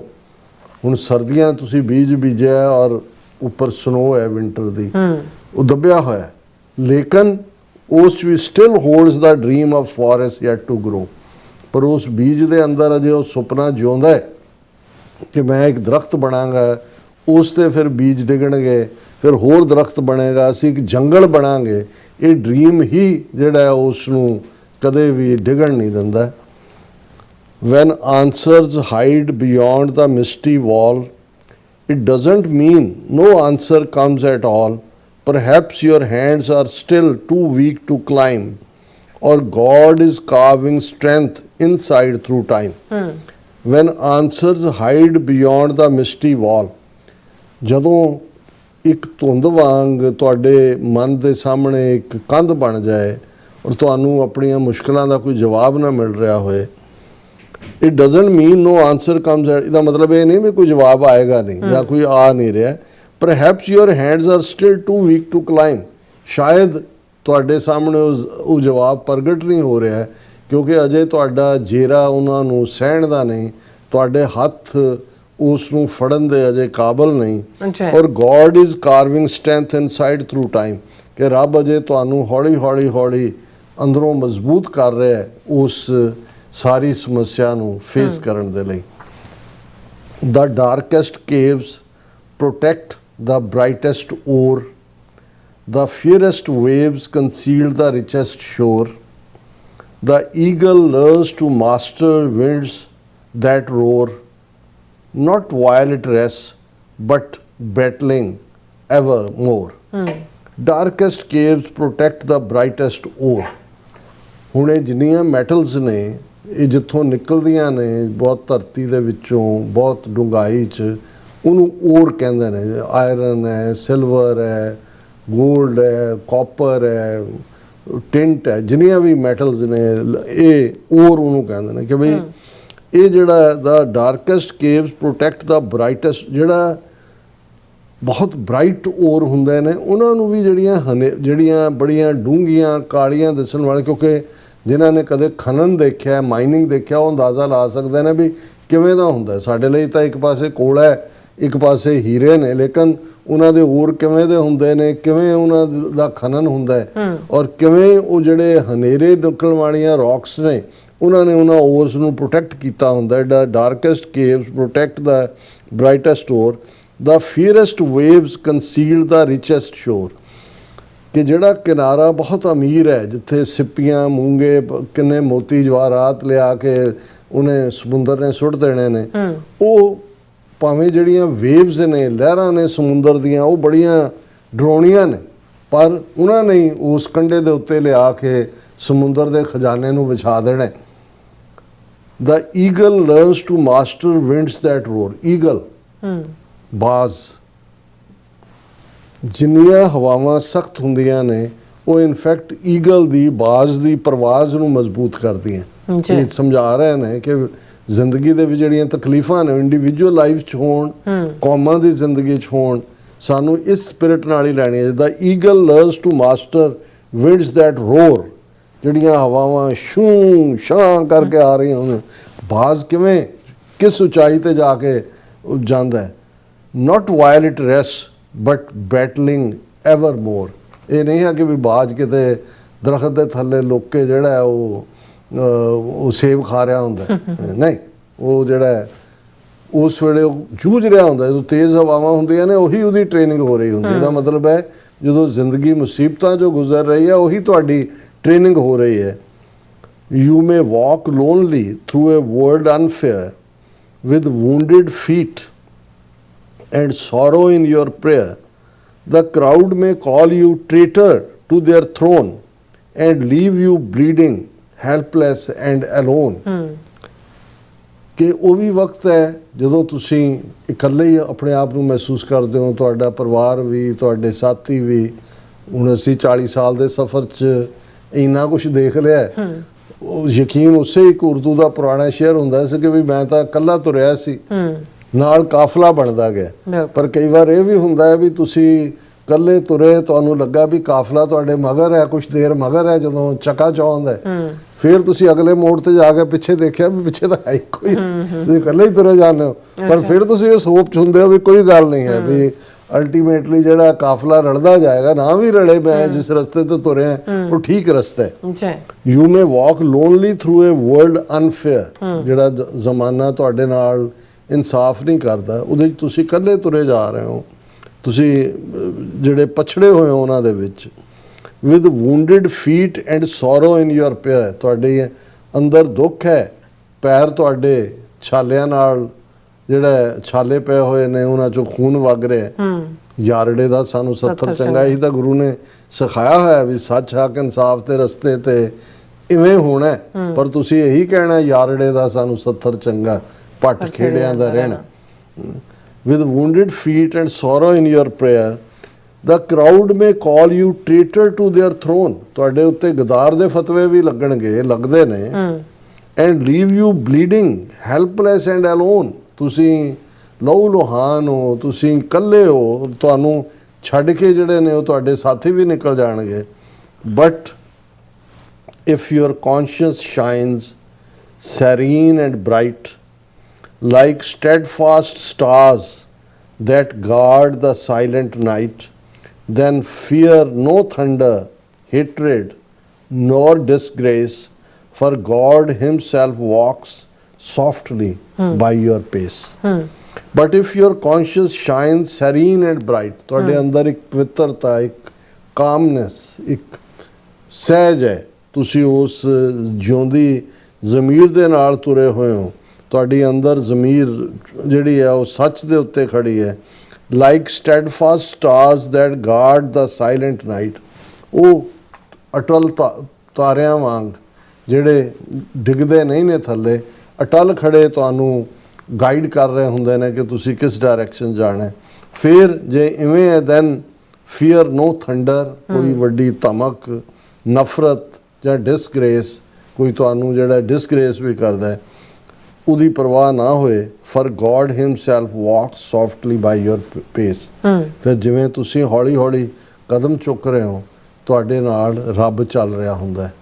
ਜਦੋਂ ਅਸੀਂ ਕਹਿੰਦੇ ਹਾਂ ਕਿ ਗੁਰੂ ਮੇਰੇ ਸੰਗ ਸਦਾ ਹੈ ਨਾਲੇ, ਸਿਮਰ ਸਿਮਰ ਤੇ ਸਦਾ ਸੰਭਾਲੇ, ਉਹ ਹਮੇਸ਼ਾ ਸੰਭਾਲਦਾ ਹੈ, ਉਹ ਤੁਹਾਡੇ ਨਾਲ ਕਦਮ ਜਿਹੜਾ ਉਹ ਲੈ ਰਿਹਾ ਹੁੰਦਾ ਹੈ। He watches from beyond the veil of skies, He reads the storms behind your weary eyes. He tests the patience rooted in your soul before he lets the tides of blessing roll. ਉਹ ਤੁਹਾਡੇ ਨਾਲ ਉਹ ਦੇਖ ਰਿਹਾ ਹੈ, ਵੇਲ of skies, ਅਸਮਾਨ ਦੇ ਪਰਦੇ ਦੇ ਪਿੱਛੇ ਉਹ ਤੁਹਾਨੂੰ ਦੇਖ ਰਿਹਾ ਹੈ। ਉਹ ਉਹਨਾਂ ਸਟੋਰਮਸ ਨੂੰ ਜਿਹੜੇ ਜਿਨ੍ਹਾਂ ਨੇ ਤੁਹਾਡੀਆਂ ਅੱਖਾਂ ਨੂੰ ਵੀ ਥਕਾਇਆ ਹੋਇਆ, ਉਹਨਾਂ ਨੂੰ ਵੀ ਦੇਖ ਰਿਹਾ ਹੈ।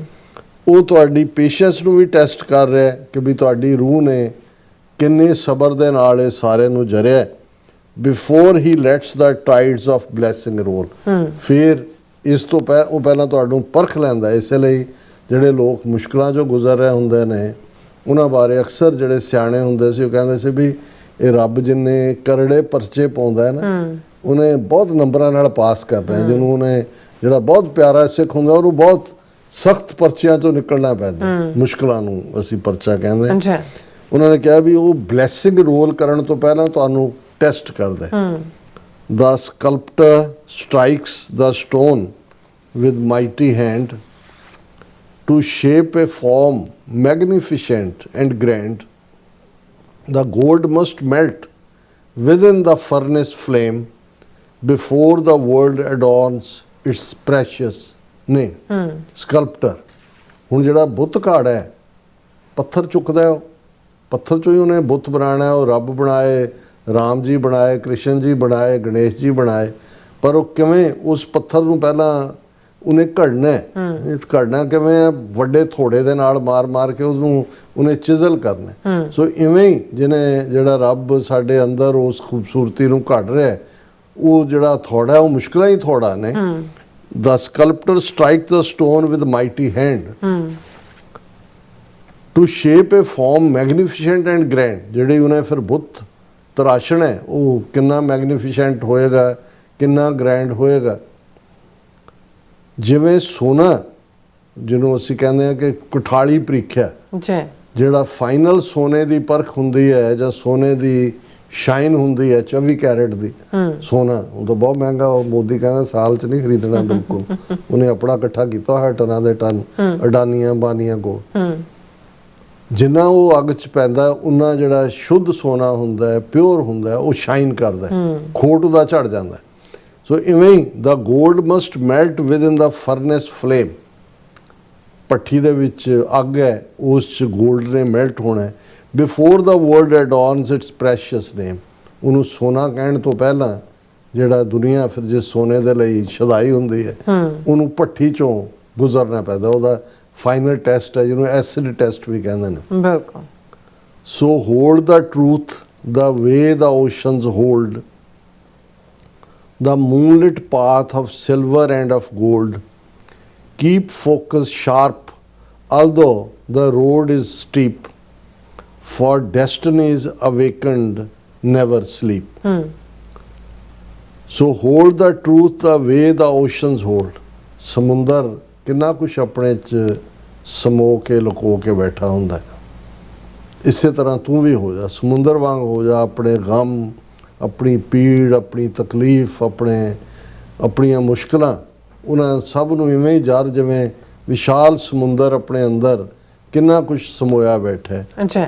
ਸੋ hold the truth the oceans hold the moonlit path of silver and of gold. ਜਿਵੇਂ ਉਸ ਦੀ ਗੱਲ ਹੋਈ ਕਿ ਸਿਲਵਰ ਔਰ ਗੋਲਡ ਕਿਵੇਂ ਉਹ ਸਾਰੇ ਚੋਂ ਨਿਕਲੇ ਨੇ। ਅੱਛਾ। Keep focus sharp although the road is steep, ਭਾਵੇਂ ਵਿੰਗੀ ਟੇਢੀ ਹੈ, ਸਟੀਪ ਹੈ, ਬਹੁਤ ਕਰੜੀ ਚੜਾਈ ਹੈ, ਪਰ ਆਪਣਾ ਫੋਕਸ ਰੱਖੋ, ਫੋਕਸ ਸ਼ਾਰਪ ਹੋਏ। ਫॉर ਡੈਸਟਨੀਜ਼ ਅਵੇਕਨਡ ਨੈਵਰ ਸਲੀਪ, ਕਿ ਜਿਨ੍ਹਾਂ ਨੂੰ ਕਿਸਮਤਾਂ ਨੇ, ਜਿਨ੍ਹਾਂ ਦੇ ਭਵਿੱਖ ਨੇ, ਜਿਨ੍ਹਾਂ ਨੂੰ ਜਗਾਇਆ ਹੁੰਦਾ ਹੈ, ਉਹ ਕਦੇ ਸੌਂਦੇ ਨਹੀਂ, ਉਹ ਤੁਰੇ ਹੁੰਦੇ ਨੇ। ਜਿਵੇਂ ਉਹ ਰੋਬਰਟ ਫਰੋਸਟ ਦੀ ਇੱਕ ਨਜ਼ਮ ਹੈ ਜਿਹਦੀ ਇੱਕ ਲਾਈਨ ਹੈ ਕਿ ਵੀ the woods are lovely, dark and deep, but I have promises to keep and miles to go before I sleep. कि जंगल, the woods are lovely, dark and deep, बड़ा सोहना जंगल है, but I have promises to keep, पर मेरा इकरार है तुरन दा, इसलिए miles to go before I sleep, इस तो पहला कि मैं चैन दी नींद सोवां, ਅਜੇ ਮੇਰਾ ਮੀਲਾਂ ਦਾ ਸਫ਼ਰ ਬਾਕੀ ਹੈ। ਇਹ ਹੈ ਜਿਹੜੇ ਲੋਕ ਆਦਰਸ਼ ਨਾਲ, ਆਈਡੀਅਲ ਨਾਲ, ਕੌਮ ਨਾਲ, ਰੱਬ ਨਾਲ ਮੁਹੱਬਤ ਕਰਦੇ ਨੇ, ਉਹ ਥੱਕਦੇ ਨਹੀਂ ਨੇ, ਉਹ ਸ਼ਿਕਵਾ ਨਹੀਂ ਕਰਦੇ, ਸ਼ਿਕਾਇਤ ਨਹੀਂ ਕਰਦੇ। ਉਹਨਾਂ ਨੂੰ ਉਹਨਾਂ ਦੇ ਲਈ ਉਹ ਜਰਨੀ ਵੀ ਇਸ਼ਕ ਹੈ, ਪਹੁੰਚਣਾ ਵੀ ਇਸ਼ਕ ਹੈ, ਔਰ ਉਹ ਤਾਂ ਉਸ ਰਸਤੇ ਤੇ ਤੁਰੇ ਹੁੰਦੇ ਨੇ। ਅੱਛਾ। The dawn arrives through midnight lingers long, the dawn arrives though midnight lingers long, the broken heart still learns a braver song, and every tear you silently endure becomes a pearl eternal, bright and pure. The dawn arrives though midnight lingers long. ਸਵੇਰ, ਸਜਰੀ ਸਵੇਰ, ਸੂਹੀ ਸਵੇਰ, ਊਸ਼ਾ ਦੀਆਂ ਕਿਰਨਾਂ ਆਉਣ ਵਾਲੀਆਂ ਨੇ। ਭਾਵੇਂ ਜਿਹੜੀ ਮੱਧ ਰਾਤਰੀ ਆ ਉਹ ਲੰਬੀ ਹੁੰਦੀ ਜਾ ਰਹੀ ਹੈ, ਕਿਉਂਕਿ ਜਦੋਂ ਤੁਹਾਨੂੰ ਕਿਸੇ ਦੀ ਇੰਤਜ਼ਾਰ ਹੁੰਦੀ ਹੈ, ਤੁਹਾਨੂੰ ਲੱਗਦਾ ਹੈ ਕੋਈ ਪਲ ਗੁਜ਼ਰਦਾ ਹੀ ਨਹੀਂ ਹੈ। ਜੇ ਕਦੇ ਅੱਧੀ ਰਾਤ ਤੁਸੀਂ ਜਾਗ ਜਾਓ, ਕੋਈ ਖਿਆਲ ਤੁਹਾਨੂੰ ਲੈ ਕੇ ਤੁਰ ਪਏ, ਤੇ ਤੁਹਾਨੂੰ ਲੱਗਦਾ ਵੀ ਸਵੇਰ ਕਦੇ ਚੜ੍ਹਨੀ ਨਹੀਂ ਹੈ। ਉਹਨੂੰ ਮਿਡਨਾਈਟ ਲਿੰਗਰ ਦੀ ਗੱਲ ਹੈ।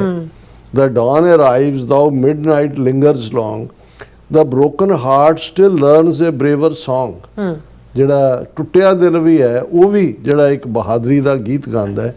And every tear you silently endure, ਜਿਹੜਾ ਤੁਸੀਂ ਅਥਰੂ ਵਗਣ ਵੀ ਨਹੀਂ ਦਿੱਤਾ, ਚੁੱਪ ਕਰਕੇ ਉਸ ਨੂੰ ਅਥਰੂ ਨੂੰ ਆਪਣੇ ਅੰਦਰ ਹੀ ਜਿਹੜਾ ਹੈ ਉਹ ਜਜ਼ਬ ਕਰ ਲਿਆ। ਬਿਕਮਸ ਏ ਪਰਲ, ਉਹ ਤੁਹਾਡਾ ਅਥਰੂ ਜਿਹੜਾ ਹੈ ਉਹ ਮੋਤੀ ਬਣ ਜਾਣਾ, ਉਹ ਪਰਲ ਹੈ। Becomes a pearl eternal, bright and pure. ਔਰ ਅਖੀਰਲਾ ਉਹਨਾਂ ਦਾ ਸੈਂਟੈਂਸ ਹੈ, so rise again whenever shadows fall, for heaven never has abandoned all. The future waits beyond the fear you face, a crown of light prepared by God's own grace. So rise again whenever shadows fall. ਉੱਠ, ਕੋਈ ਹਨੇਰਾ ਨਹੀਂ ਹੈ। ਕੋਈ ਵੀ ਤੂੰ ਥੱਕਿਆ ਹਾਰਿਆ ਹੈ, ਮਾਯੂਸ ਵੀ ਹੋਏਗਾ, ਪਰ ਉੱਠ, ਇਹ ਵੇੜਾ ਹੈ ਉੱਠਣ ਦਾ। ਸੋ ਰਾਈਜ਼ ਅਗੇਨ, ਇੱਕ ਵਾਰ ਫੇਰ ਖੜਾ ਹੋ। whenever shadows fall, for heavens never has abandoned all. ਰੱਬ ਦੇ ਘਰ 'ਚ ਬਹੁਤ ਕੁਛ ਹੈ। ਰੱਬ ਨੇ ਦਰਵਾਜ਼ੇ ਬੰਦ ਨਹੀਂ ਕੀਤੇ ਹੋਏ, ਉਹਨੇ ਅਬੈਂਡਨ ਨਹੀਂ ਕੀਤਾ ਹੋਇਆ ਤੈਨੂੰ। ਜੀ। The future waits beyond the fear you face. ਤੈਨੂੰ ਤੇਰਾ ਭਵਿੱਖ, ਉਜਲ ਭਵਿੱਖ ਜਿਹੜਾ ਹੈ ਉਹ ਇੰਤਜ਼ਾਰ ਕਰ ਰਿਹਾ ਹੈ। ਇਹ crown of light prepared by God's own grace. ਰੱਬ ਨੇ ਆਪਣੀ ਰਹਿਮਤ ਦੇ ਨਾਲ ਜਿਹੜਾ ਤਾਜ ਬਣਾਇਆ ਹੋਇਆ ਹੈ, ਉਹ ਉਹਨੇ ਤੈਨੂੰ ਸਜਾਣਾ ਹੀ ਸਜਾਣਾ ਹੈ। ਬਿਲਕੁਲ, ਸੋ ਨਾਈਸ, ਸੋ ਬਿਊਟੀਫੁਲ, ਹਾਂ, ਰਿਮਾਰਕੇਬਲ। ਸਾਡੇ ਸ਼ਹਿਰਾਂ ਦਾ ਬਹੁਤ ਬਹੁਤ ਸ਼ੁਕਰੀਆ। ਸੋਨਾ ਆਪਾਂ ਜਿਹੜੇ ਆਪਣੇ ਵਿਊਅਰਸ ਵਾਸਤੇ ਨੇ ਉਹ ਲੈਣ ਜਾ ਰਹੇ, ਸਭ ਦਾ ਬਹੁਤ ਬਹੁਤ ਸ਼ੁਕਰੀਆ ਅਦਾ ਕਰਦੇ ਹਾਂ। ਸਾਡੇ ਪਹਿਲੇ ਵਿਊਅਰ ਨੇ ਸੋਨ ਮਾਇਲ ਜੀ, ਸਾਨੂੰ ਫਤਿਹ ਬੁਲਾਉਂਦੇ ਨੇ। ਵਾਹਿਗੁਰੂ ਜੀ ਕਾ ਖਾਲਸਾ, ਵਾਹਿਗੁਰੂ ਜੀ ਕੀ ਫਤਿਹ। ਔਰ ਅਮਰਜੀਤ ਸੈਣੀ ਜੀ ਵੀ, ਔਰ ਫਿਜ਼ਰ ਨਾਸਰ ਚੌਧਰੀ ਜੀ ਖਾਲਸਾ ਜ਼ਿੰਦਾਬਾਦ ਕਹਿੰਦੇ ਨੇ। ਔਰ ਖਾਲਸਾ ਦੇਸ਼ ਪੰਜਾਬ ਜੀ ਵੀ ਜਿਹੜੇ ਨੇ ਉਹ ਵੀ ਫਤਿਹ ਬੁਲਾਉਂਦੇ ਨੇ। ਔਰ ਫਿਰ ਸਾਡੇ ਕੋਲ ਹੈਗੇ ਨੇ ਸੰਗਰਾਮ ਸਿੰਘ ਜੀ ਵੀ, ਇਹ ਵੀ ਸਾਨੂੰ ਫਤਿਹ ਬੁਲਾਉਂਦੇ ਨੇ। ਔਰ ਮੁਹੰਮਦ ਯਾਕੂਬ ਜੀ ਵੀ ਸਾਨੂੰ ਜਿਹੜੇ ਕਹਿੰਦੇ ਬੋਲੇ ਸੋਨਿਆਲ, ਸਤਿ ਸ਼੍ਰੀ ਅਕਾਲ। ਸਤਿ ਸ਼੍ਰੀ ਅਕਾਲ ਜੀ। ਡਾਕਟਰ ਸਾਹਿਬ ਖਬਰਾਂ ਕਹਿੰਦੇ ਨੇ ਕੀ ਖਬਰਾਂ ਨੇ ਅੱਜ ਦੀਆਂ? ਸੌਰੀ, ਮੈਂ ਕਹਿੰਦੇ ਨੇ ਨਿਊ ਜਰਸੀ ਨਹੀਂ ਜਾ ਸਕਿਆ, ਤੇ ਤੁਸੀਂ ਜਿਹੜੇ ਕਹਿੰਦੇ ਸੰਡੇ ਹੈ ਕਿਹੜੇ ਗੁਰੂ ਘਰ ਵਿੱਚ ਜਾਂਦੇ ਹੋ? ਜੀ ਕੋਈ ਨਹੀਂ, ਤੁਸੀਂ ਨਹੀਂ ਆਇਆ, ਅਸੀਂ ਤੁਹਾਨੂੰ ਟੀਵੀ ਰਾਹੀਂ ਦਿਖਾ ਦਿੱਤਾ ਹੈ। ਤੇ ਮੈਂ ਯੂਜੂਅਲੀ ਟਰੈਵਲ ਅਰਾਊਂਡ ਕਰਦਾ, ਇਸ ਲਈ ਅੱਡ-ਅੱਡ ਗੁਰਦੁਆਰਿਆਂ 'ਚ ਹੀ ਹੋਈਦਾ, ਇੱਕ ਕਿਸੇ ਸਪੈਸੀਫਿਕ 'ਚ ਨਹੀਂ ਹੈ। ਬਿਲਕੁਲ। ਫਿਰ ਇਸੇ ਤਰ੍ਹਾਂ ਸਾਡੇ ਕੋਲ ਮੋਹਨ ਜੀ ਵੀ, ਔਰ ਫਿਰ ਇਸ ਤਰ੍ਹਾਂ ਸਤਿੰਦਰ ਸਿੰਘ ਜੀ ਵੀ, ਇਹ ਵੀ ਫਤਿਹ ਬੁਲਾਉਂਦੇ ਨੇ। ਜਤਿੰਦਰ ਸਿੰਘ ਜੀ ਵੀ, ਨਾਸਰ ਚੌਧਰੀ ਜੀ ਕਹਿੰਦੇ ਨੇ ਕਿ ਫਤਿਹ ਕਰੀਬ ਹੈ, ਸਾਰੇ ਖਾਲਸਤਾਨੀਆਂ ਕੋ ਮੁਬਾਰਕ ਹੋ। ਔਰ ਖਾਲਸਤਾਨ ਦਿੱਲੀ ਦੇ ਪੂਰਬ ਵੱਲ ਵਾਘਾ ਸਰਹੱਦ ਤੋਂ ਅਤੇ ਨੇਪਾਲ ਸਰਹੱਦ ਤੋਂ ਬੰਬਈ ਤੱਕ ਹੋਂਦ ਵਿੱਚ ਆਵੇਗਾ, ਇਨਸ਼ਾ ਅੱਲਾ। ਔਰ ਫਿਰ ਇਸ ਤਰ੍ਹਾਂ ਮੁਹੰਮਦ ਯਾਕੂਬ ਜੀ ਤੁਹਾਡਾ ਥੈਂਕਸ ਕਰਦੇ ਨੇ। ਔਰ ਫਿਰ ਇਸ ਤਰ੍ਹਾਂ ਗੁਰਦਿਆਲ ਸਿੰਘ ਜੀ ਵੀ, ਔਰ ਕਰਮਜੀਤ ਸਿੰਘ ਜੀ ਕਹਿੰਦੇ ਨੇ ਕਿ one Indian minister Tiwari said take 1 rupee as 2 rupees, so then dollar will come 45 itself. ਇਹ ਉਹ ਕਹਿੰਦਾ ਵੀ ਤੁਸੀਂ ਇਹ ਸਮਝੋ ਵੀ ਤੁਸੀਂ 1 ਰੁਪਏ 2 ਰੁਪਈਆ ਨੂੰ 1 ਰੁਪਈਆ ਸਮਝੋ। ਸੋ ਜੇ ਹੁਣ ਤੁਹਾਨੂੰ 90 ਤੋਂ ਉੱਪਰ ਲੱਗਦਾ, ਫਿਰ ਅੱਧਾ ਲੱਗਣ ਲੱਗ ਜਾਏ। ਇਹ ਹੈ ਬਸ ਧੋਖੇਬਾਜ਼, ਝੂਠੇ, ਬੇਈਮਾਨ। ਹਾਂਜੀ। ਸੋ TV80 USA ਵੱਲ ਵੀ ਆਪਾਂ ਚੱਲਦੇ ਹਾਂ, ਉਹ ਵੀ ਉੱਥੇ ਸਾਡੇ ਵਿਊਅਰ ਨੇ ਕਾਫੀ ਸਾਰੇ। ਸੋ ਇੱਥੇ ਸਾਡੇ ਕੋਲ ਪਹਿਲੇ ਵਿਊਅਰ ਨੇ ਇੰਦਰਜੀਤ ਸਿੰਘ ਜੀ, ਔਰ ਇਹ ਸਾਨੂੰ ਜਿਹੜੇ ਨੇ ਫਤਿਹ ਬੁਲਾਉਂਦੇ ਨੇ, ਖਾਲਸਾ ਜ਼ਿੰਦਾਬਾਦ ਕਹਿੰਦੇ ਨੇ। ਧਰਮ ਸਿੰਘ ਜੀ ਵੀ ਫਤਿਹ। ਔਰ ਬਲਵਿੰਦਰ ਸਿੰਘ ਜੀ ਸਤਿ ਸ਼੍ਰੀ ਅਕਾਲ ਜੀ ਕਹਿੰਦੇ ਨੇ। ਔਰ ਖਾਲਸਾ ਦੇਸ਼ ਪੰਜਾਬ ਜੀ ਵੀ, ਨਾਸਰ ਚੌਧਰੀ ਜੀ ਵੀ, ਗੁਸਕਿਆ ਜੀ ਵੀ, ਔਰ ਦਵਿੰਦਰ ਸਿੰਘ ਜੀ ਵੀ। ਔਰ ਫਿਰ ਇਸੇ ਤਰ੍ਹਾਂ ਸੁਖਜੀਵਨ ਬੱਚੂ ਜੀ ਵੀ, ਗੁਰਦੀਪ ਸਿੰਘ ਜੀ।